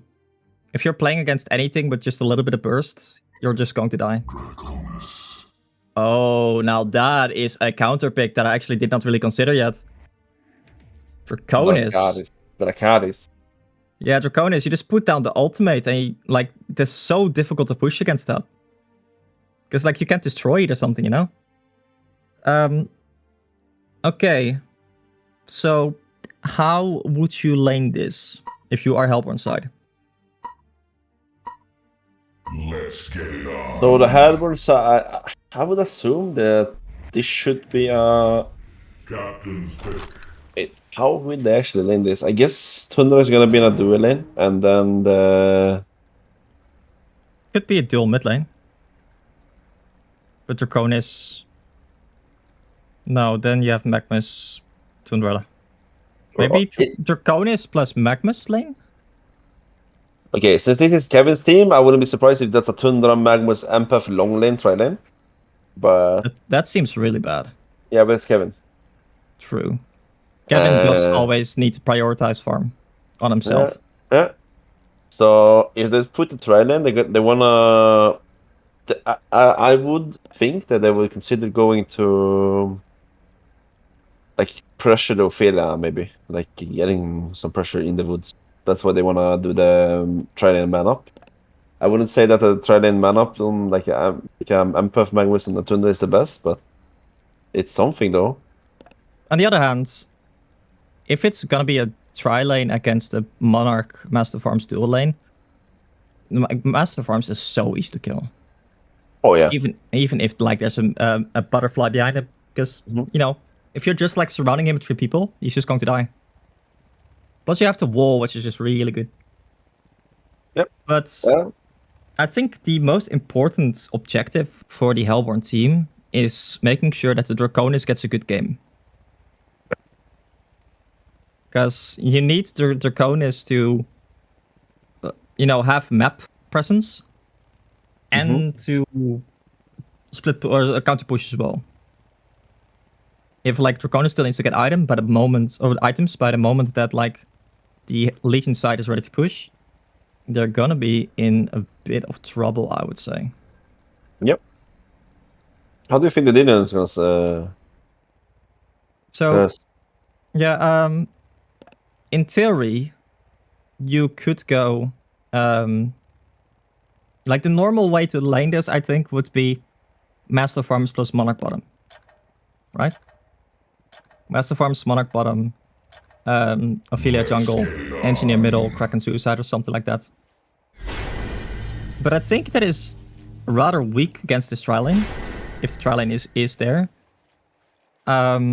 So what you could consider is putting Master Farms plus Monarch middle as a dual lane, which I don't think is that weak, and it does secure some farm on the Master Farms, which otherwise, like in a tri-lane situation, you would not be guaranteed. But then you have to ask yourself, do you really care if the Master Farms gets locked down in the early game? Because Master Farms is not really a snowball carry anyway. You know, it's not really... Yeah, like, Master Farms very well. Like, when he gets to the level 5, he split push like hard. He can just throw the acid and then walk away. Yeah, but in general, like, you just need Master Farms to scale a little bit into the late game. Yeah. You know, it doesn't matter if in the early game he gets locked down, because he's gonna get gold from towers anyway. Yeah, I don't like the Master Farms at all. Like I would say, I would love to see a Monk win here or something, because they need something. Like, Ophelia gonna take care of the early game. Yeah. But at like minute 20, 25, 30, like the Ophelia lose a lot of like the potential of the hero. Like, you lose, like, the hero is not as good late game as it is early game. Yeah, I absolutely agree with that. So you want to have something that just take over the late game for Ophelia. I mean, Hammerstorm was up, right? Yeah, I would say anything except Master Farms. I feel like it's also just weak against the Balfour, right? Because of the like many minions and stuff. Yeah. Oh, look at the Thunderbird, man. He's disgusting. So we call that. disgusting, man. So at top lane we see a Kraken versus Balfagor. I would say that until like level 4 or 5, I think the Balfagor can kill the Kraken. Yeah, but the Balfour really does need level 5 to become dangerous with the minions as well, right? Yeah. And the Kraken notably got a lot stronger, specifically in those early levels now.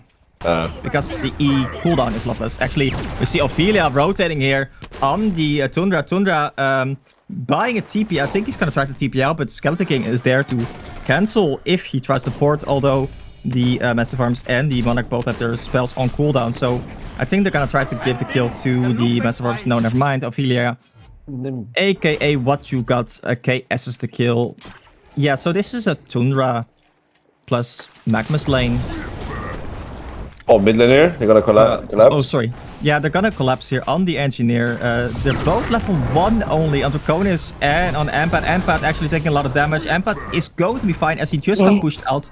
Oh, actually, here comes Ophelia, though. Ophelia getting the Skeleton King grip off on the Empat there. Magnus was also very low, but actually Draconis deciding to farm the Skeleton King there, or try to a little bit. And good rune control here from the Legion side, or Hellborn side, sorry. Although the it's no longer like a rune at minute 2, right? Yeah, it's on Americs. Yeah, it's something that I keep forgetting. Because I usually like I check like bottom rune, I see refresh, and I say like the rune stop. Oh, actually, sorry. In the top lane, we see Empath now arresting the Kraken a little bit. The stun comes out from the link, but it's not going to do anything. Kraken is just charging right on out of there. Very even in the top lane with Belphegor and Kraken. Roughly the same amount of last hits there. But yeah, they're sacrificing the bottom lane. Yeah, but they should. I think that's a great call because, like, if you say, let's say that's a Moon Queen instead, then they should not let him free farm. Yeah, but massive farms. Are you afraid of that? No, right? You aren't really. No. I don't know. So what I don't like here, however, is that Draconis is like farming some stacks. But that means that Menelay is now middle. And Engineer is free farming mid. He's free. Yeah. Like, why would you just sacrifice your mid lane like this? Let's keep Draconis middle lane until like level 7 and then go jungle. Yeah. Like, make sure that everything is triple stacked. Ampad now rotating over, as also Ophelia is actually rotating over. Actually, the jumping here on the Engineer, that is both the Macro stun and the Engineer stun. I think that the Engineer is going to fall here. Yes, Engineer is indeed going to fall. Ophelia now rotating to the top lane here. He's trying to set up on this Belphegor. Belphegor not having boots yet, so I think that's going to be very likely going to result into a kill here. Ophelia only level 3 though. But yes, here is the go on the Belphegor. The Kraken charge is still up. He is going to hit it on the Belphegor. Belphegor without boots. Of course being caught here. But look at those minions. They're doing so much damage. But the Kraken E is actually so good at dealing with those minions. Oh. Actually, Magmus going in there very aggressively. And the Ampad also right on top. Vulka does notably not have mana for the ultimate there. Otherwise, I think that would have maybe been a kill. If they chase, because the Catman champion does give mana per second. Yeah, but I think it's not really worth it. You spend a lot of time to just kill an empath.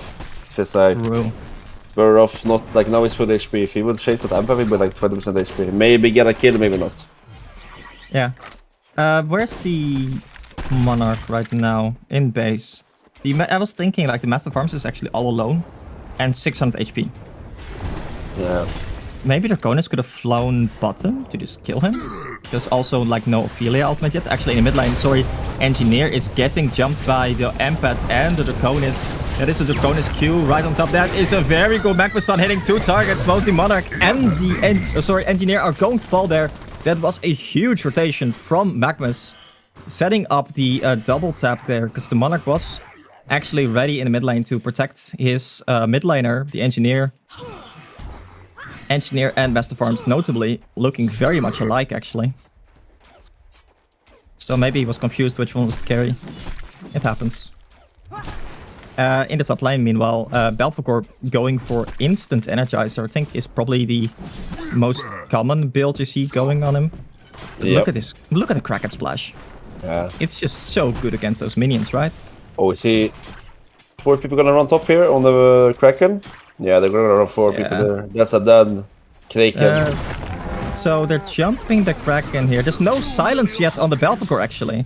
So maybe the Belphegor, actually, that is the Kraken Kraken ultimate. And that is a really good charge, actually, there. Is he going to escape? I don't think he is. Ophelia does not have level 6 yet. Monarch did not have a port or something to save his Kraken there. It was a really good attempt. But it was just not enough. Yeah, so silence. It's a bit weird, right? That's so weird. Because like the Q only gives you like 60 more damage.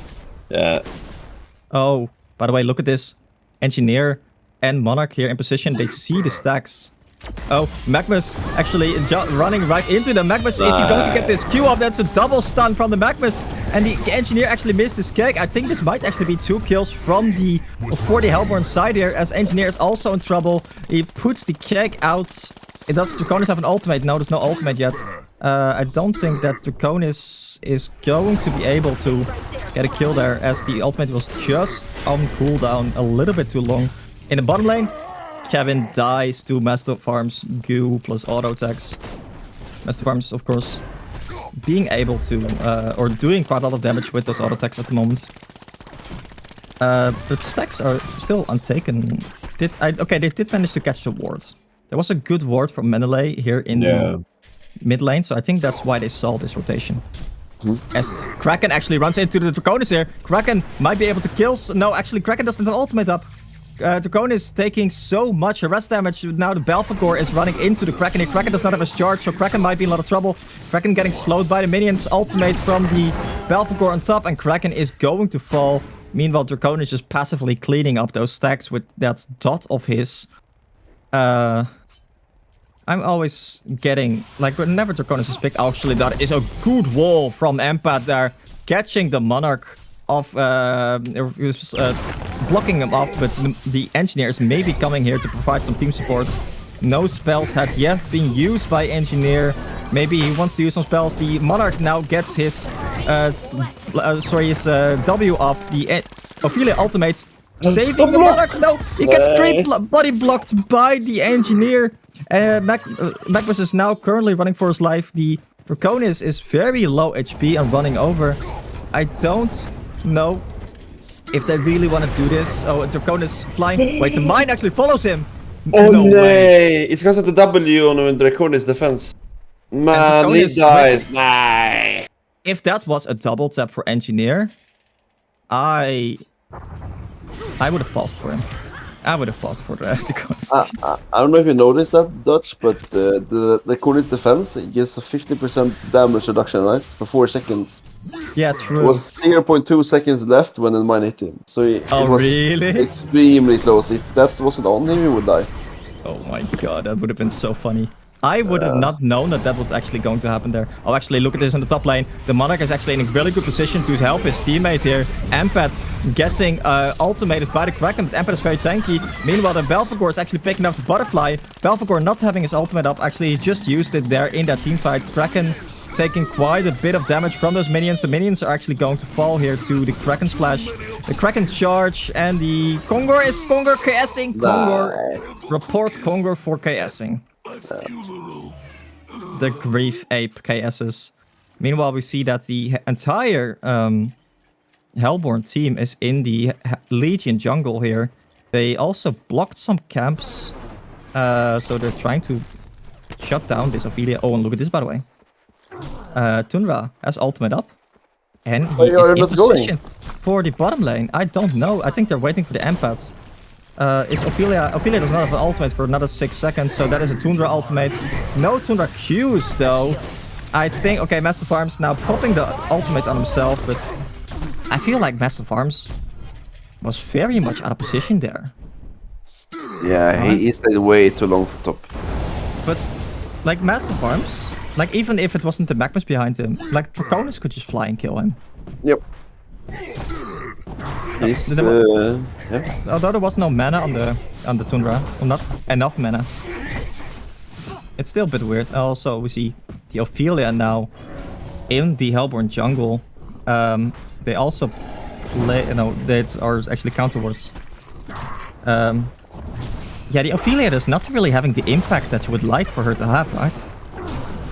If it's like it's that the Hellborn is out, like if they go top on the Hellborn, they're like the Legion is bot, like they're out. Yeah, rotating. Out rotating them a lot right now. Yep. And the Ophelia just not really there where he needs to be. No. Plus, okay, so I think this is partially also the weakness of the Massive Arms pick here. If you have something like a Swiftblade, oh, actually Monarch getting jumped by Magnus and Draconis is there and just going to fall. The Tundra scouting out the Ophelia rotation as well. Engineer maybe placing some mines. Only 2 actually on the stairs there. And as bottom tower is taken. Oh, Kevin escaping with 1 HP. Yeah, the rest of just not having that high damage. The 4 people top though from the Hellborn side. Should you really be scared? Oh, actually, as the Ophelia is rotating over, but Ophelia might not actually make it in time. No, never mind. I think they might actually, because here comes in Engineer port and an ultimate from Ophelia. Engineer uses the energy field. The energy field is actually quickly taken down by the Hellborn team. Ampet's overstaying is welcome. Just a little bit too much. Does so much healing. Oh, and the Engineer with a haste rune, actually. I didn't even notice that Engineer. Now on to Chase. Thinking about no, he decides to go back as he doesn't have that much mana left. And his team support is just not as fast as he is with a haste rune. And in the mid lane we see Tundra actually taking a stun from the Master Farms. Tundra using his ultimate to basically live there, I'm guessing. And that is going to save him for now. But as he is also feeding the birds to the mid tower. I feel like Kevin is not really comfortable on Tundra. Yeah, I don't think. Yeah, I haven't seen Kevin play Tundra for a long time. Like Tundra is a hero you don't really just play. Like you need to, like have the like how you play Tundra is that you use the bird a lot and you are all around the place. You don't really need Yeah, you just kind of chill as like the hero itself. It's kind of like very minimal farming micro. Yeah. And just micro the bird. Yeah, because the bird is like a moving war basically, and it gives you so much intel on the enemy. Exactly, but having your bird die is disastrous because it's like a minute cooldown. Actually, as Belphegor runs into the butterfly here. Wait. Why does Kevin have level 3 Q? So are the things that we will never know?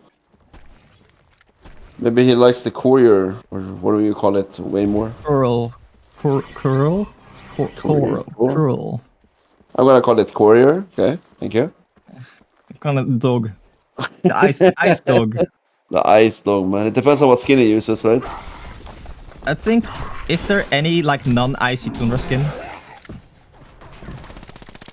True. I'm fairly certain that like most of the Tundra skins are Odin based, I'm fairly certain. So, true.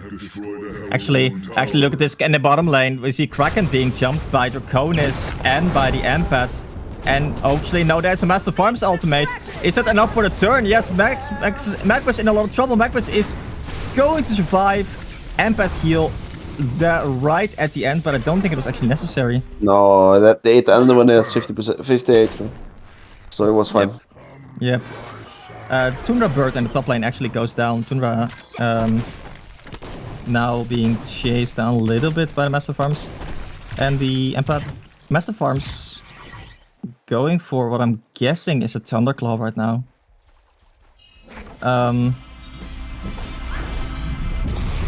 I'm kind of thinking like, what would I get if I were in this Master Farm situation? At this point, I would try to repick. So I'm thinking maybe just get like a shield breaker.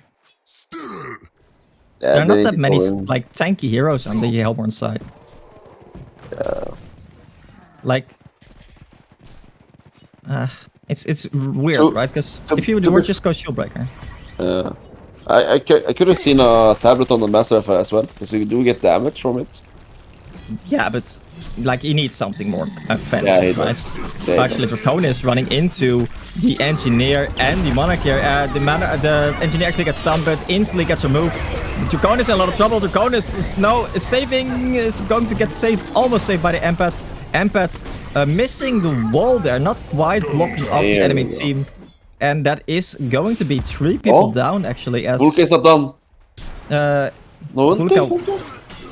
No, Vulka choosing to not really commit for the Belphegor there. I feel like that's weird. They have vision of Tundra top like the entire time. I think Belphegor needs to go back, right? Otherwise, Belphegor is going to die here. The bird is still up. Go! So, like, Tundra should really be microing his bird a lot better here. Yeah, and look at this. It's going to die again. Yeah, it is. Yeah, 0 value of the bird, and also, like the Belphegor creep. Yeah. Like, people only think you play Belphegor for like using for the killing or like making damage, but the Belphegor creeps is also for making like vision on the map. Like you send out one in the jungle. Sorry, you send out Magnus one actually, Magnus jumping the Monarch here. Magnus is going to be in a lot of trouble. Kraken PKing in here in the front line. Kraken getting ultimated by the Tundra, but there's not actually that much damage coming out from the Hellborn side as the Belphegor is so much delayed in the backline. Belphegor getting queued by the Monarch here, being basically immobilized there. There's the Legion side is dispersing now as the Belphegor was just a bit too late. Oh, actually, the Conan flies into the top lane. That is a very aggressive fly there. That is going to be a kill on the Butterfly as the Deny actually does not proc. The Tundra, the Kraken actually gets his his PK cancelled, and the Massive Arms dies for one reason and one reason alone. And what is that reason? Doesn't. No. Because he doesn't have a wind whistle. Yeah, the wind whistle, man. It's a wind whistle play. If he had like a wind whistle instead of a mind totem there. Yeah. I'm just saying. But that felt like that was a weird in the top lane story. In the top lane, we see that both Belphegor and Magnus and Empat are jumping the Kraken. Kraken whiffing his charge. That is an ultimate on Belphegor right on top. Are they going to have enough damage there? No, it's not going to be enough. And in the mid lane, we see the engineer actually being sort of jumped by the Hellborn side, sort of not jumping himself. A very disorganized team situation there. And the Belphegor is being jumped there by a lot of people. The Kraken being stunned now by the Magnus, but the Belphegor is already down, so there's nothing more to save there. Empat now running for his life. The Kraken is on the chase. Kraken smells food, and this food is Empat's size. Empat tableting himself over the wall, trying to roleplay as Sunk Bob, I'm guessing, but forgets that he is not Sunk Bob. And trees don't magically open their, go out of the way for him. Unfortunately. There's only one true Cliffwalker here in the game, and that's Sunk Bob, right? True. Like whenever Sunk Bob clicks into the jungle, the trace just automatically split out of the way for him. Yep. That's what I'm imagining happens. I feel like something is going wrong, but I can't pinpoint what. I feel like Draconis items are I was about to say, do you really think that the Lifer is the right choice? Don't you think wouldn't you want like a BKB here? Like straight BKB, you go in fight? Honestly, just damage? Like get a mock? Yeah, because he's the only carrier. Like Belphegor falls off a bit, especially when he went PK now instead of like a real item. I don't think you need a PK as a second item on a Belphegor, because right now Belphegor does not have like a damage. There's no one you really kill as a Belphegor right now. You need that either gnomes. Oh, actually in the mid lane, sorry, we see that Engineer gets jumped by the Tundra Draconis. Draconis does have a haste rune. Kraken not quite in position there. The bird once again fed. Oh, that is a good stun from Menelay. But Menelay actually getting his ultimate cancelled. Kraken is now, the Tundra now has to run for his life. There comes the Belphegor with that PK ultimate. The Massive Farms is going to fall. The Kraken now in the backline actually being blocked off by the Empat. The Ophelia being jumped. Kraken going in, but Kraken, I don't know if that is the right choice. Fulka is basically committing with his team. He says, guys, if you are feeding, I am feeding with you. And of course, Mex steals Mex takes the last hit and steals the Annihilation. That is indeed an absolute classic. Yeah, I don't know. This feels weird. So the Engineer got jumped, even though they had Master Farms and Ophelia there. It was not quite enough to save him. I think that is partially also because Engineer, like healing gets a lot more. Oh, that is a good tablet actually from Max, maybe in the mid lane, but not actually enough. Tundra gets into the direction of the lead inside. The Monarch now gets jumped by the Monarch. The Tundra. It's not enough damage or save for coming out there from the Master Farms, and both teams disengage as Ophelia was not quite there and not quite ready yet. to basically do like a counterplay there. Tundra may need to run for his life here. Yeah, but also Draconis and Balfour is coming in the background here. True, actually, Draconis with that PK, of course. But here comes Ophelia. Ophelia now in the front line there. They're not actually being able to kill the energy field here. That is a really good block by the Ophelia. And a really good energy field. The Tundra Ice Dog actually clears the energy fields. The Ophelia needs to run, but actually no, they find the Engineer here. Engineer is in a lot of trouble. Engineer does have a tablet up. Is he going to be able to save himself? That is a Monarch ultimate, but the Monarch ultimate doesn't perch a Dawnbringer. Oh man, that's so unfortunate. I did not know that. So Dawnbringer is a blue buff? No. If you shrunken, Dawnbringer goes away, right? Does it? It remains, apparently. I mean, to be fair, like, Paradise is whispering into my ear that it remains, but I don't actually trust Paradise's game knowledge. Nope. So, yeah. Anyway, apparently Monarch Ultimate, we can be quite sure, does not remove it. Bot lane here? So yeah, actually in the bottom lane, so we see that the Kraken is in position. Kraken also having that shrunken now. The Tundra clears the way for the opens up the trees, and that reveals the Kraken hiding there in the bushes. Yeah, so I feel like the longer this game goes on, as it is remarkably even right now. But the longer this game goes on, the more it favors the Hellborn, right? Yeah, what this was one. Like. Oh, that is a shrunken picked up on Draconis. I think in 20 gold. Deciding not to finish Dawnbringer.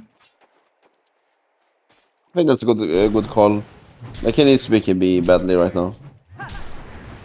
Okay, so if you go for the Dawnbringer, wouldn't you want the Icebrand part first over the Lightbrand?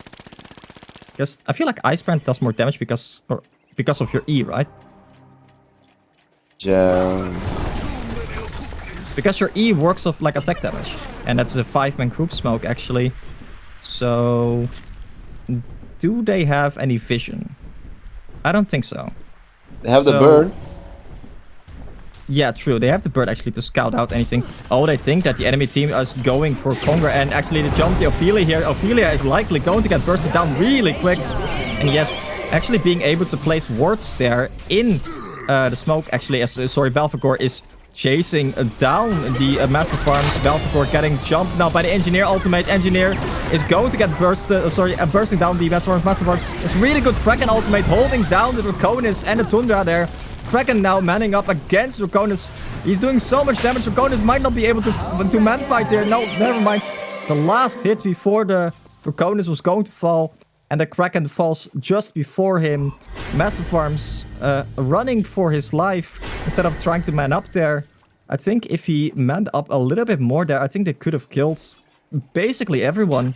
Although, of course, like you have to keep in mind that the Volcano from the Draconis is always doing so much damage to those squishy targets specifically. Yeah, you never want to fight in a Volcano. It hurts too much. Yep.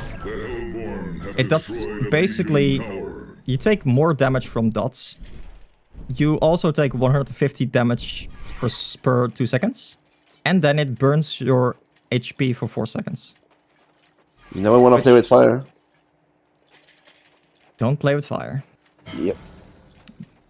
Oh, we see Angie picking up the staff now. That's good. Yeah. It's also Kraken is working his way of getting the staff as well. Like, yeah, they have the staff on the Engineer now, indeed. And maybe, like, either Kraken or the Engineer can try and staff the Master Farms here. So he can actually start, like, outputting a little bit of damage. But also remember now that... Oh, sorry, yeah? Yeah, I'm thinking, like, is the Engi staff really that valuable here?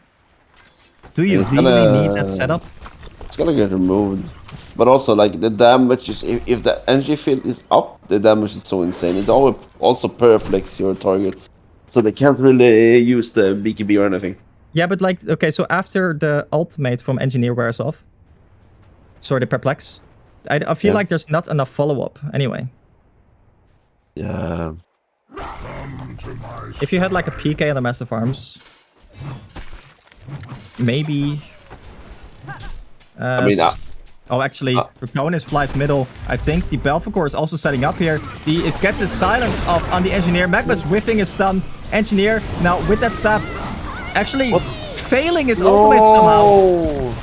I don't know what happened there. Max actually getting charged into the Legion team there. Max is the sacrificial goat being sacrificed so the rest of his team can live. Yeah. That was potentially a really good team fight if Engineer managed to not whiff his ultimate. Yeah, I think he double pressed it, so it got thrown at himself.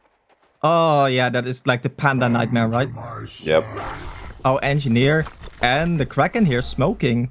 Actually, the Kraken whiffing his ultimate, his charge on the Magmas. The Magmas might be able to live because of that. The Draconis popping a Shrunken to survive there. I think that's a very good idea of him to not be too greedy and just pop the Shrunken to survive, to not take any risks. But the whiffing of the ult or the charge on the Magmas. I have not really played with PK Kraken that much, but I feel like it's fast enough for you to basically always hit it, right? Yeah, and especially after the change, right? They changed like. I would say before it was not the case, but since the change, I would say so. But that's what Luca we're talking about, right? So he's French. True. He is They French. miss a lot of things. I feel like that is indeed quite the handicap he has to deal with. Yeah, we also see that. Oh, yes, huh? Yeah, Tundra staff, right? Yeah, exactly. We see that Tundra picked up staff. What do you think about that? Do you think that's the correct choice there?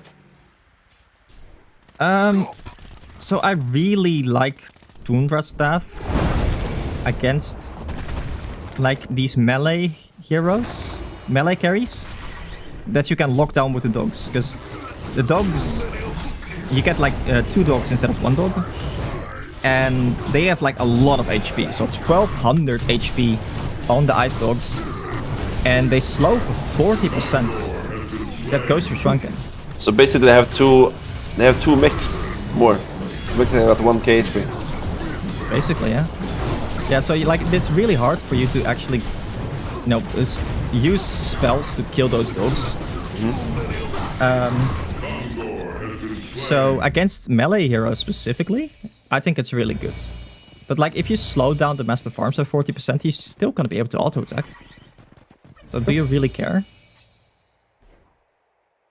Yeah, I guess you don't. Like maybe the Kraken can be slowed down, but the Kraken can ultimate anyway to keep you near him. Who got stuff? Wait, what did they buy? Upgrade? Yep. So yeah, Empath got his staff boosted actually, so now he can fly. Oh, he's gonna sit in Draconis, really? So who would you have guessed he would sit in? I would guess Belphegor, because they have, but they do have 2 BKBs though. What does actually the staff do? It gives you another additional. Yeah, so you get like way longer. I think like double the. So you can fly to enemy towers now. So like look at the bottom lane for example. Yeah. So you can fly there now. As he might actually try to do that soon, maybe. No, it's cooldown still. 20 seconds. You see that Kraken's gonna have his staff here now also? Yeah, so Kraken staff also being quite a powerhouse to deal with right now. As the Kraken's staff actually stuns for 1 second.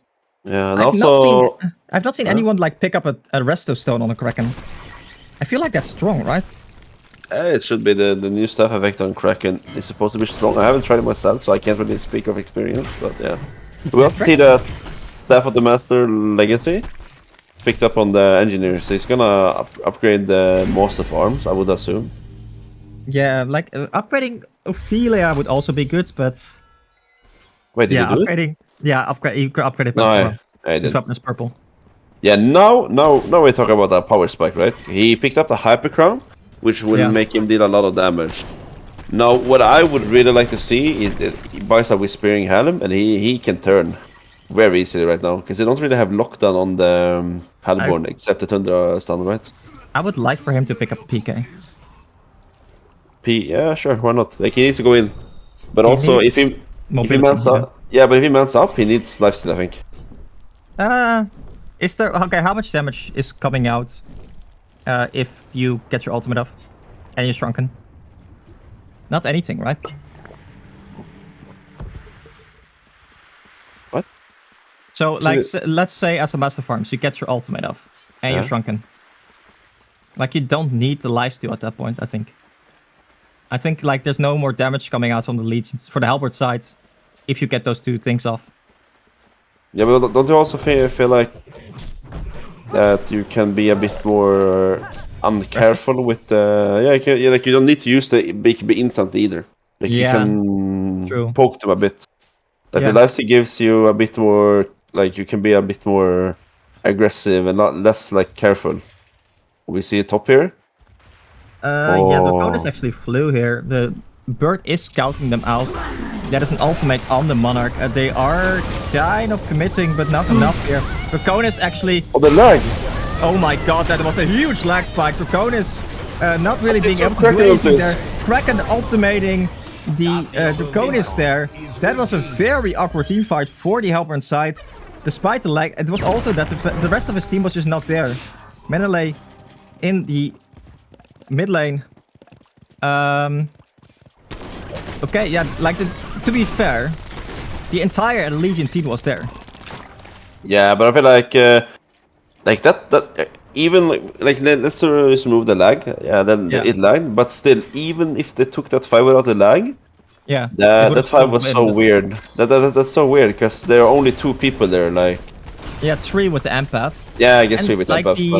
The Draconis, like even before the lag spike, got actually hit by the engineer ultimate.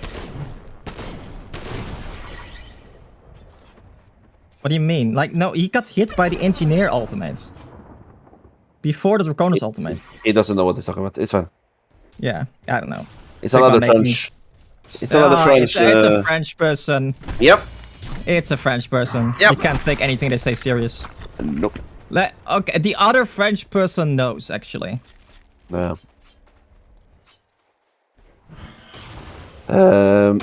Also, one thing that you need to keep in mind in this game is if they kill Draconis... Yeah, the golf course not scaling, right? No, because he went to PK, that's what I said. Like, the PK is not the second item to pick up. You need either a staff, gnome, spell shard, you need something that, like, deal damage, even like a... Oh, sorry, bottom lane, look at this. The Magma's now running for his live engineer on the chase. Magma's trying to queue out. Yeah, he's going to survive, actually.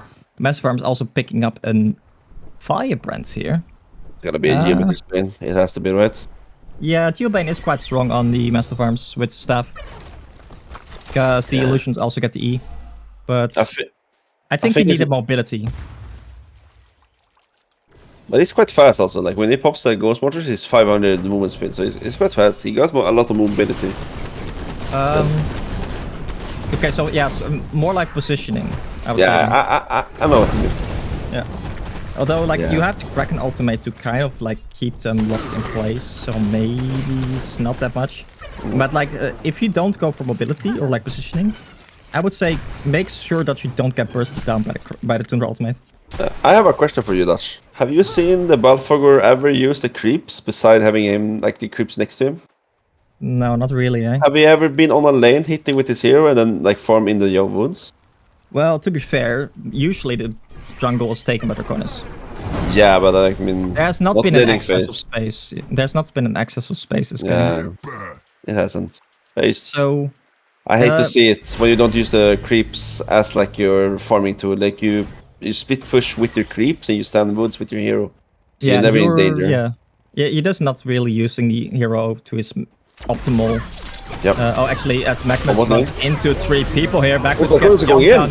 Draconis going very manly, but that is the Monarch ultimate, and Monarch ultimate makes everyone a blitz roll player as they zoom on out of there. Monarch, the butterfly, saving everyone from his team there. Draconis also still not having the full Dawnbringer, which means that the slow is a little bit less there. The Monarch picked up on Draconis. I don't know if you... Yeah, he had it for a while already. But so let's go back to the staff on Belphegor, actually. One reason I would really like the staff on Belphegor is because, let's say you're jumping the butterfly, and there are 5 people kind of grouped up together. If you silence the Monarch, silence the Engineer, and silence the Ophelia, that is a 1 team fight. Oh, it is. Because like you jump the Master of Arms, you silence the rest with Belphegor. What is a D master? Yeah, how long is the silence? It's 2.5 seconds, I think, right? 1.5. 1.5, okay. Yeah, 1.5. But still, like 1.5 seconds is enough to kill the Master of Arms there, or at least like get him down so low. Actually, Genko, you might not want to go there because the entire Legion team, never mind Genko, is very much in as he jumps the Monarch there. The Kraken is also... Actually, the Draconis is getting ultimated by the Kraken. The Draconis is taking so much damage, but the Master of Arms forgot to pump his Shrunken. He thinks it's Cosmetic Shrunken. No, Master of Arms now manning up to the Belphegor and to the rest of his team there. The Ophelia ultimate right on top. The Draconis may be in a little bit of trouble. The Belphegor is going to fall in the backline there. Embat, once again, jumping his teammate, the Tundra, committing Sudoku, as I think they say these days. As he jumps the Monarch, fails to finish him off, but obviously as the Engineer now finds the Draconis. That's a good tablet actually from the, I think from the Empath, as he's inside Draconis. Actually, Draconis is going to man up here a little bit, yes. He might actually, no he's not. The Draconis is now actually dodging the mine, and that's a Storm Spirit on the Kraken there. The Empath is trying to save his teammate, is not going to be able to. And they actually kill both, what I'm assuming is both Empath and Draconis, yes. And in the mid lane, meanwhile, look at this. The Master of Arms and the Ophelia did not get sidetracked like the rest of his team. And they just straight went for that Rax. And they get it quite easily because he has Master of Arms. When he pushes, he can push like a mad lad. That was a weird team fight. Yeah, it was. Also, barbed armor on Belphegor. Yeah, I don't know about that. I guess it's... Maybe Janko has a different mindset than us. Like, maybe he thinks that he should make the enemy fat and then they kill them. Yeah, so damage. Maybe he thinks he has taunt or something. But like, the Master of Arms does not have a lot of HP. But he does not just... It's not just Master of Arms HP pool. It's Master of Arms HP pool plus an Astro, plus a barrier, plus the Monarch heal, plus the Ophelia heal. We're gonna see a null stone on the Master of Arms. What do you think about that? I don't mind it. It's good, man. Like the Thunder is gonna make the Thunder initiate a bit harder, right? Yeah. So I would not have gone for it. I would have personally just gone for a symbol. Yeah. I did. 100% I did. Like a symbol here right now is so good. Like he will never die. Because like in theory, let's say that the Magmus gets a stun off. You can still deal with the null stone then. Like Magmus stun into W from the Tundra and an ultimate. Barbed armor also on Draconis. I think they are... Oh, here in mid lane? Yeah, the Belphegor. Oh, the Draconis gets jumped by everyone there. Actually, yeah, Draconis is just going to fall there to the Engineer and the Kraken, as the Hellborn team is not able to take the team fight anymore. I don't think there was a buyback on Draconis. They call GG's and that's it. Interesting game, Daz. Interesting game. We're looking very grim for the Legion side. Yeah, I was not expecting this actually, to be honest. I actually thought that Hellborn had this in the bag. Yeah, I feel the Tundra did nothing this game. I kind of feel like the Belphegor didn't do much either. They didn't push that hard early either. Like he was just... Okay, but like, if you're playing Tundra in this game, yeah, would you not just like almost straight just buy a post haste? Because at that point you have a post haste, you can gank with your bird. Yep. It also gives you a bit of more global presence with the Draconis as well, right? So yeah, like you already have the Draconis to follow up. Yeah. You just need to set up. I don't know. Maybe like Kevin was just not that comfortable on that Tundra, but for now we are going to have a game number 3, as it is currently a 1-1 in this finals. So doesn't, unless you want to add something that's really important to you, I would say we take a small little break. No, I have nothing, man, except this. Flame the French a bit more. Okay, I'll try. Okay, we'll see you in a little bit.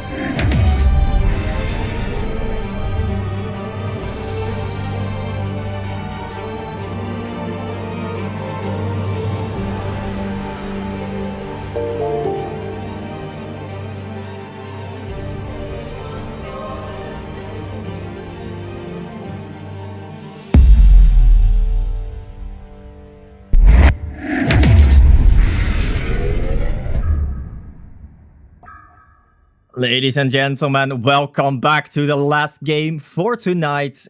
We have Finicus or something with the V, Kevin's team, versus Post Haste Gaming. It is currently a 1-1 in this finals, and we are not joined by a co-caster anymore, as Doze needed his beauty sleep, he told me. So I am, for now, going to be solo casting, but, to be perfectly honest with you, I am perfectly able to ramble about absolutely nothing for hours on end, because I do nothing else the entire day. This is basically my bread and butter. So for now, we're going to look at the bans. Here we have Flux, Bushwhack, Scrap, Sapphire, and Nymphora. I think we have seen the Bushwhack, Sapphire, and Accursed bans in that exact order. I think 1 or 2 games in a row now, so they're really making a statement here that they don't want to play against those heroes.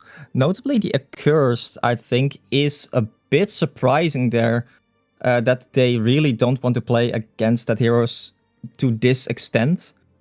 But the Accursed, I would say, is actually really playing into the playstyle that the Post Haste Gaming team wants to play, which is get some basic items and then team fight, team fight, team fight. So it makes sense to ban it. Now for the Hellborn team, the bans is Flux, Scrap, and Nymphora. I think those are also the same bans, which means that the Nymphora notably is a bit surprising that they really don't want to play against that. But Scrap and Flux actually makes a lot of sense, because the disruption by the Flux is just too much to really deal with if you want to have a coordinated team fight. And especially if you're playing a squishy ranged carry like they have been doing so many times in a row now, like the Sapphire, like the Calamity, like the Master Farms last game, then getting displaced by a Flux to this extent is usually really hard to deal with. So it makes sense, is what I'm trying to get at there, I guess. We see the Engineer first pick is not really a surprise either. Engineer, of course, being a very, very powerful hero.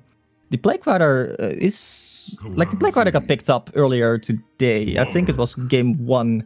And it really did nothing, that entire game there. Yeah, that was the game against Jeremiah. I feel the Plague Rider really did not come to fruition there, that pick. As it didn't really do much in the early game. I think there were some really good bounces in the late game, but that's about it. And then we see Calamity and Monarch being picked up by the Hellborn sides here.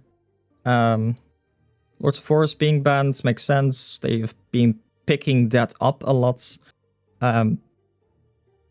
So I think if I were to be guessing right now, if you are the Legion team, you have the Plague Rider. It's just quite good against those big grouped team fight situations that the Hellborn likes to do. But I think the reason why it didn't really work out in the first game was because they lacked lockdown. And I think they need to prioritize getting lockdown. Getting big AoE stuns here. As Hag, Pharaoh, Kraken, Torture, and Predator get banned here from the from both sides.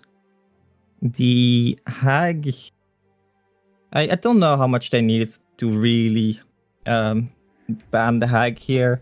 I guess if Hag gets a Shrunken, they're never killing him with those 3 heroes.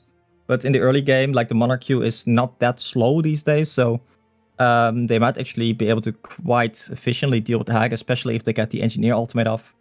And of course, Engineer ultimate with a staff later on, of course, also very powerful against the Hag.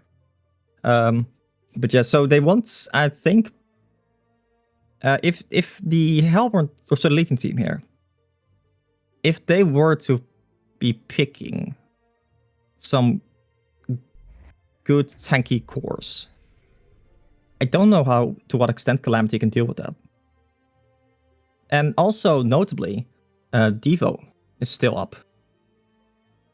like Devo has been up 2 games in a row, and it is not being picked up like at all, which is really surprising to me. Especially since the popularity of the Devo in the past couple of tournaments or the cycles, the fall off of Devo or the fall off of the popularity of Devo is really surprising to me.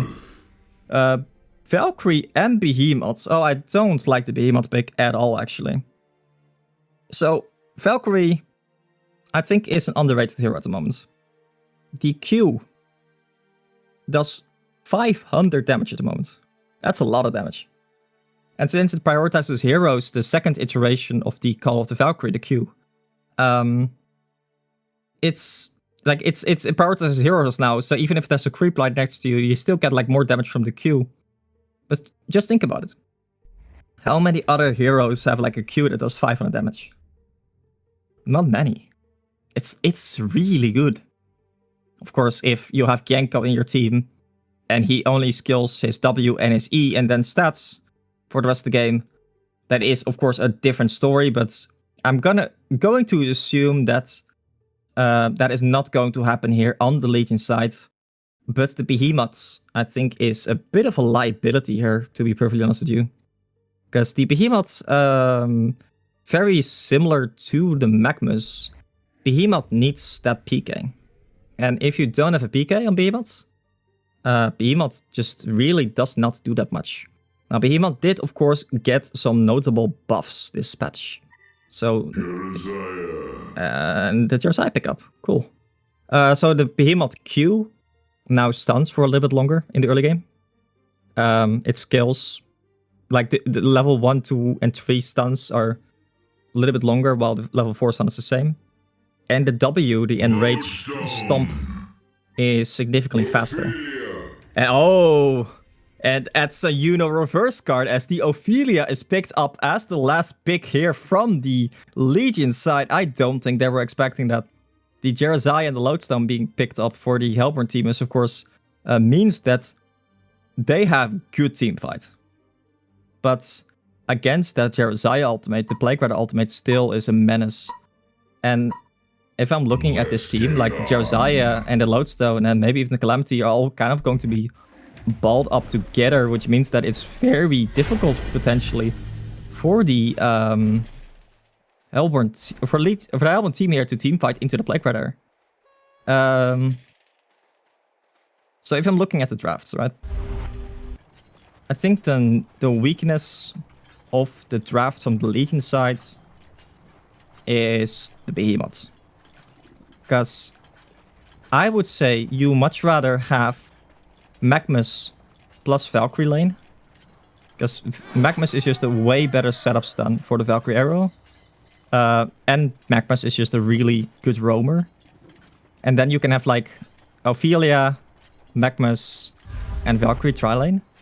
A solo in the bottom lane, which basically now is the Magmus here. And then you can have Plague right in the middle, it's kind of whatever. But instead, what they're going to have here is a Magmus in the solo lane, which is quite good, I will say. I think Magmus can do more than fine in the solo lane here. But like the Behemoths in the top lane, if they tri-lane against that, like Behemoth is just going to be killed over and over again, I would say. Notably also, Behemoth, I think, is quite weak against Engineer. If you get the energy field off, Behemoth cannot jump in there. So the energy field at that point is like such a huge defensive tool. Also, they actually ward up the Hellborn jungle, but without checking at all if like the Ophelia is going to go offensive jungle. Especially since they are playing a 2-1-2 lineup here, it seems. So maybe the Monarch actually blocks the camps here. That might be a possibility. Yeah, the Monarch is actually going to block the hard camp here. I would think so. Yes, he actually blocks it with the ward. I did not actually catch that.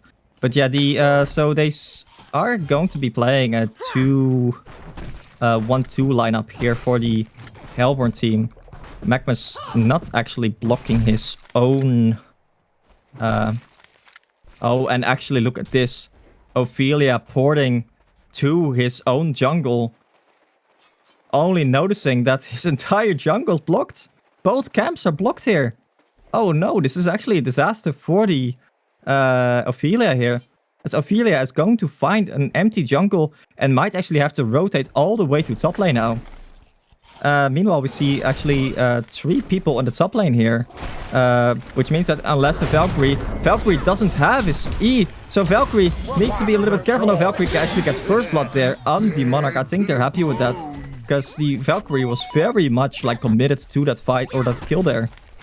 But after that first blood now, it's going to be a tri-lane versus a dual lane. And Ophelia, after 2 minutes has passed almost, is still looking for one hard camp creep to take over. As a little bit of harass damage is going on in the top lane. And meanwhile on the bottom lane we see that Vulka and the Lodestone and the Magmas are going at it a little bit here.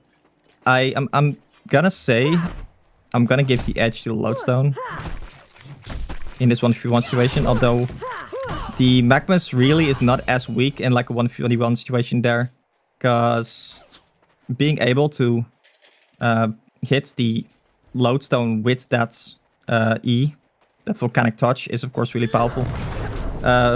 Ophelia did manage to find a Skelly King here, as he's gonna run into the Monarch here, but it's going to be a solo Ophelia against 3 people here. The Monarch might actually fall still. Yes, the Monarch is actually going to fall here to the Ophelia and the Skeleton King, which might actually be really valuable for Max here, because think about it, like all the jungle camps are blocked, especially if like the Ophelia or the Engineer goes to the hard camp here and blocks that one. He desperately needs like that creep there.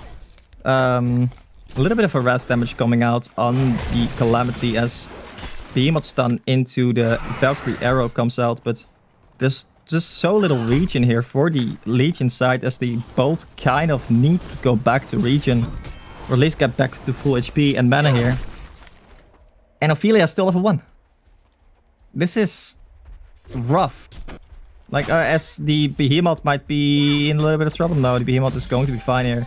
Monarch pressing his Q on the Valkyrie. Valkyrie taking a little bit of harass damage. Yeah, so playing with Ophelia lineup, especially against like good Ophelia players, is always a bit difficult. They see the 2 supports here actually rotating over. They have full vision of that. That's good. But the Valkyrie has to go back to base. The Behemoth now is also under-leveled. Monarch taking a little bit of harass damage here from the Ophelia, and the Skeleton King Ophelia getting a kill there. But now Behemoth might be in a little bit of trouble as the Calamity comes to join the party. Which, of course, ooh, you see the arrow path here. And that is a 5-second arrow on the Behemoth. Behemoth might be able to get a turn kill here. Behemoth is getting it. No! That felt deserved. That felt deserved. Okay. Vagabond leader. Kill him. Use your Q. Do it. Ah, unlucky. The Engineer managing to kill the Behemoth there, despite the huge arrow from the Valkyrie. But yeah, the Valkyrie is 350 GPM, same as the Calamity here. But look at the items from the Valkyrie. Valkyrie is just spending a lot of his gold that he gets on regen as he picks up the bottle here. It's a bit rough, I would say, actually, as Magmas and Lodestone in the bottom lane are going at it. The Lodestone popping his ultimate, and that is the head smash right to the dome. Magmas, nothing but a pool of lava on the ground. Magmas is going to fall there. The Magmas does have his ultimate. Notably did not have mana for it. And yeah, gets taken out there by the Lodestone. Lodestone level 6, of course, doing so much damage with that head smash. Yeah, so it's a bit difficult here. I don't know what you would really do, because Ophelia needs to get some levels. Like Ophelia, if you rotate too much on Ophelia in the early game, yeah, like you need level 7, and then you can start pushing towers. And of course, like you have your window in the early game when that Ophelia is really strong, actually, as Max, the Ophelia, runs into the Engineer, but Engineer might be a little bit too comfortable there as the uphill misses. Oh my god, that was 2 uphill misses in a row. One from Plague Rider, one from Ophelia, and Engineer lives by the skin of his teeth and gets on out of there. Oh my god, Engineer, you lucky mother effer. Engineer twice in a row, actually, notably. Barely surviving. If we go over as a quick side tangent to the mid lane here, Jarziah with that DD rune. The Plague Rider is actually slightly ahead of the Jarziah. Oh, but Jarziah is maybe going for a kill here. And that is hurting Jarziah, but Plague Rider is actually quite fast. And the slow is not that strong in the early game for the Jarziah, and that means that the Jarziah is not going to be able to kill the Plague Rider. But meanwhile, on the top lane, we see that the Behemoth actually gets picked up by the Tri lane. And Valkyrie now takes a lot of damage from the Monarch Q. Monarch Q actually managing to catch the Valkyrie there. Means that the Valkyrie is probably a little bit out of position as his leap was also on cooldown. And it means that both the Behemoth and the Valkyrie are going to fall here. I think that the Legion side is in a little bit of trouble, actually. I feel like the picks are really good, but the execution was lacking. And meanwhile, in the bottom lane, like, we see why Lodestone is such a feared like laner against something like a Magnus. Like, Lodestone is just spamming his W on cooldown on the Magnus, and the Magnus is taking so much damage from that. It's like Lodestone blocks the damage with his E. Man, Lodestone is such a frustrating hero to play against sometimes. But yeah, we see Behemoth actually... the Plague Rider going to the top lane, but they have a good ward here. They actually see this melee on the Behemoth not even having boots yet, means that he actually not able to set up that kill on the Calamity there. Meanwhile, the 2 supports... Oh, actually, there is a Max there on the Ophelia. That is... The arrow's just going to miss, but it doesn't matter. The butterfly is going to fall. Ophelia picking up a haste rune there means that he is going to be fight. Plague Rider pressing ultimate on the Engineer there, who's standing on top of 2 other creeps, and he just gets blown up. Wow, that is a lot of notable cooldowns used for the Hellborn team.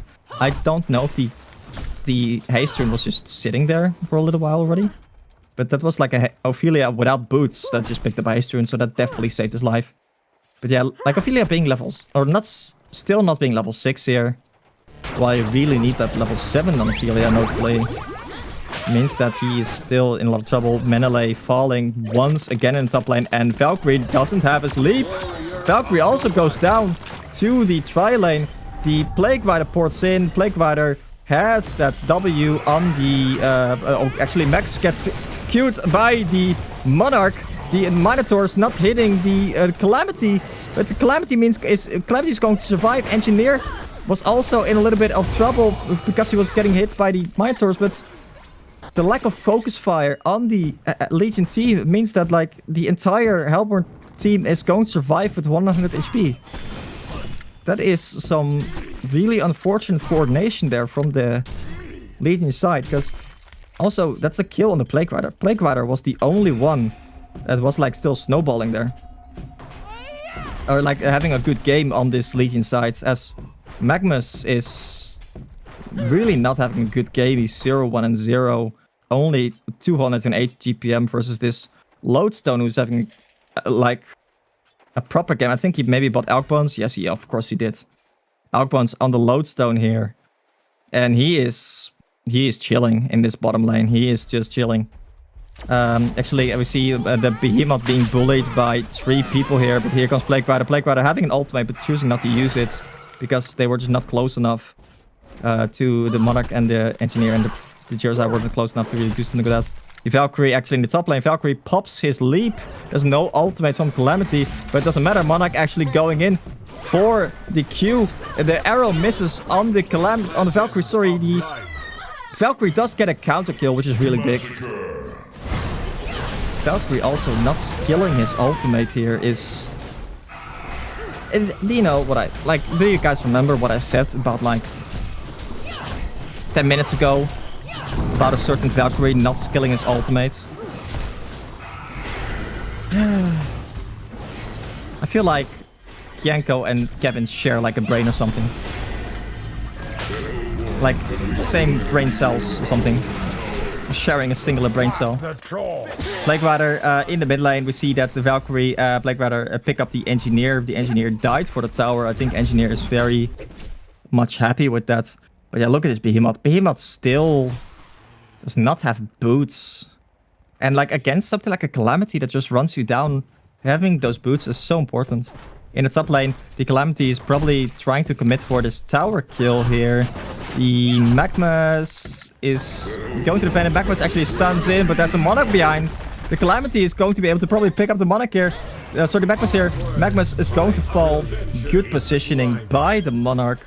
There's no vision that the Magmas could play on. No teleports from his teammates. That is just unfortunate. Max now finally hitting at level 7, which he so desperately needs, but there's a level 10 Lodestone with outbounds. And the Jerazai is running down the Plague Rider running for his life.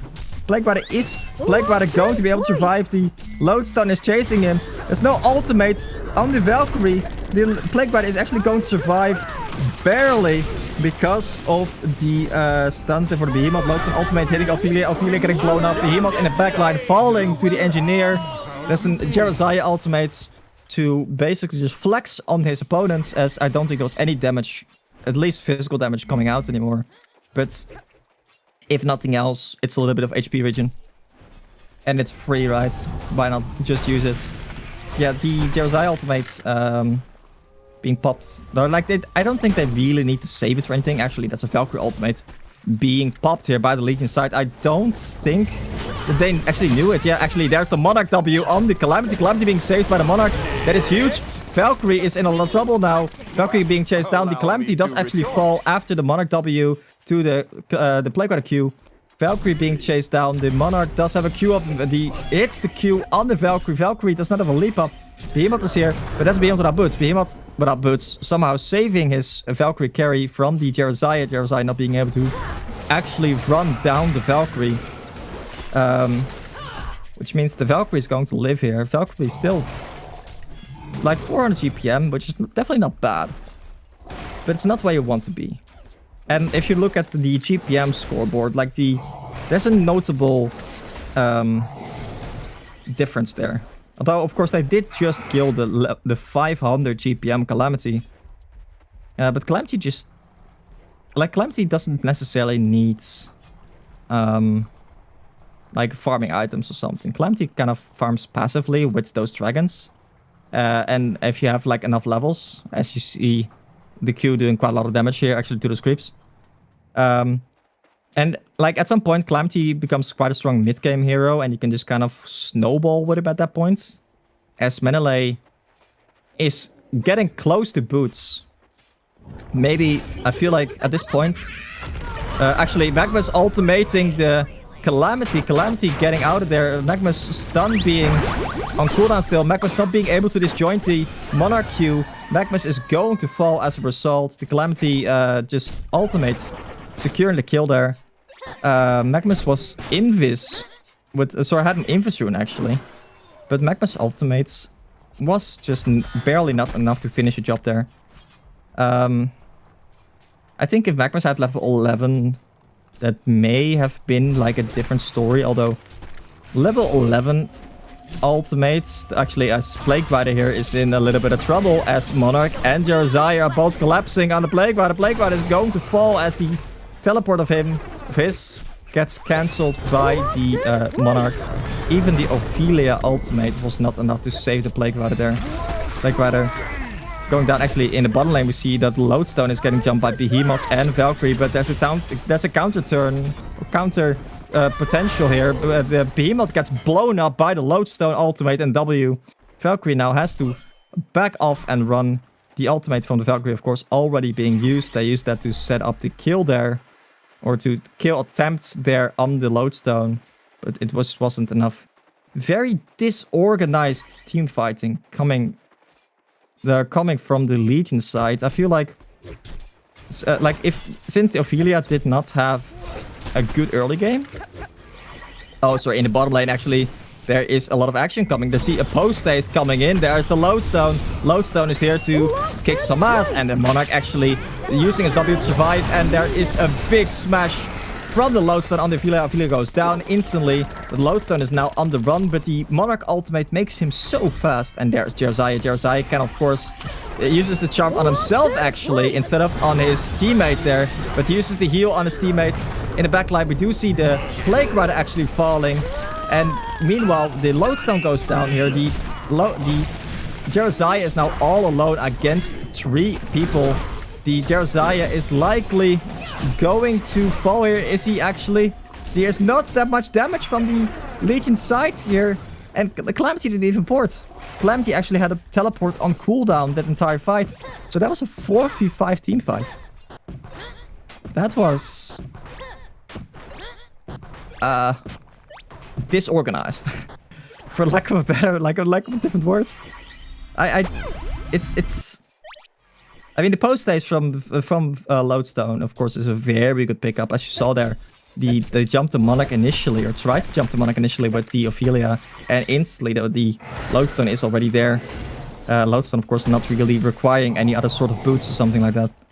But yeah, the rest of the Legion side just not really being there in time and not really being able to do much there. And of course, like Behemoth, like this. I said this Behemoth pick was bad at the start, or I didn't like it. And I feel like this is why. If like this was a Magmus suffering instead of Behemoth, like a Magmus is significantly harder to kill. Behemoth, you jump him and he's dead. And as the Ophelia, sorry, oh my god, that arrow misses again. I said as the, I meant to say as the Valkyrie ultimate comes out, the arrow really not connecting as much as they would maybe like. Valkyrie is likely going to fall here to the 3 people rotation. Valkyrie ultimate on top, not actually, sorry, the Ophelia ultimate on top, not enough to save him there. Ophelia saving up for something, I'm not sure what though. And that is going to be like an Valkyrie kill in the end for the Legions, for the Hellborn side there, which I think they're very, very happy with, because that started with like the Behemoth and the Valkyrie jumping the Monarch there. Meanwhile, in the bottom lane we saw Vulka and the Magmus going at it for a little bit. Actually, they're maybe setting up something. I don't think there's any vision here from the Hellborn team. Maybe they saw the rotation actually. No, there's a word of revelation on the cliff here. It's not a word of sight, it's a word of revelation. So I don't think they should have seen that rotation. Which means that Lodestone playing very passive there is just good map or good game awareness. This looks grim for the Legion side, right? Because look at this. Look at the GPM chart. Valkyrie with only 380 GPM. Plague Rider, which is of course not really a hero that scales that well, only 360 GPM. Behemoth just got his boots basically. Doesn't even have a chalice yet, so 1 Q and he has to go back to base. I would not be like in Legion's position here. I'm thinking of ways of like how would you possibly be able to turn this from as the Legion side. I'm gonna be honest with you, like I just don't know. As we see 4 people actually going into the top lane. They're actually jumping Jeremiah. Jeremiah now taking a lot of damage here. Actually, Jeremiah falling. Jeremiah popping his ultimate. Not forgetting to pop his charm. Actually, not off. There's a Calamity ultimate. Calamity taking a lot of damage, but here comes Lodestone. Lodestone in the backline, sniping the Valkyrie. Behemoth likely also going down. Behemoth popping his ultimate, but it does so little damage as there were no creeps in any place. Ophelia trying to pretend that he's not there. The enemies does not fall for it. I like to think that Ophelia tried to pretend to be a tree there. I don't think this tree roleplay is very much on point. Plague Rider may be in a bit of trouble here. Lodestone does have a PK, of course, but Lodestone has no mana. I think... Oh, he has Chalice, so he can probably Chalice into Q. Yes, as he does here. Plague Rider getting jumped by Lodestone. Plus the Engineer, and Plague Rider is going to fall. Meanwhile, in the top lane, we see Genko actually getting a pick-off. A solo pick-off on the Calamity. And it's a 560 GPM Calamity that just fell there to Magmus. So that is a really big kill, actually. Magmus not having as terrible of a game. As in the bottom lane, we see Volca, the Frenchman, feeding his countryman. As he felt sorry probably for Kevin. He saw like that he had a negative KD and so was like, oh, I'll give you a kill. Very, very social and nice from Volca there. As the Helmer team is playing super aggressive here. They're just completely an enemy team here. Jeremiah getting a Dawnbringer, it seems. Actually, that's a good Minotaur stun on the Engineer. Engineer actually getting almost saved by the Monarch ultimate and the tablets. And it's not going to be enough. Engineer had like... I think he had max movement speed, but... The last auto attack sniped the kill there. Magmus now going for the Monarch. Monarch getting hit by the arrow. Finally connecting that arrow on a stunned target. As Plague Rider... Ooh, Plague Rider finished the staff. Now this is some turn potential. I think if the entire Hellborn team balls up and hugs together, and then a Plague Rider ultimate, they could still come back as Lodestone pops his ultimate there. I don't know if they saw this. Lodestone going in on Behemoth. Behemoth got hit by the Lodestone ultimate. The Plague Rider is here and it bounces and bounces and bounces on the Lodestone and the Jeremiah taking so much damage there. Jeremiah is going to man up though. The ultimate from Jeremiah actually saving it a lot. In the backline we see Calamity with so little HP. I think the Magmus ultimate... No, Magmus ultimate did not actually connect with the Calamity. There was some other damage coming out there. Calamity survives with a little bit of HP. Lodestone, of course, tanking the Plague Rider ultimate together with the Jeremiah. Meant that Jeremiah took the load of it because Jeremiah gave the charm to Lodestone. Which was a little bit actually... Oh, Plague Rider is in a little bit of trouble here. Plague Rider might just be dead here. The Restrain actually may save Plague Rider for now. The PK is still on cooldown for Lodestone. It's going to be up in 2 or 3 seconds here. Lodestone killing the... Oh, actually, the Butterfly gets in a bad spot here. He's actually blocked up completely. He says, what are you doing, step bro? As Behemoth picks off the Butterfly there. Shouldn't get stuck. That's your own fault. The Calamity in the mid lane now chasing or putting some pressure on the Valkyrie. They've used Valkyrie ultimate, but they had complete vision of that. Not just like in the river there, but also on the Ancients. As the ward from Monarch actually blows up, which means that they should realize that they saw the ultimate. So as they probably should, wait, no, they're not backing off actually yet. So they're kind of chilling in this area as Magmus goes full snark, as they say, and buys Shaman's Headdress. He did at least upgrade his boots, which is nice. But I don't know how much the Shaman's Headdress really does here, as Magmus actually goes in on the Lodestone there. Lodestone now taking a lot of damage, but here comes the TP support. Behemoth popping his ultimates.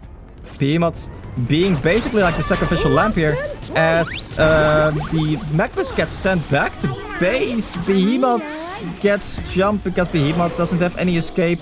Max just escapes the Calamity ultimate, as he just like gets pushed to the right side where he wants to be. And that means that Calamity, Ophelia is at least going to survive there. Behemoth, the only one dying. And Behemoth, at this point in the game, like, the hero needs a PK. And if you have, if you have no way of farming a PK, especially against, like, those heroes that they have, it's so difficult as Plague in the top lane actually gets picked off. He almost got his TP off, but just not enough. The Jeremiah plus Lodestone finish him off there. But yeah, it's so difficult to get the PK here on the Behemoth, because everyone in the Hellborn team can kill you. Like, it's just one stun and you that's why something like a Magmus in that like suffer role is a lot better. It's just not as easy to kill as a Behemoth is. Anyway, we see actually Valkyrie and the Jeremiah walking into each other here. Valkyrie also getting stuck. He did not learn from the butterfly. Getting stuck is not a good idea either, as he tries to TP out and dies anyway. We see... Ooh, look at this. I see a Mind Trap. Engineer is checking the enemy team for any potential barbed armors. See, there's not a single barbed armor on the enemy team. Decides to make his first Mind Trap of the game, I think.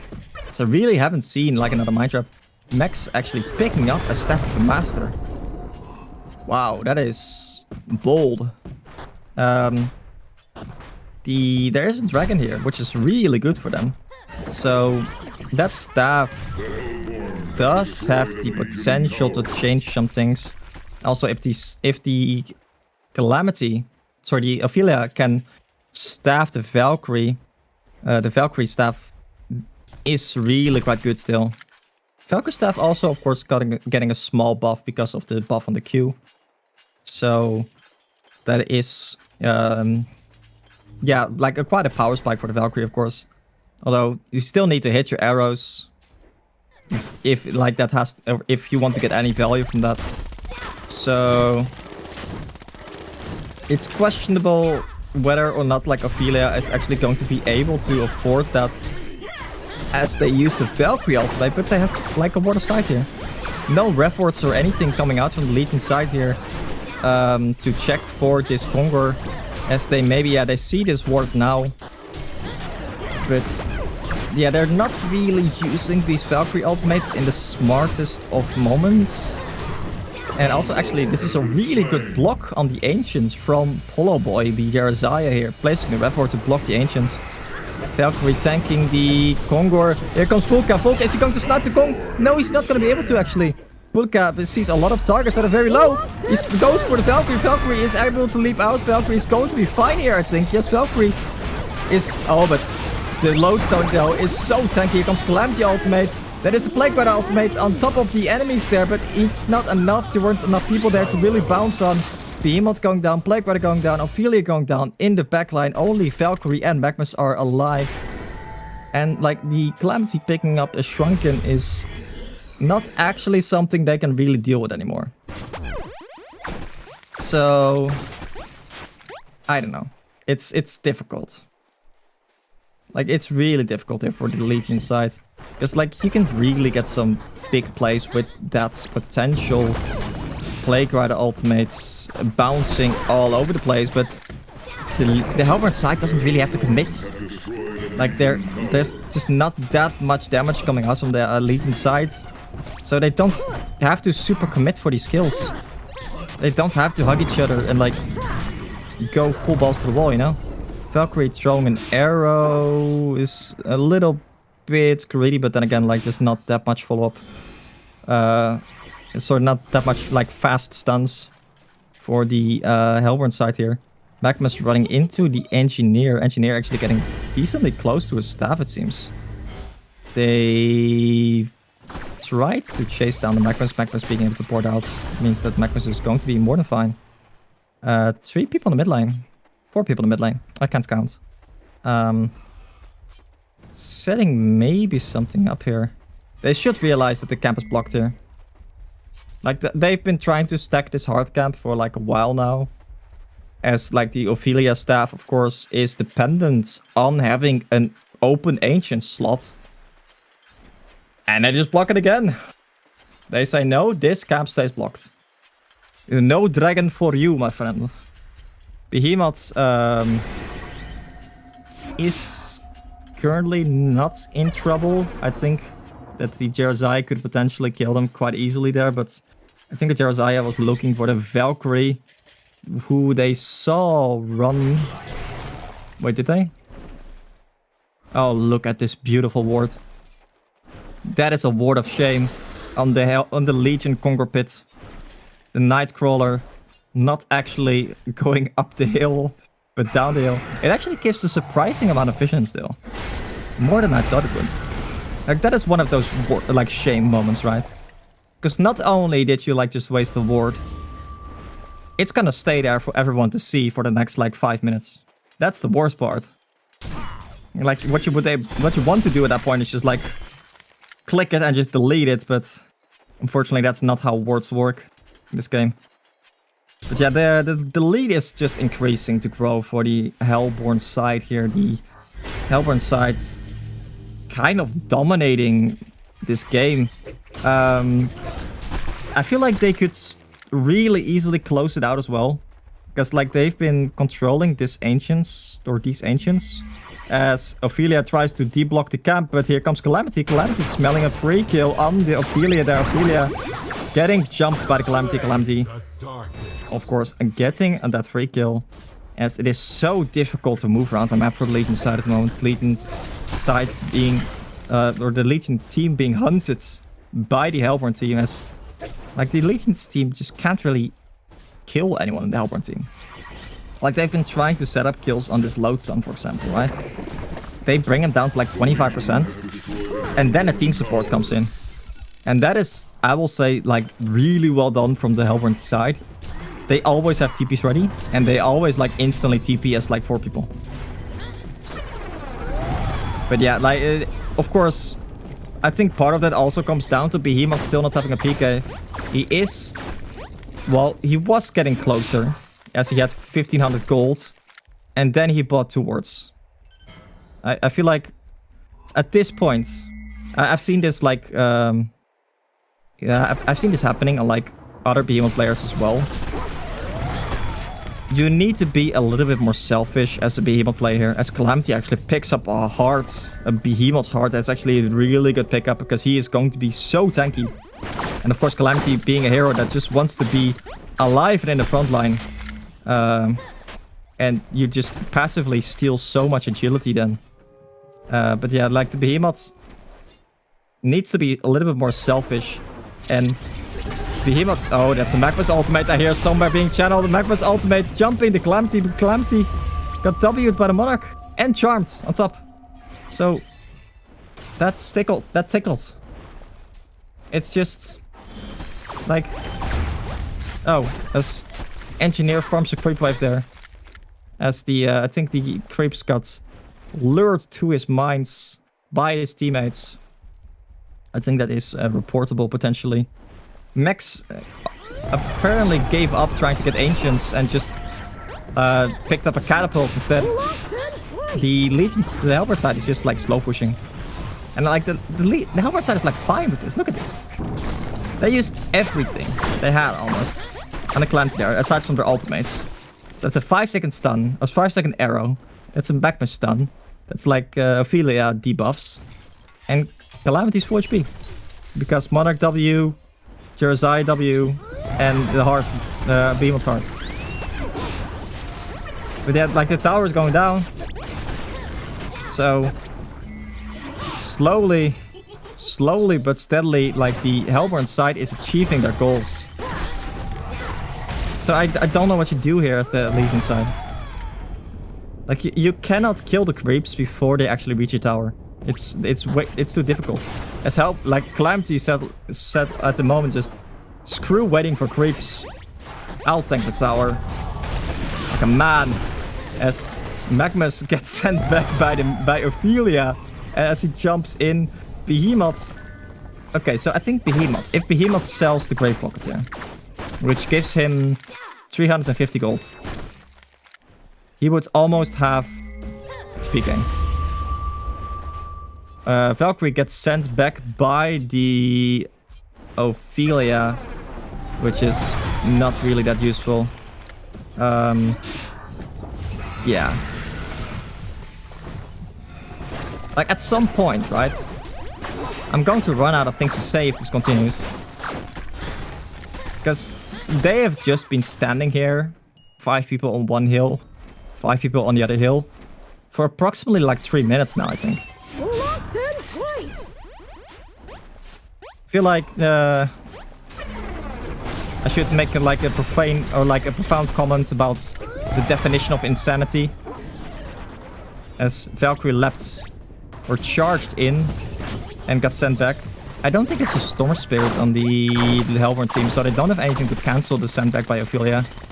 But of course, like, they can still burst them down with that Codex level 5 from the Lodestone, of course.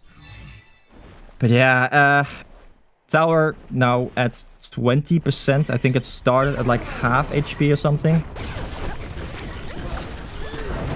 Yeah, like the Ophelia, sorry, the Climate, the Hellborn team is just achieving its goal. And there goes the tower. And now Calamity can basically just kind of stand uphill and... Like, they weren't really able to properly damage the Calamity when they had, you know, the tower still up. Like, without the tower, actually, Behemoth picked up a PK, he sold his Chalice. I think he has mana for everything. So that means that they saw the Valkyrie ultimate. That is a little bit unfortunate, as the Valkyrie ultimate is now wasted, of course. Behemoth, I think maybe... No, Behemoth had a PK up, chose to not go in. They might now know that Behemoth has a PK, as they, the Behemoth, of course, showed the Rex is slowly but surely going down. The Lodestone is jumping in, and that is a kill. The Valkyrie as Lodestone codexes his face. Behemoth goes in, but the Calamity, of course, gets saved by his teammates. And all the, like, saves from the Hellborn team come out there to save the Calamity, and Calamity's still at half HP. Was a 4-man mag missile, a 5-man mag stun, actually.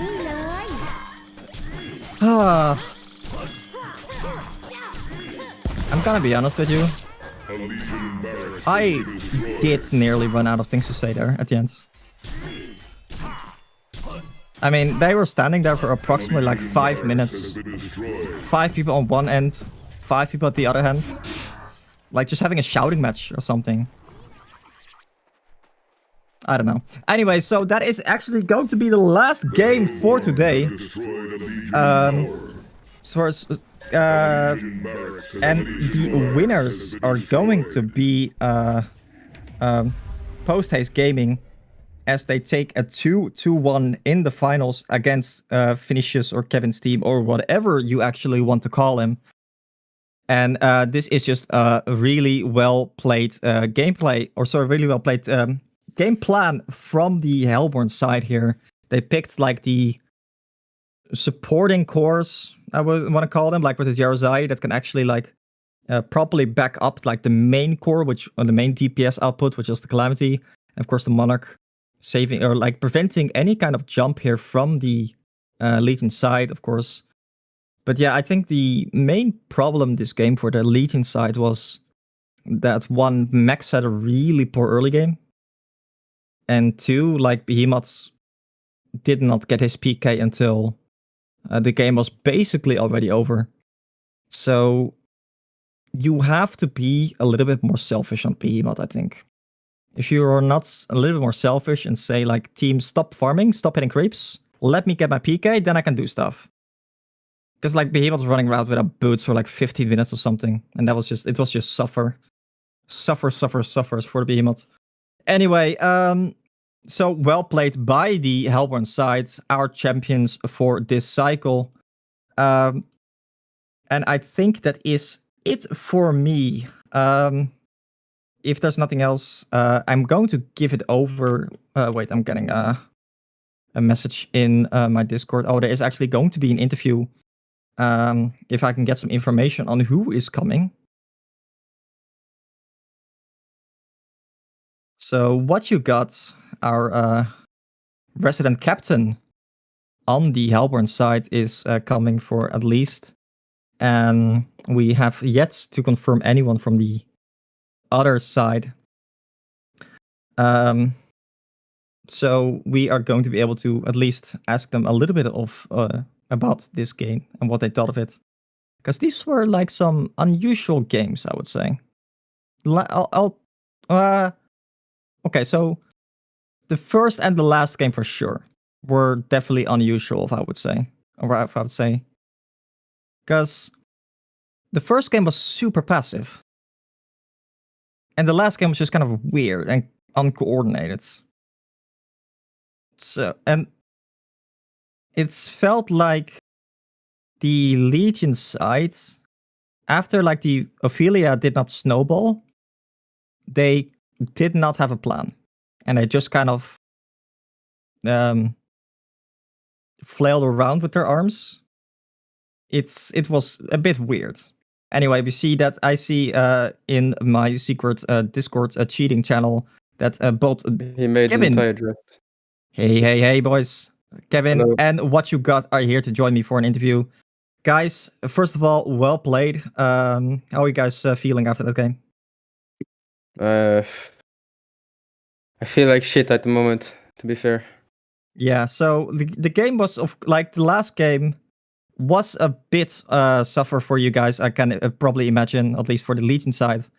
Of course, like there were a lot of heroes for the Legion side that needed the PK, both Magnus and the Behemoths, and you guys just didn't really get much of a chance to really do much. So, okay, let me ask you, because I already gave my analysis a little bit. What do you think went wrong that game, or what would you have done differently if you had the chance? They blocked Ophelia camps. Yeah. Like they blocked their own woods, and they blocked our woods. Yeah, that is indeed true. They blocked both the camps on your woods and one of the camps on their jungle. So the Ophelia didn't really get a chance to play this game, as he had a really slow start. I think he was like level 1 at minute 2 still. Of course, What You Got being a very good Ophelia player himself. What You Got, was this your plan like from the start? Well, I have a lot of experience playing jungle matchups from past years, so I kind of have a good idea of like how to play against junglers, whereas I think nowadays people don't maybe know as much like what to do sometimes against junglers. I think like specifically also Ophelia, right? So so I just kind of put my experience there to try to play that match correctly. And we made the game really hard for Mex, so he didn't get to take the game off, because that's kind of how Ophelia wants to function. Yeah. And kind of took him out of the game. So unfortunately, I don't think Mex had too much fun that game. No. Max was definitely suffering a lot that game. And I think that showed like in the both on scoreboard and like the levels, as like the Max was just not getting his level 7 that you so badly need on Ophelia. But I'm kind of curious, because like the heroes that like your team plays here, notably like the Sapphire, the Calamity, the Master of Arms, they're not really heroes that we see in the other see as likely or as often in like the other teams, right? Yeah, so going into this tournament, I was playing on a team where we never really played together before, and I don't think a lot of people know some of our players. So in that regard, we have kind of like some kind of a like strategical advantage. We can play heroes that people aren't maybe used to playing against. Obviously, like Calamity is one of them, like you mentioned. And a lot of these heroes are just heroes that my carry player is very confident playing. So rather than pick like maybe the best meta heroes or what we think is like the strongest heroes, we kind of deviate from that and just play what we feel we're very comfortable playing. Yeah, so it's more about like experience with a certain hero or like certain hero combinations than what you necessarily think is the strongest at any point in time. Yeah.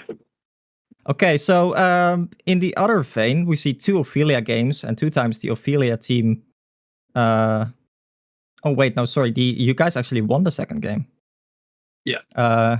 Against the Ophelia there. Like the Ophelia in that game also didn't really take off, right? No, so they had Tundra against me, and Tundra is pretty decent against jungle heroes in general. He can block camps and be permanently, like, not permanently, but he can be scouting ganks and stuff like throughout the game. so it kind of forces me to try to veiled rot a lot and make my movements unseen, but it's really hard against the Tundra. And then they also had like a Draconis, so if I ever go near that hero, he just breathes fire and I basically can't do anything because my creeps will just die in a few seconds. So early game is kind of tough, but my team, we had a lot of cores, I think, that game, so we were able to go into mid and maybe late game. I think we took the game 40 minutes or something. So yeah, 41. I'm looking at here. I was more like a second support that game, which Ophelia can definitely transition as long as she's got the right heroes around her. So I was just basically like a aura healer type hero at that point.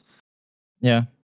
Yeah, like they I think like the Master Farms, which is definitely not a carry I trust that much. It has a very good synergy with Ophelia, and that comes back from like even old year metas. Like you can't really fast kill any hero when you have a Moa call and an Ophelia ulti in the game. I think it's more the Monarch though, right? Oh, yeah, and obviously we paired it with a Monarch. So I think that was the same thing like last game, where if you try to burst down anyone, like Ophelia heal is only so much, you know? Yeah, especially later on. Yeah, it's more so like prevents early game ganks if you can just survive like that extra 200 health. Yep, exactly. And like, so is Draconis like a hero you really, if in hindsight, is it really that you want to, you know, ban Draconis if you're playing Ophelia, or did you just run out of bans with other heroes that you wanted to prioritize banning?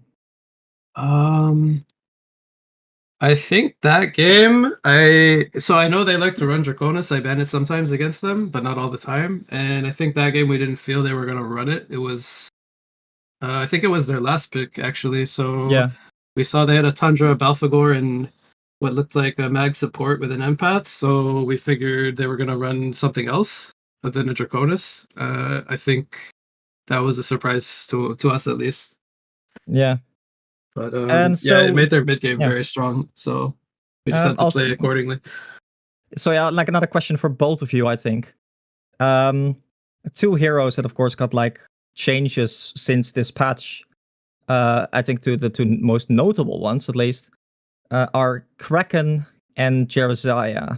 Kevin, you first. What are your thoughts on like those heroes right now, basically? I didn't hear what you said. Can you repeat? Sorry. Like both the Kraken and the Jeremiah got changes. Like, how strong do you think those heroes are right now, especially after, you know, playing with and playing against those heroes a couple of times? Well, so Kraken is actually quite okay. He's pretty good late game now with the stuff. He can do a lot of damage, and he can be actually very annoying to play against. With the stun, you can't TP out. So the hero is not OP whatsoever, but it's quite balanced right now. I actually think it fits the meta very well. And because like Kraken was not actually, Kraken was not the hero we saw anymore in the last like year, right? Yeah, it was like the problem with Kraken. It was the charge cast time, which when you can't hit charge, it was super hard to initiate. But and Jeremiah, well, Jeremiah is very good. I don't see any difference between the old one and the current one. Maybe he's a little bit more tanky and also very strong, a bit stronger. That because we can't purge the ultimate. Yeah. But aside from that, the hero is not that OP. Yeah. Like I think that Jeremiah now not being purgeable by the ultimate anymore makes it difficult to, like, you can't just burst him down as easily. But I think the physical, like, it's only 60% physical damage reduction. So if I think you have like a really strong core, something like an Hammerstorm or Predator, do you think you can still, you know, just tear through it? He can, but Jeremiah is easily kiteable, in my opinion. I think we can agree with that. You would rather just kite Jeremiah, I mean, than actually, you know, man up to him. Yes. Okay. And what you got? The same question, basically. What are your thoughts about both those heroes? Kraken and Jera, was it? Yeah, like their viability, basically, right? Yeah, I've always liked Kraken, but I guess he fell out of the meta. People weren't really playing him. I'm not a Kraken player myself, but I like having the hero in my team because it's got a very good ultimate and team fight presence. Yeah. But the ulti now, like levels 2 and 3, are very noticeably larger. Like when you're playing the game, it feels like it's easy to like walk into it on accident, like because it was smaller before. But yeah, it stayed similar radius, I think.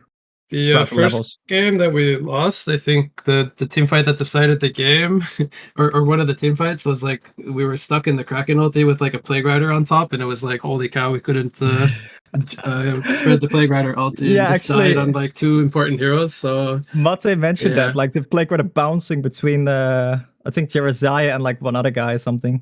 Yeah, it was pretty nuts. But yeah, I like the Kraken changes overall. It's good to see the hero back. I don't know if he's like OP or anything. I don't lean against him that much, but it's nice to see it back. Jereziah, I think he just got some like quality of life stuff, makes him pickable now because the laning phase is much nicer. His mana costs are lower on the heal, so he can lane a lot better. It's got a slow on the E, like it cleaves a bit. Yeah, and then obviously the ulti is not purgeable, but it's a bit weaker, but it's really nice. Like if you pop R on Jereziah and they have like right clickers, they pretty much cannot man up unless I guess they get a Harklons or something. Yeah. So, like Kevin said, you need to basically kite the Jereziah and not let him like smack you.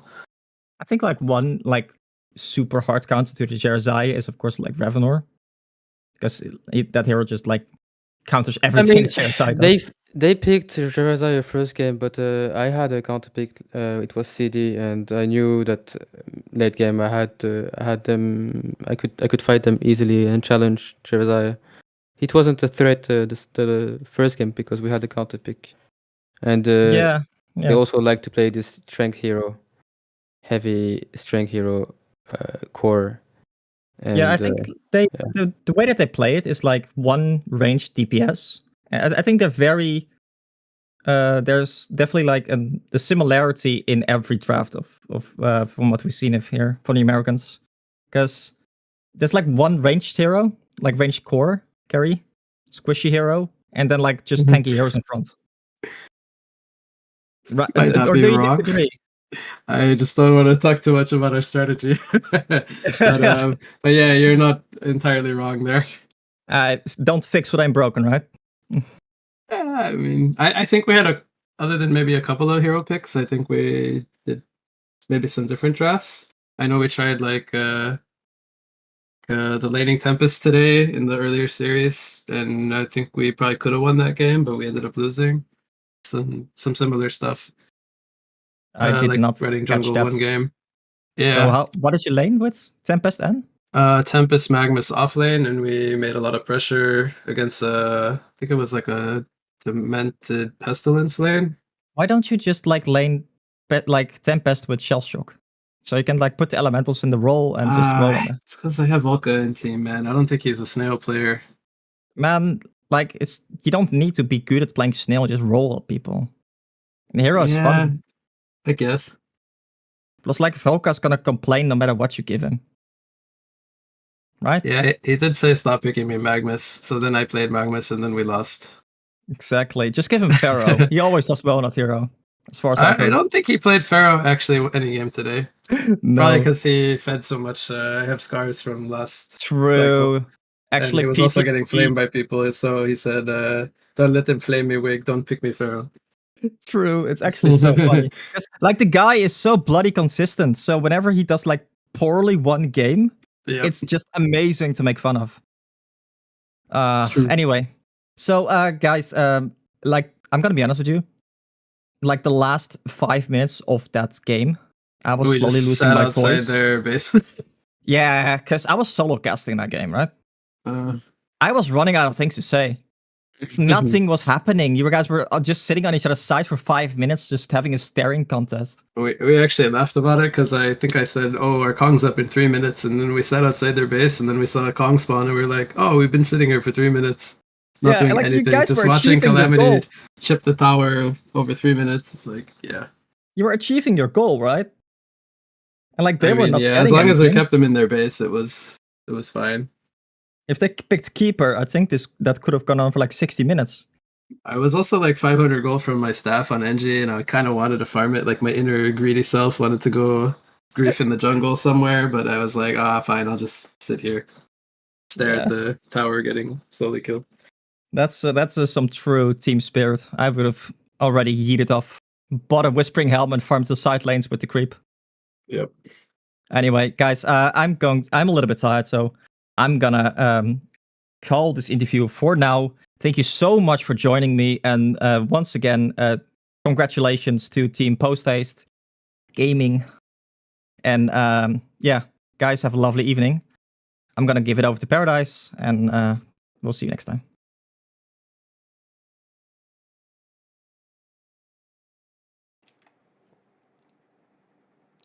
All right, that was What You Got and Puppet Soul with Team Vinicius and Team Post-Haste Gaming being What You Got from Team Post-Haste Gaming and Puppet Soul from Vinicius and Dutch Ownage with the final cast or casting the final match. And we cannot forget about Doze, Henke, or Captain Kirk. Thank you all for the cast, gentlemen. It was a phenomenal cast. And thank you all for our viewers for watching. I hope you enjoyed the show.